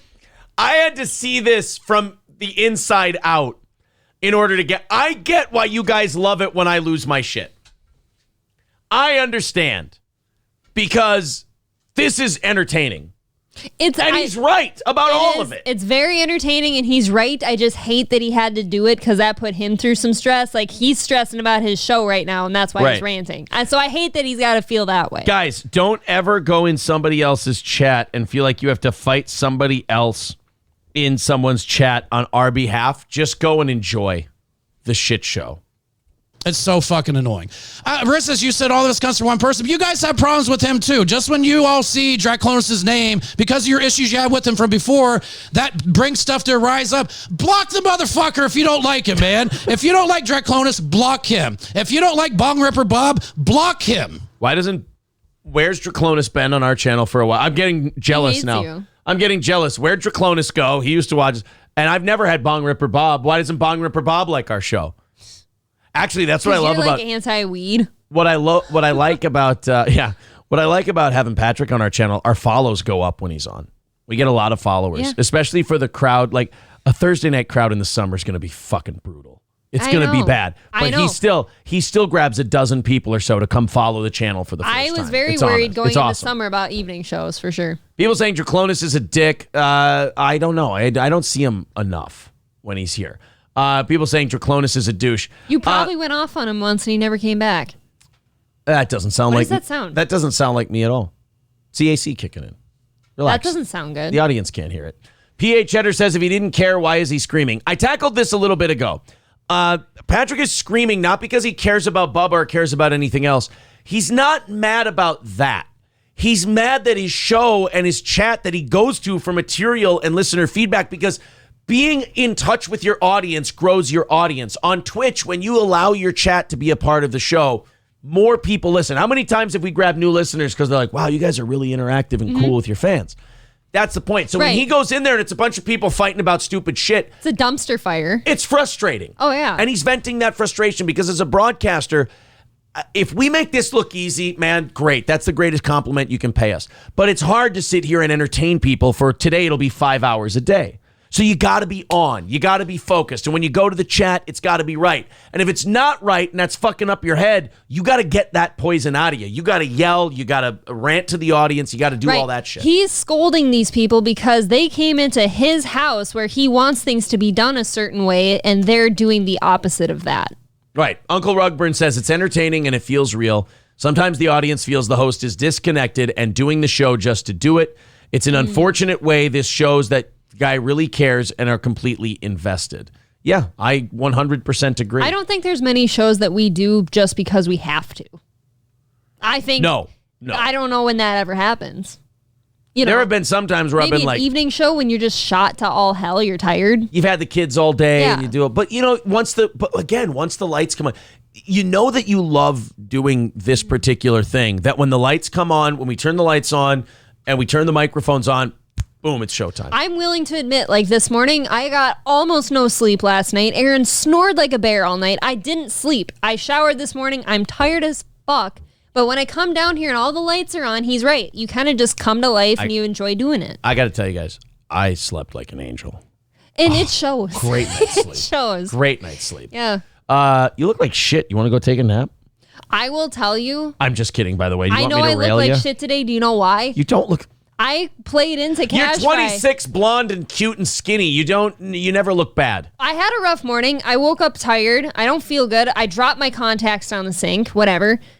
My head hurts because of my glasses. Lost an earring in the bathroom stall. This is how... Dropped her contact down the sink. Bow, bow, bow, bow. Go ahead.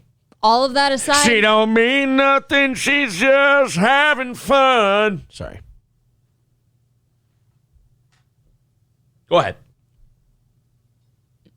I apologize. All of that aside, I played into Tomorrow she'll say, "Go, what have I done?" I don't remember anymore. What do you think about today's show?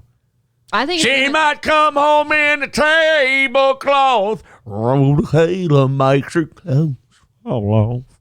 All right, Draclonis got heat with Bubba many years ago. Now he accuses Bubba of being a pedophile rapist. Oh, that sounds like fun. Angry Saxon says, I don't remember what your Draclonis was saying yesterday. I haven't seen Draclonis in here for quite some time. He's tired of people fighting about petty bullshit on his stream. Yes, we're watching Patrick, our Thursday guy, and the host of I'm Not Right Network on Twitch. Again, the link is in the chat right here. There you go. He's going off on the audience, on the Bubba and Cluster F people for having infighting in his chat, and it's a very good rant so far.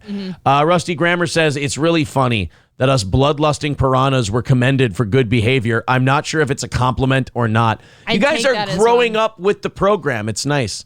Uncle Rugburn says, exactly. You guys are always invested and connected. I think that's why your audience is so loyal. Well, I hope so, and I hope it keeps growing. I hope it shows that we actually enjoy doing this with you guys, so... Little Lemmy says, if April looks bad, then I look like the fucking crypt keeper. Well, if I could have finished, I was going to say I caved into the whole cash fry thing that you've always got going on. Yeah. I am actually wearing my Nike sweatpants right now. I never do that. I don't care if anyone can see my pants. I always wear nice pants. I'm jerking off currently. I wore my Nike black joggers today. Let's go to joggers. That's racist. Angry Saxon says, is it just me or is anybody else's video way behind chat? I don't know. That's not something I can help you with, buddy. The steel toe people on Patrick's show reminded me of the dirty bag guy on the Jerry Springer show that sits there looking innocent while two toothless bitches fight it out over him. It is. We are trash, just less trash than what they were doing. Oh, yeah, you guys enjoy it giving us an extra hour. Yeah. Well, yeah, I don't think we'd ever give any overtime if we, hated our jobs. Right? No, not at all. And if you guys weren't so goddamn generous. By the way, if you wanted to do a fourth hype train today, it's 10:26. That's when it'll be. Should we make up? Let's start making up some reads here. MyPillow.com/radio specials. MyPillow.com/radio specials. Guys, we love our MyPillow products. We wouldn't pitch them to you if we didn't love them. I was a customer of MyPillow before they advertised with the show. Use the promo code SteelToe, and when you click that link right there in the chat, mypillow.com/radio specials, all those deals that you see are available when you use our promo code SteelToe. April told you that I slept like a baby last night. That's because I sleep on a MyPillow. And she would too if I hadn't been snoring. The only thing that got me any level of sleep last night, shitty or not, was that MyPillow. The slippers are great. The sheets are awesome. The towels are unbelievable. Whenever I go into the towel cabinet and I pull out a MyPillow towel, I love it. I'm so happy. Whenever you pull out, it should definitely be in the towel cabinet. You're getting it up the nostril today. MyPillow.com/radio specials, promo code SteelToe. Go ahead and use it. April's Punted Snatch says, on lonely nights, MyPillow gets me off. Yeah, there you go. And the towels soak it all up. You're and good. After you come on it, you can put it in the washer and dryer.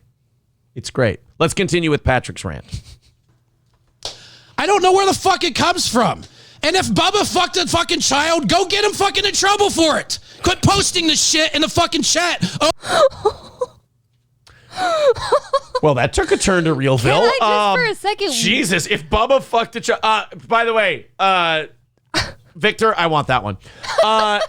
If Bubba fucked a child, go get him in trouble for it. Why are you guys talking about that in somebody else's chat? Why wouldn't you go to Bubba's chat or something? And he's right. If you actually thought that happened, why are you not doing something about it? Because sitting in somebody else's chat room doesn't accomplish shit. And may I go on record? Because I feel like now Patrick and Jacolonis have forced us to be on record. I do not believe that Bubba ever fucked a child. No. I think we do have to say that. No, that is, for anybody who said that, that's alleged and we don't believe it. I think Anthony Cumia got close a couple of times, but I don't think Bubba ever did. Someone says Bubba admitted it on air. I doubt he literally admitted that. He did not timestamp or it didn't happen. I want to see the audio. Bubba tells a story that when he was 18 or 19, he got a 14 or 15-year-old pregnant. Oh, well then Bubba's admitted that he fucked a child. Okay, there. Case closed. Done. Bottom line. Period. Okay. Bubba doesn't seem too broken up about it. Is there some kind of clause in whatever state he's from where it's called he lived in Hillbillyville his entire life. They didn't know it was wrong. That's what I'm saying. They were just impressed Bubba didn't knock up his cousin where he comes from. Over and over and over. I don't fucking care. I don't fucking care about Bubba. Seriously, I don't fucking care. Bubba obviously never cared about me, so fuck him. If you want to know the truth, fuck Bubba the Love Sponge. Honestly, I've never fucking said that, but it's the fucking truth. Bubba treated me like fucking shit. Bubba treated me like shit. I was a fucking unpaid intern, basically. Went in there every fucking day, did a fucking show, got shit on because I'm a real fucking person, didn't want to play the fucking reality radio. Hey, let's act like we're something we're fucking not. Hey, you go in there and you act this way, and then you act that way. Fuck that! I don't want fucking reality fucking radio. I'm a real fucking person. Wow. Holy shit, Patrick was on here. He needed to get this out. This is good. I'm proud of him. I'm proud of Patrick for going this route. By the way, are you guys ever going to say, any of you who don't listen to Patrick on Thursday nights, you go, hey, it's more of a boring show. You better cut the bullshit now because that ain't boring. I don't think he's boring. There's no way. And Patrick's so much fun. Extra proves that. Patrick's fun to listen to because he's so smooth. A lot of people are alleging that Bubba's from Litchfield. Oh, is that why that happened? Well, then I get it. Yeah. So here's what I'm taking. Here's what I'm taking from this rant. He and Bubba apparently don't get along. No, I guess HC not. Logger, who's a Bubba Army guy, says he'll turn on you too. Look, I've had people turn on me before. If Patrick's gonna turn on me, It's probably because here's what happens. People, I've learned in my old age at 34 now that people don't turn on you. No. Shit changes and you probably did something to upset them. Yes. Even if you don't think you were wrong, even if you don't think you did anything to upset them, you probably did something to upset them and now they don't like you. It's kind of like people calling you a flip-flopper when really all you did was gain new information that caused you to think the other way. Right, and I'm not one of these people who plays the game of, well, Patrick doesn't like this guy, so you can't like this guy, or this guy doesn't like Patrick, so you can't like Patrick. I take people as individuals. I take them as they come, day to day, as Bill Burr says. I take them, people are day to day. The only interaction I've had with Bubba the Love Sponge, he helped us out immensely. He grew this channel, and we're very grateful. And now we've got this weird, incestuous part of his audience that we share. I mean, shit, Aaron doesn't even love me some days. Of course. It's day-by-day thing. It's day to day, right? Sometimes she deserves my undying love, and some days she deserves a kick to the cunt. Let's go ahead and continue. I want to keep the audience involved in this. Seth shit on Patrick. Bubba was all about Seth and went along with him. Yeah, and then Seth quit Bubba, and apparently there were some problems there. Yeah. I like, again, so what does let that me say, go on though? record. Here's my weird thing, because I feel like such a weasel watching this. I like everybody, except for Cluster F, I like everybody involved in this. I love a good weasel. I like Bubba, I like Seth, I like Patrick, I like Corey, I like April, I like all of us. And Johnny, don't sit here and go, why didn't you say me? I just ran out of breath. Of course I love Johnny. The bit ran out of legs. So when it comes to like Bubba and Seth, like I love when I watch these rants. It's like I get to watch myself outside of myself and go, oh, holy shit, I'd so be a weasel about all this drama. And all Patrick is saying here, too, like, he keeps his dislike of other people to himself, it would seem, usually. Yeah. It's just like, you know. You guys pushed him into it. He's saying, I don't care if you like them, I don't like them, I don't care who you like, but can you just not bring it into my house? This is my show. Don't talk about somebody else in my show. Need Trump says, I like watching your show first. Patrick's second is second best shows on Twitch, hands down. If Corey's getting a little boring sometimes, his is okay. 2, he takes third. Well, that's the most backhanded compliment Corey's ever gotten. That's kind of like people telling us that you and I are more attractive off camera. I don't know. Granny loves getting banned. Oh, that's the former Granny loves anal and panal. Granny loves getting banned says, you're an idiot. Bubba shit all over Patrick in favor of Seth. An unfunny person who wanted too much money and everybody knew was going to leave. Shut your whore mouth. I didn't know Granny Loves Anal was a Bubba guy who came over. That's awesome. You didn't know that? I thought he was one of ours. No. Nope. Oh, man. People will go to the better audience, plain and simple. Well, hold on, too. Something I wanted to say about that comment. Why do people feel the need to tell us that Patrick will turn on us? Why even say that? Because, April, can you not see from this rant? There's apparently a lot of ill will that we're walking into. So we signed up for it. Here's dipshit Steel Toe Show going, oh, tra-la-la. Thanks for the listeners, Bubba. Thanks for the listeners, Patrick. Everybody's getting along. Oh, my God, there's 8 bodies on the floor and people are eating each other. Oh, me, oh, my. Like, we don't know. We didn't do it. We didn't start it. We're not part of it. Fuck it. You're like the Bambi that watches his mom get slaughtered by a car. We're the Eeyore. And you just toddle along. We're the Eeyore of this Bubba, Steel Toe, Patrick, Cluster F Twitch universe. The same thing. Aaron is just a flip-flopping old person, veteran, and woman hater and a Nazi, but we still love him. Thank you. It is weird that you keep John me and around SLP. for how much you hate women. It's hard sometimes. I don't Granny loves getting banned, says HC Logger. Yeah, they effing work. That was the reason Bubba ran Patrick off. If you're not effing smart enough to remember, simple shit don't type. Okay, looks like we're all very upset now. Looks like we're good and worked up. I like this, guys. Patrick was there with Seth. Maximus is so funny. Anal Maximus. Corey has the worst show. Replace him. No, he loves a good weasel in his anus. Oh, you love a good weasel in your anus. Oh, I thought you meant his joke about Corey. No. Rumor has it Aaron is sleeping with the underage second mic April. Oh, that's a terrible rumor for you to start. Why did that ever happen, by the way? Like, underage. I wouldn't be here. Little Emmy says, Patrick will not turn on you. He will straight up tell you to your face why he's choosing to leave. If he chooses to leave, you would be the very first to know. I like Patrick a lot. I love Patrick. I always wish him good luck before his shows. I don't do that to anybody. Not because I dislike anybody, but I genuinely have extra like him. I have an affinity for Patrick because he does seem trustworthy and a decent human being and very straightforward. I don't value nice very much in my friendships. I value loyalty and honesty. I think that's why you get so mean to me sometimes when I'm being too nice. Yeah, because I don't value nice. I don't place a value. You disrespect me big time if I'm being too nice. And I'm not saying that as an insult by any means. I probably deserve it and should do better. Nice without honesty is mean. It's bad. It's a lie. I'm never nice to somebody because No, I'm saying in general. Oh, I'm saying the reason I don't value nice is because nice without honesty is a lie and it's bad. That is true. It's very dishonest. April's dad's Big D says, you do look like the person in the camera that adds 10 pounds to your man boobs. That's not very nice. I wish they'd do the same to mine. The sad part is like people have shit on me before, like, oh, April is flat chested. She's a piece of cardboard. I saw. Oh no, that's just your inner monologue. Right. They get upset with me almost like I have actually pretty average sized tits. I just don't show them off very much. Like I wear shirts that cover them, and then people are upset and call me a child with no tits. That was just bothering you in your head, so you decided to put that out there? That had nothing to do with anything we were talking about. I saw somebody call me a piece of cardboard. I know, but I'm saying it wasn't being discussed on the show or nobody cared. No. You just really wanted to get the tits thing out. They just talked about your tits, and I said I wish they would do the same to mine. Yeah. Okay, look at me. Gay? You love your tits, and you wanted to defend them.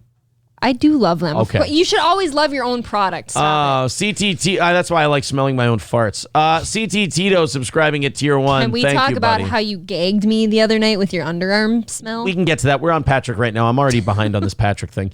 Patrick is loyal to the end. He doesn't turn his back on anyone. He won't even unfriend you on Facebook if you call his mom a whore. Maybe he hates his mom, and maybe his mom is a whore. No, that actually helped him like you more. His Patrick is a real person. I got to catch up with the chat here. Oh Sorry, my guys. God. You guys really like this shit. I love that.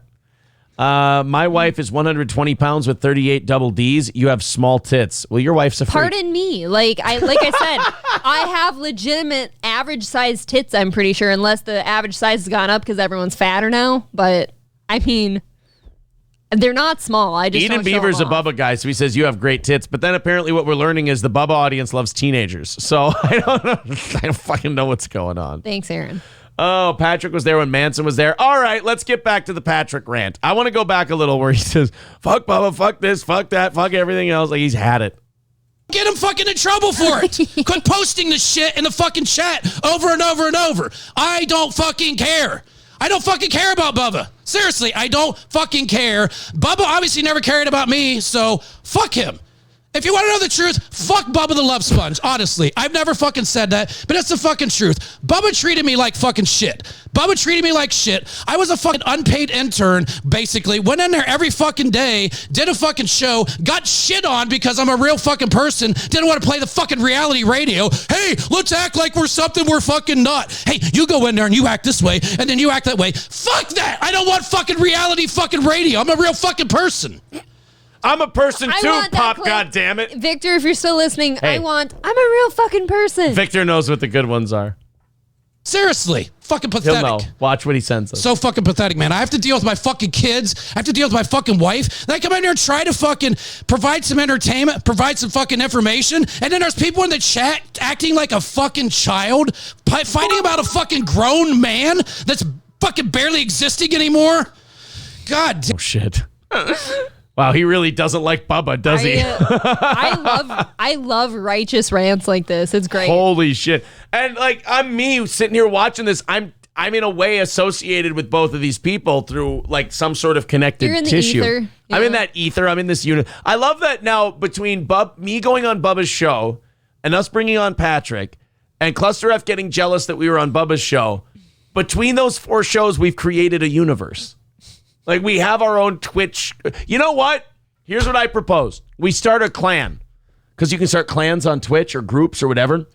We get Cluster F, I'm Not Right, and Bubba in one clan, one group, and we start our own universe on I'd rather Twitch. not have cluster F, but I think it would be funny as hell. Damn it. Fucking annoying, man. I'm sorry. I'm sorry. I'm sorry. I'm sorry. I'm sorry. I'm fucking sorry, man. Oh my God, he's losing his mind. how do you continue a show after this? Probably don't. No, that's why you do this, so you can continue the show. Sure. I mean, how do you Well, first of all, shift gears after that? The rant is 15 minutes. And then going to the chat's take on the rant is another 15 minutes. So in that Okay, half so that's the hour, buffer. in that half hour, you work it off and Got you can it. do a show. Yeah. So this may be entertainment for some. Well, thanks, Tom Chill. I put up with it a lot, man. I put up with it a lot. I see what the fuck goes on. And guess what? Multiple people that were moderators got the fucking mod status removed. Only a few people seem fucking bothered by it. Most of them fucking didn't give a shit. Most of them did not give a fucking shit about removing their mod status. I can see if I picked and chose. I just said there's no more fucking mods. Just like a lot of other fucking channels, there's no fucking mods. It's not a big fucking deal, man. If your life revolves around fucking Twitch and that's it, I feel sorry for you. I really do, man. If your life is just fucking... Hey, guys. I disavow that Guys, if your life is Twitch, especially if it's the Steel Toe Show, I think you're doing a wonderful job as a person. Yes. Patrick's just excited. That's all. He's just a little excited. Calm down. Patrick, you're fucking up this shit, buddy. No. PH Cheddar says rather have Savage Thoughts than Cluster.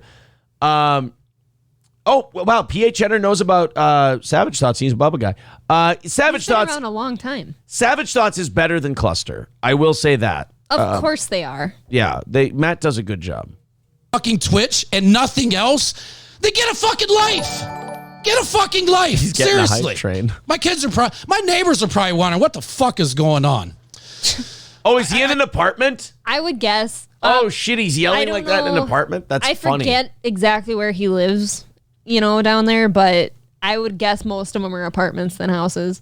Seriously, I don't... Or condos or townhomes. Those who have been listening for a fucking year realizes this happens infrequently. That happens infrequently. Occasionally I will flip out about something, but this stuff's been fucking boiling up for a fucking while. It's a long fucking time. You know how I know that Patrick doesn't go on rants like this often? As a guy who goes on rants like this semi-often? Because he's got a lot. He doesn't know what to do with his hands during this. I thought he's been doing He fine. did like lobster pinchers for a minute. And that's the sign. Like when you see me running, you're like, yo, please, this shit, my arms are loose and they're going all over the place. When you're like a more reserved guy like him, your arms are usually in here all the time. And they're in here. They're in here. Me, my hands are all over I'm like a goddamn orchestral conductor. But he did. Let's go back a little bit. Watch. I pick up tiny little things. He did lobster pinchers. I don't know. For a little bit. Let's not too far. Here we go. You guys should realize that. The Bubba lovers, you guys should... A lot of other fucking channels, there's no fucking mods. It's not a big fucking deal, man. If your life revolves around fucking Twitch and that's it, I feel sorry for you. I really do, I don't. man. I think you're if beautiful. Your life is just fucking Twitch and nothing else, then get a fucking life. No, don't get a life. Lives are gay. You hate lives. We are your life. I'm your life. Oh. Just start a cult. Seriously. My neighbors are probably wondering what the fuck is going on. Watch the lobster pinchers. Seriously, I don't... He doesn't know what to do with his arms when he's ranting like this. Those who have been listening for a fucking year realizes this happens infrequently. That happens Look, he went lobster pinchers for a little bit. Frequently. Occasionally I will flip out about something, but this stuff's been fucking boiling up for a fucking while. It's a long fucking time. You guys should realize that. The Bubba lovers, Bubba didn't do shit for me other than introduce me to you all. That's it. Other than that, Bubba was a fucking asshole to me. Manson's never done fucking shit to me. Talk about me. He obviously did shit to some of you guys. There's a separation. This I'm isn't not about in you, either of Aaron. those worlds. Keep those fucking worlds apart when you fucking come here. I hope that while he was ranting, at least one of our listeners went, what about Steel Toe? Because I've already done it once. They did that already. I know. I want him to do it again. Oh, guys. You're so neat. Guys, whenever you see something really exciting happening, always bring us up.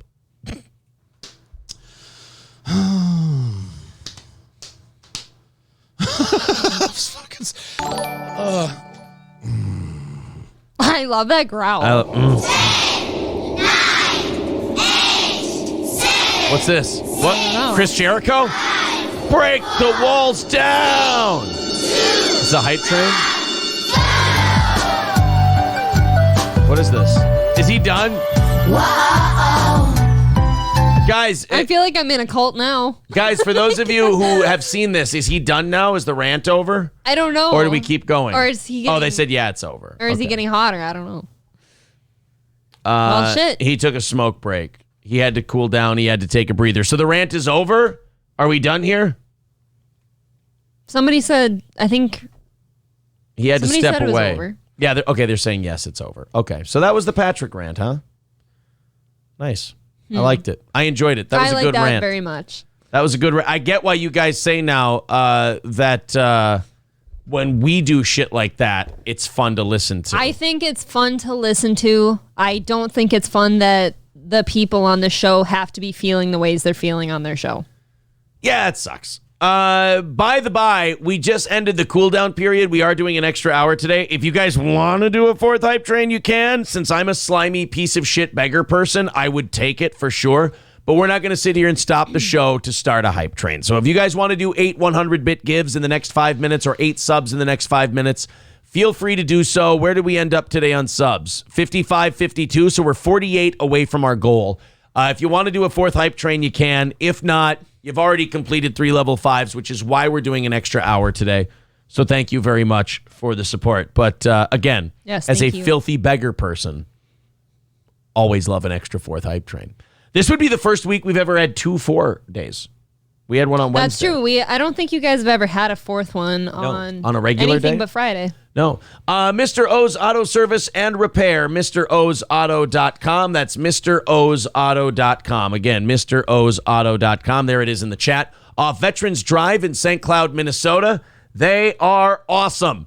Wow, Victor cut out 19 drops. 19. So basically, of pick of the litter. Okay.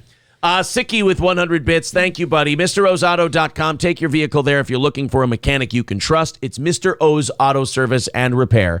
MrO'sAuto.com. 100 bits from Lunch Lady Arms. So if you guys wanted to do a fourth hype train today, it would be 6 more 100-bit gives in the next 5 minutes. I've got some fun stories still coming. April's Punted Snatch says 6th hour. Can somebody get that guy a sub? Yeah, I want April's Punted Snatch. That's a great name. That deserves a sub. Show April's Punted Snatch some love. Yes, but not too hard. It'll hurt. LTW with whatever the fuck Need an that ice was. pack when you're done with that. 100 bits from Fat Boy. So I guess 5 more 100-bit gives in the next 4 minutes, and we would do a fourth hype train. Phil DiGitano says, I kept waiting for Patrick to say, holy shit, where's the Tylenol? It was a very Clark W. Griswold sort of rant. That really was. That's a good one. 100 bits from Bowtie, so we are halfway to a fourth hype train. Go Nuts for Donuts just got Stephen Aff 67 a sub. So that means we are, 3 100-bit gives away from a fourth hype train? Thanks, guys. And then once that hype train starts, we're just going to do the show. You guys can do whatever you want with the hype train because it's a fourth one. It's extra. You guys are very nice for doing it. What hour of stories are we in? 7 still. That's funny. Still 7. That's happening a lot lately. Let's go to Victor's drops from Patrick's rant. You guys want to hear what Victor decided to cut out of that? We'll do that. And then if we get those 3 more 100-bit gives, then we'll go ahead and do that final hype train of the day. Here we go. April's hiccup. My hiccup. 100 bits from Sippy. So 2 more in the next couple of minutes, and we've got a fourth hype train. Thank you, Sippy. This is April's hiccup. Okay. Let's hear it. You know what? Fuck it. I'm just going to download all of them first. You've got pages. Then we'll go in and listen to them, is what we'll do. Boom. A lot of ones that start with the word fuck. I like how easy this is, too, just to get the drops. Thank you, Victor. You make it easy for us. Yes. 100 bits from I Sneeze Profanities. So 1 more 100-bit give in the next minute or 2, and we've got a fourth and final hype train for today's show. Thank you guys very much. There's 100 from Von Kaiser, and we do have a hype train. Ooh. We also are 48 subs away from our goal if you want to do anything about that. All right, let's listen to what we've got from Patrick. Let's start at the bottom. Now we hear 45% of the way through level 1. April's hiccup. That's the cutest fucking thing in the world. Oh.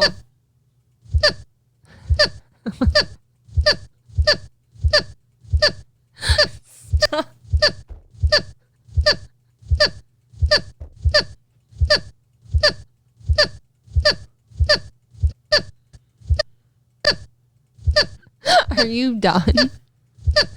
That's fun. I like that. That's a good time. It's just a lot of fun. I really tried to play it when that happened too. I tried to play that off like it didn't happen. You really did. Thank you, Victor, for remembering that one. 65% of the way through level 1 of a hype train. Fourth one. Thank you, guys. Let's go to what this is another one from Patrick's rant. What the fuck is wrong with you? Fair I love enough. that. Here's another one. What the fuck is wrong with you fucking kid? Fucking kids, you fucking pussies! That's a good one. Fuck off to all you guys. Seriously, all you motherfuckers.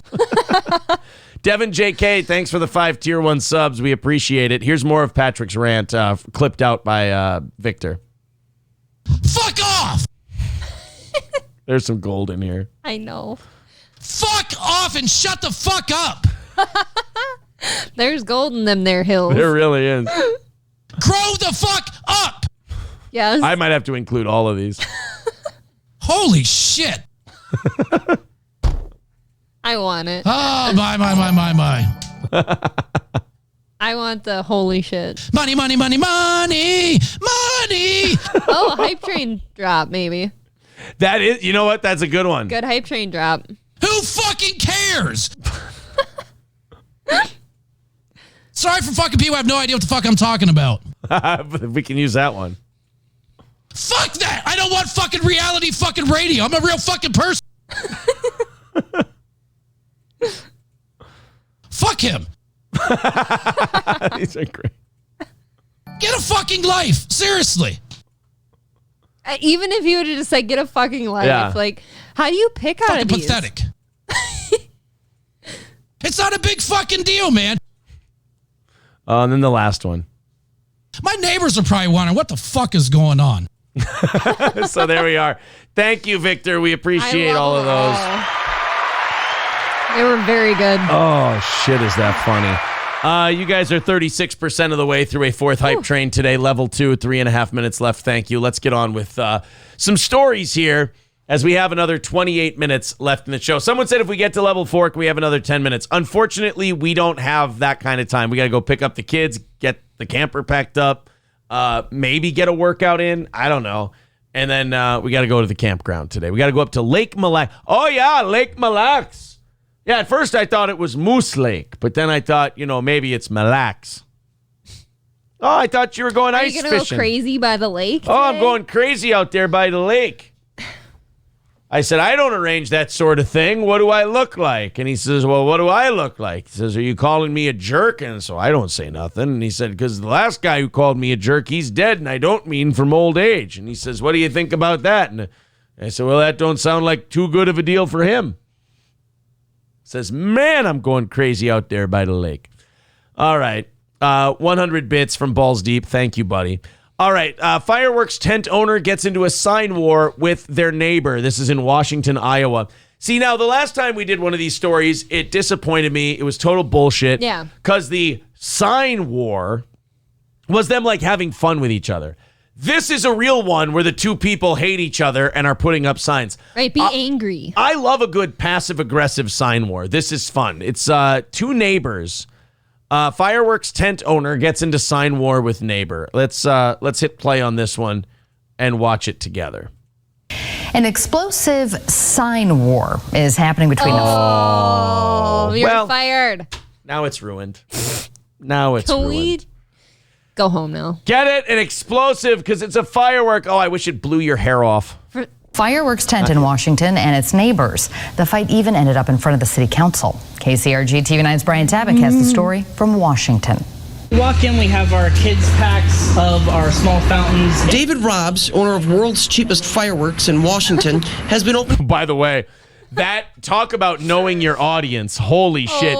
Usually saying world's cheapest something, you go, oh, that's not good. But knowing fireworks people and how many fireworks they buy, calling it the world's cheapest fireworks place, you're like, sold.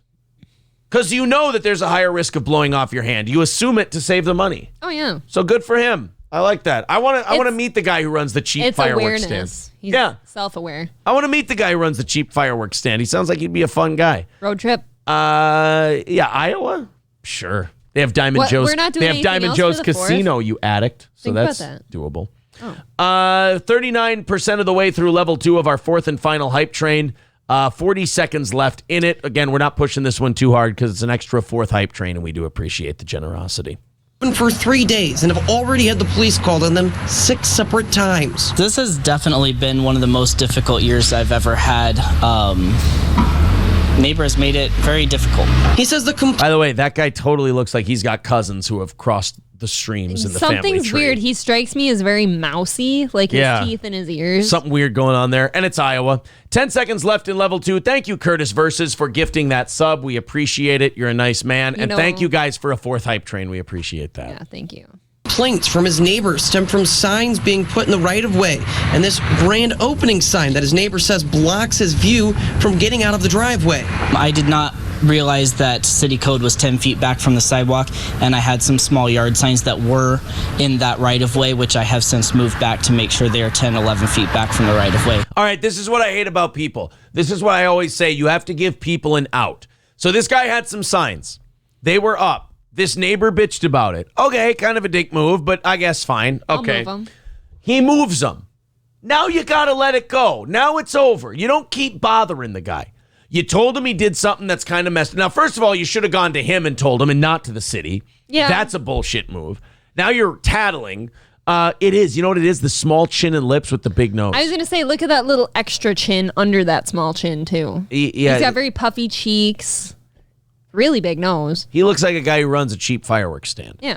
But I'm on his side so far because the neighbors, they didn't like, Tampa Terry Light says, why are numbers down so much today? Bubba didn't even crack 2K today. Yeah, we noticed that too. It made us feel better. You know what it is, Tampa Terry Light? Especially since we have such a big audience in Minnesota. It's summertime. It's a Friday. They save up their vacation time for this, and they go camping, and they leave. It's going to be normal in the summer, Tampa Terry Light. The numbers on Twitch are going to be down in the summertime, for sure. Makes me feel kind of bad. No, it makes me feel great. Bubba didn't crack 200. We cracked 600 or 2,000. We're usually cracking 800 at one point. The rest of the week's numbers they're all right though. And then I guess our evening shows are okay. Like I said, the amount numbers are down in the summertime is literally average viewers are down maybe 20. I don't usually talk about it much because I know like you already worry about it. So I'm not going to tell you I'm also like struggling with the low numbers, but it makes me sad on my days when the numbers are. I get it, but on a Friday in the summertime, you're just gonna have to get used to it because it's not a reflection of you or me or anything else. It's just you're screwed on Fridays in the summertime. Like that doesn't make you feel better when Tampa Terry Light goes, Bubba never cracked 2,000 today. Bubba's at 2,000 by the time we go on the air. Mm-hmm. His neighbor then planted this sign saying closed in front of the grand opening sign, hoping people would stop using his private drive. Rob says he then said this. Wait a minute. What? That dickhead. That neighbor, go back. His neighbor then planted this sign saying closed in front of the grand. Oh, well, then you're a piece of shit. I hate that guy so much. You're going to put a closed sign out in front of this guy's business and cost him money because people will think that he's not open. Oh, I hate this neighbor. This is a very shitty, petty, small town thing to do. Like, I know people from back in Litchfield that would totally be fine doing something like this. That's dicking with. And how is it bothering him backing out of his driveway? I don't see that. Well, I don't know either. I don't see that. And opening sign, hoping people would stop using his private drive. Rob says he then set this sign up, calling his neighbor a Karen. See? I don't mind that. I don't mind counterpunching. I think anyone who's counterpunching is justified. If someone started shit with you, you're allowed to do whatever you want. You're right. They started it, so we finish it. Hookshot with a great point. He goes, the neighbor must have FU money. Plywood sign. Dude, having plywood now is a sign of wealth. Yeah, even Oz's woman, when we announced that we were engaged and stuff, she sent me a picture of like a ring band with like a 2x4 on it, and she's like, I hope he did something better than this. Can I tell you something? What? I got to be honest. You guys are going to call me such an idiot. I didn't get that meme until now. Are you kidding me? Because wood's so expensive. Get it? Because it's very expensive? So she sends me the picture. He went to Home Depot meme? Yeah. Yeah. I didn't get that until just now when you said that. Wow. I just thought people were dumb, which is usually a safe bet. Out of spite. Someone offered me the sign to put up because they said they had issues with their neighbor, and I put it up for an afternoon, and I wanted to take the high road, so I took it down yesterday afternoon. It was. Now I'm not on this guy's side. Don't take the high road. They put a closed sign. Okay, taking the high road is like they took a little tiny jab at you. Yeah. So you went, oh, I'm going to get him. They tried to tell people your business was closed. And tried to cost you money. That's not you. Oh, I wanted to take the high road. No, you should. You're being too nice by putting just that sign in your yard. Right, you should be shitting on his front step or something. You should be putting flaming An bags of dog eviction shit in his notice mailbox. on his door. Yeah. Mr. Approachable says, wow, Aaron, I just got you some crayons for lunch if you need it. Hey, but PH Cheddar says, oh my God, I just got it. LOL. See? What? Yeah. Get it? Because wood is very expensive.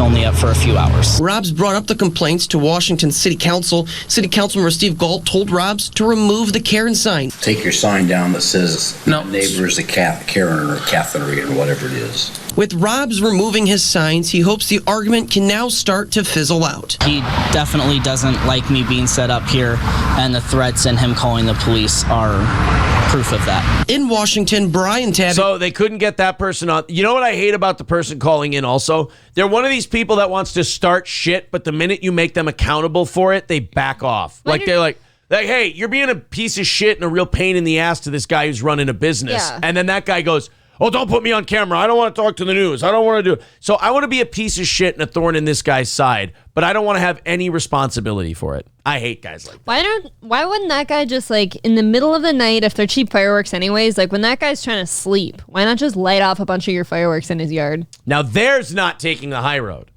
And I would be okay with that. Me too. 100%. I would like that. Hey guys, remember to go to Stoney's Bar in Rockville this weekend because the Julio Edelstein, God damn it. Julio Goldstein. Weinstein. No, it's not Weinstein. How dare you? The real Herbie needs a sub, by the way. I keep seeing him in there. He always misses Epstein. a gifted sub. No, Julio Goldstein is who it is. The Julio Goldstein band is going to be playing. Oh, no, you're right. It's the Mexican pedophiles. Julio Epstein. Julio Goldstein band is going to be playing this Saturday at Stoney's Bar in Rockville. For those of you who may not know why that's important, the Julio Goldstein band is the former Better with Beer band that we disbanded or were responsible for it disbanding. They got rid of the lead singer that we made fun of so much, so now just the good musicians and a new lead singer are in there at the Julio Goldstein band at Stoney's Bar in Rockville this Saturday. Corey Alligator says he could use a sub. All right, well, hopefully someone can take care of you there, Corey Alligator. Yes. It's always a nice group of people on this channel. When is Better with Beer playing again? They're playing Saturday at Stoney's. That's who them. Julio Goldstein is. They are the new Better with Beer band without the singer who, I don't know. Was it all his equipment? Is that why he got to be in the band? And how do you choose that name? Do you just want to be all-inclusive of everybody? The Julio Goldstein? Yeah. It's funny. I like it. Julio Goldstein. It's a funny name. It's a Mexican Jewish guy. I wonder if they thought about it at all, or if this sounds good. By the way, April asked me yesterday. Stop it. We were listening to an old. Aaron? No, wait. It's not what you think. We were listening to an old Red Bar episode yesterday, and he was talking about Paul Rudd and Paul Rudd's career. And April goes, "Oh, he was in Judd Apatow movies." And then April looks at me and asks, so innocently, she goes, "Are Judd Apatow and Seth Rogen Jewish?" Out of nowhere. We weren't talking about Jews, nothing like that. Are Seth Rogen and Judd Apatow Jewish? And I went, and my heart just started going, oh. And I went, yes, honey. And I looked at her and I said, before you met me, would you have ever even asked that question or thought to ask it? And she goes, no.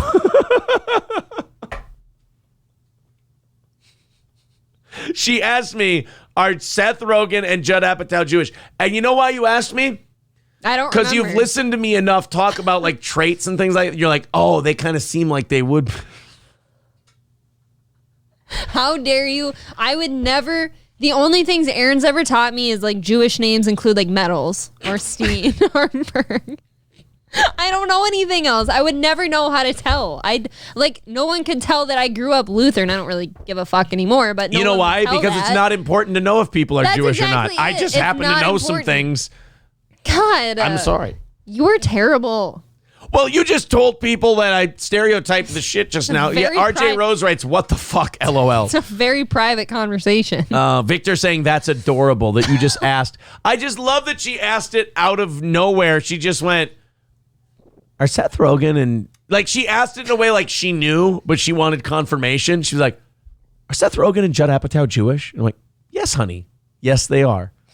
It was like you learned to point to a thing on a puzzle, like you're a little kid, and you went, is that a cow? I was like, honey, yes. I would like to say, just for TOS reasons, I watch their movies extra now because I really like that. Yes, she was saying it as a complimentary thing to the Jewish people. Yes. Of course. Well, they're, you know, But, I'm what? gonna stop. No, what? I'll stop. No, I'll stop. No.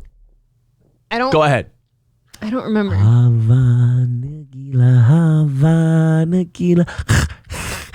Oh.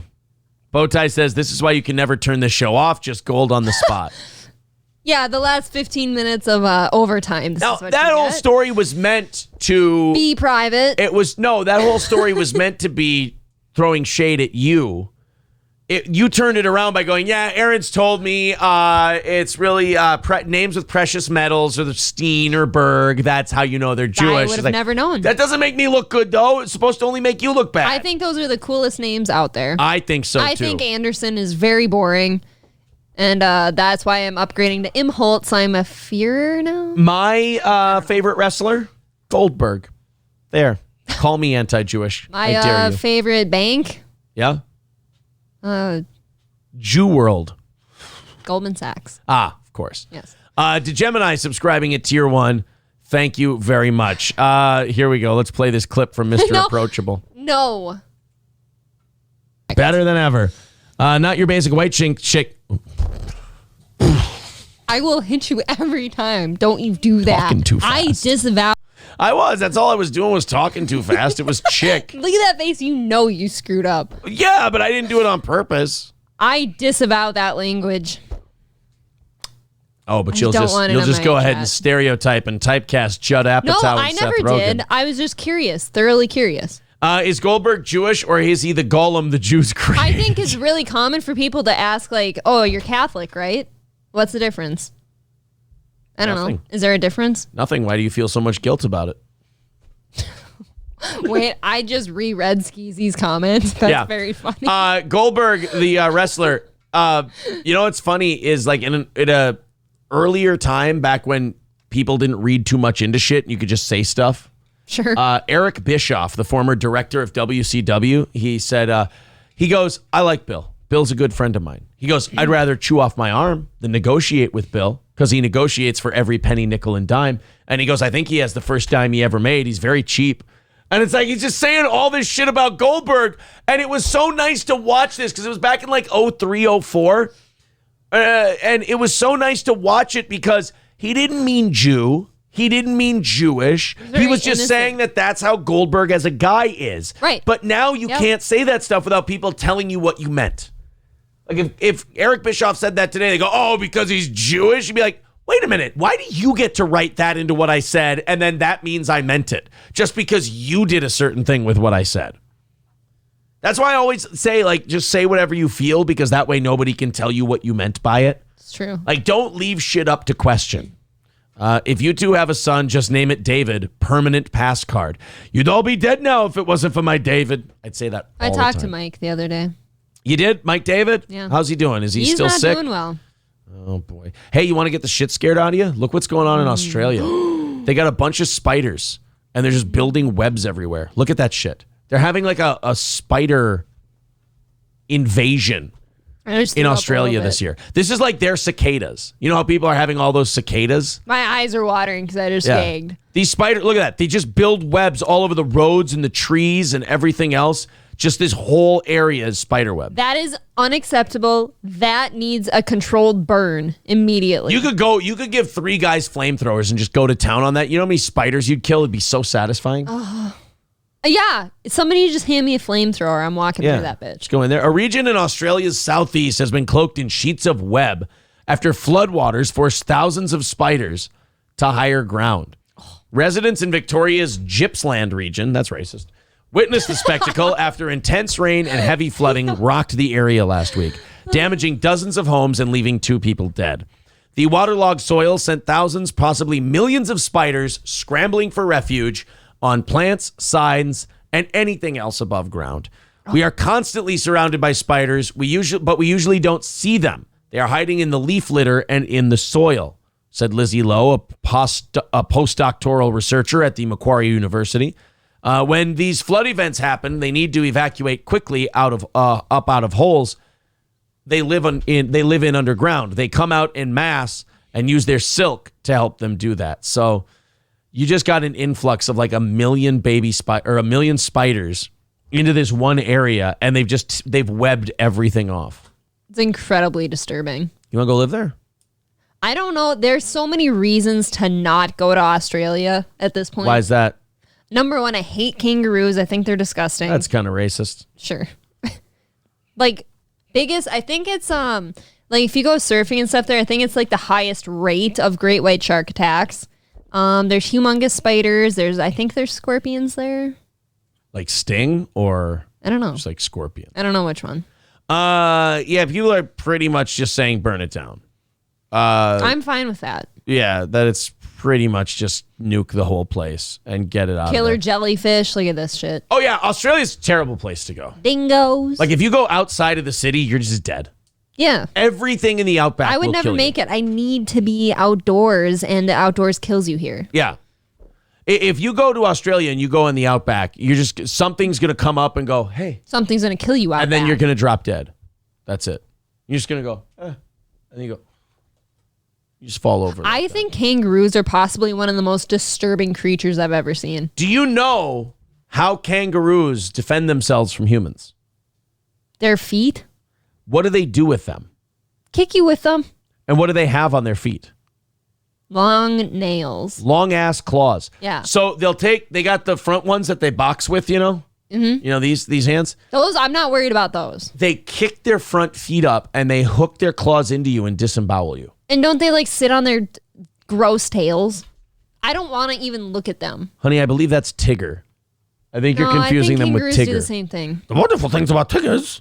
I want to see if I can find scratch your asshole open. By the way, kangaroos are jacked too. Have you ever seen them? They look like they're on roids. I hate them. I've watched Kangaroo Jack like 300 times. My brother used to love that movie.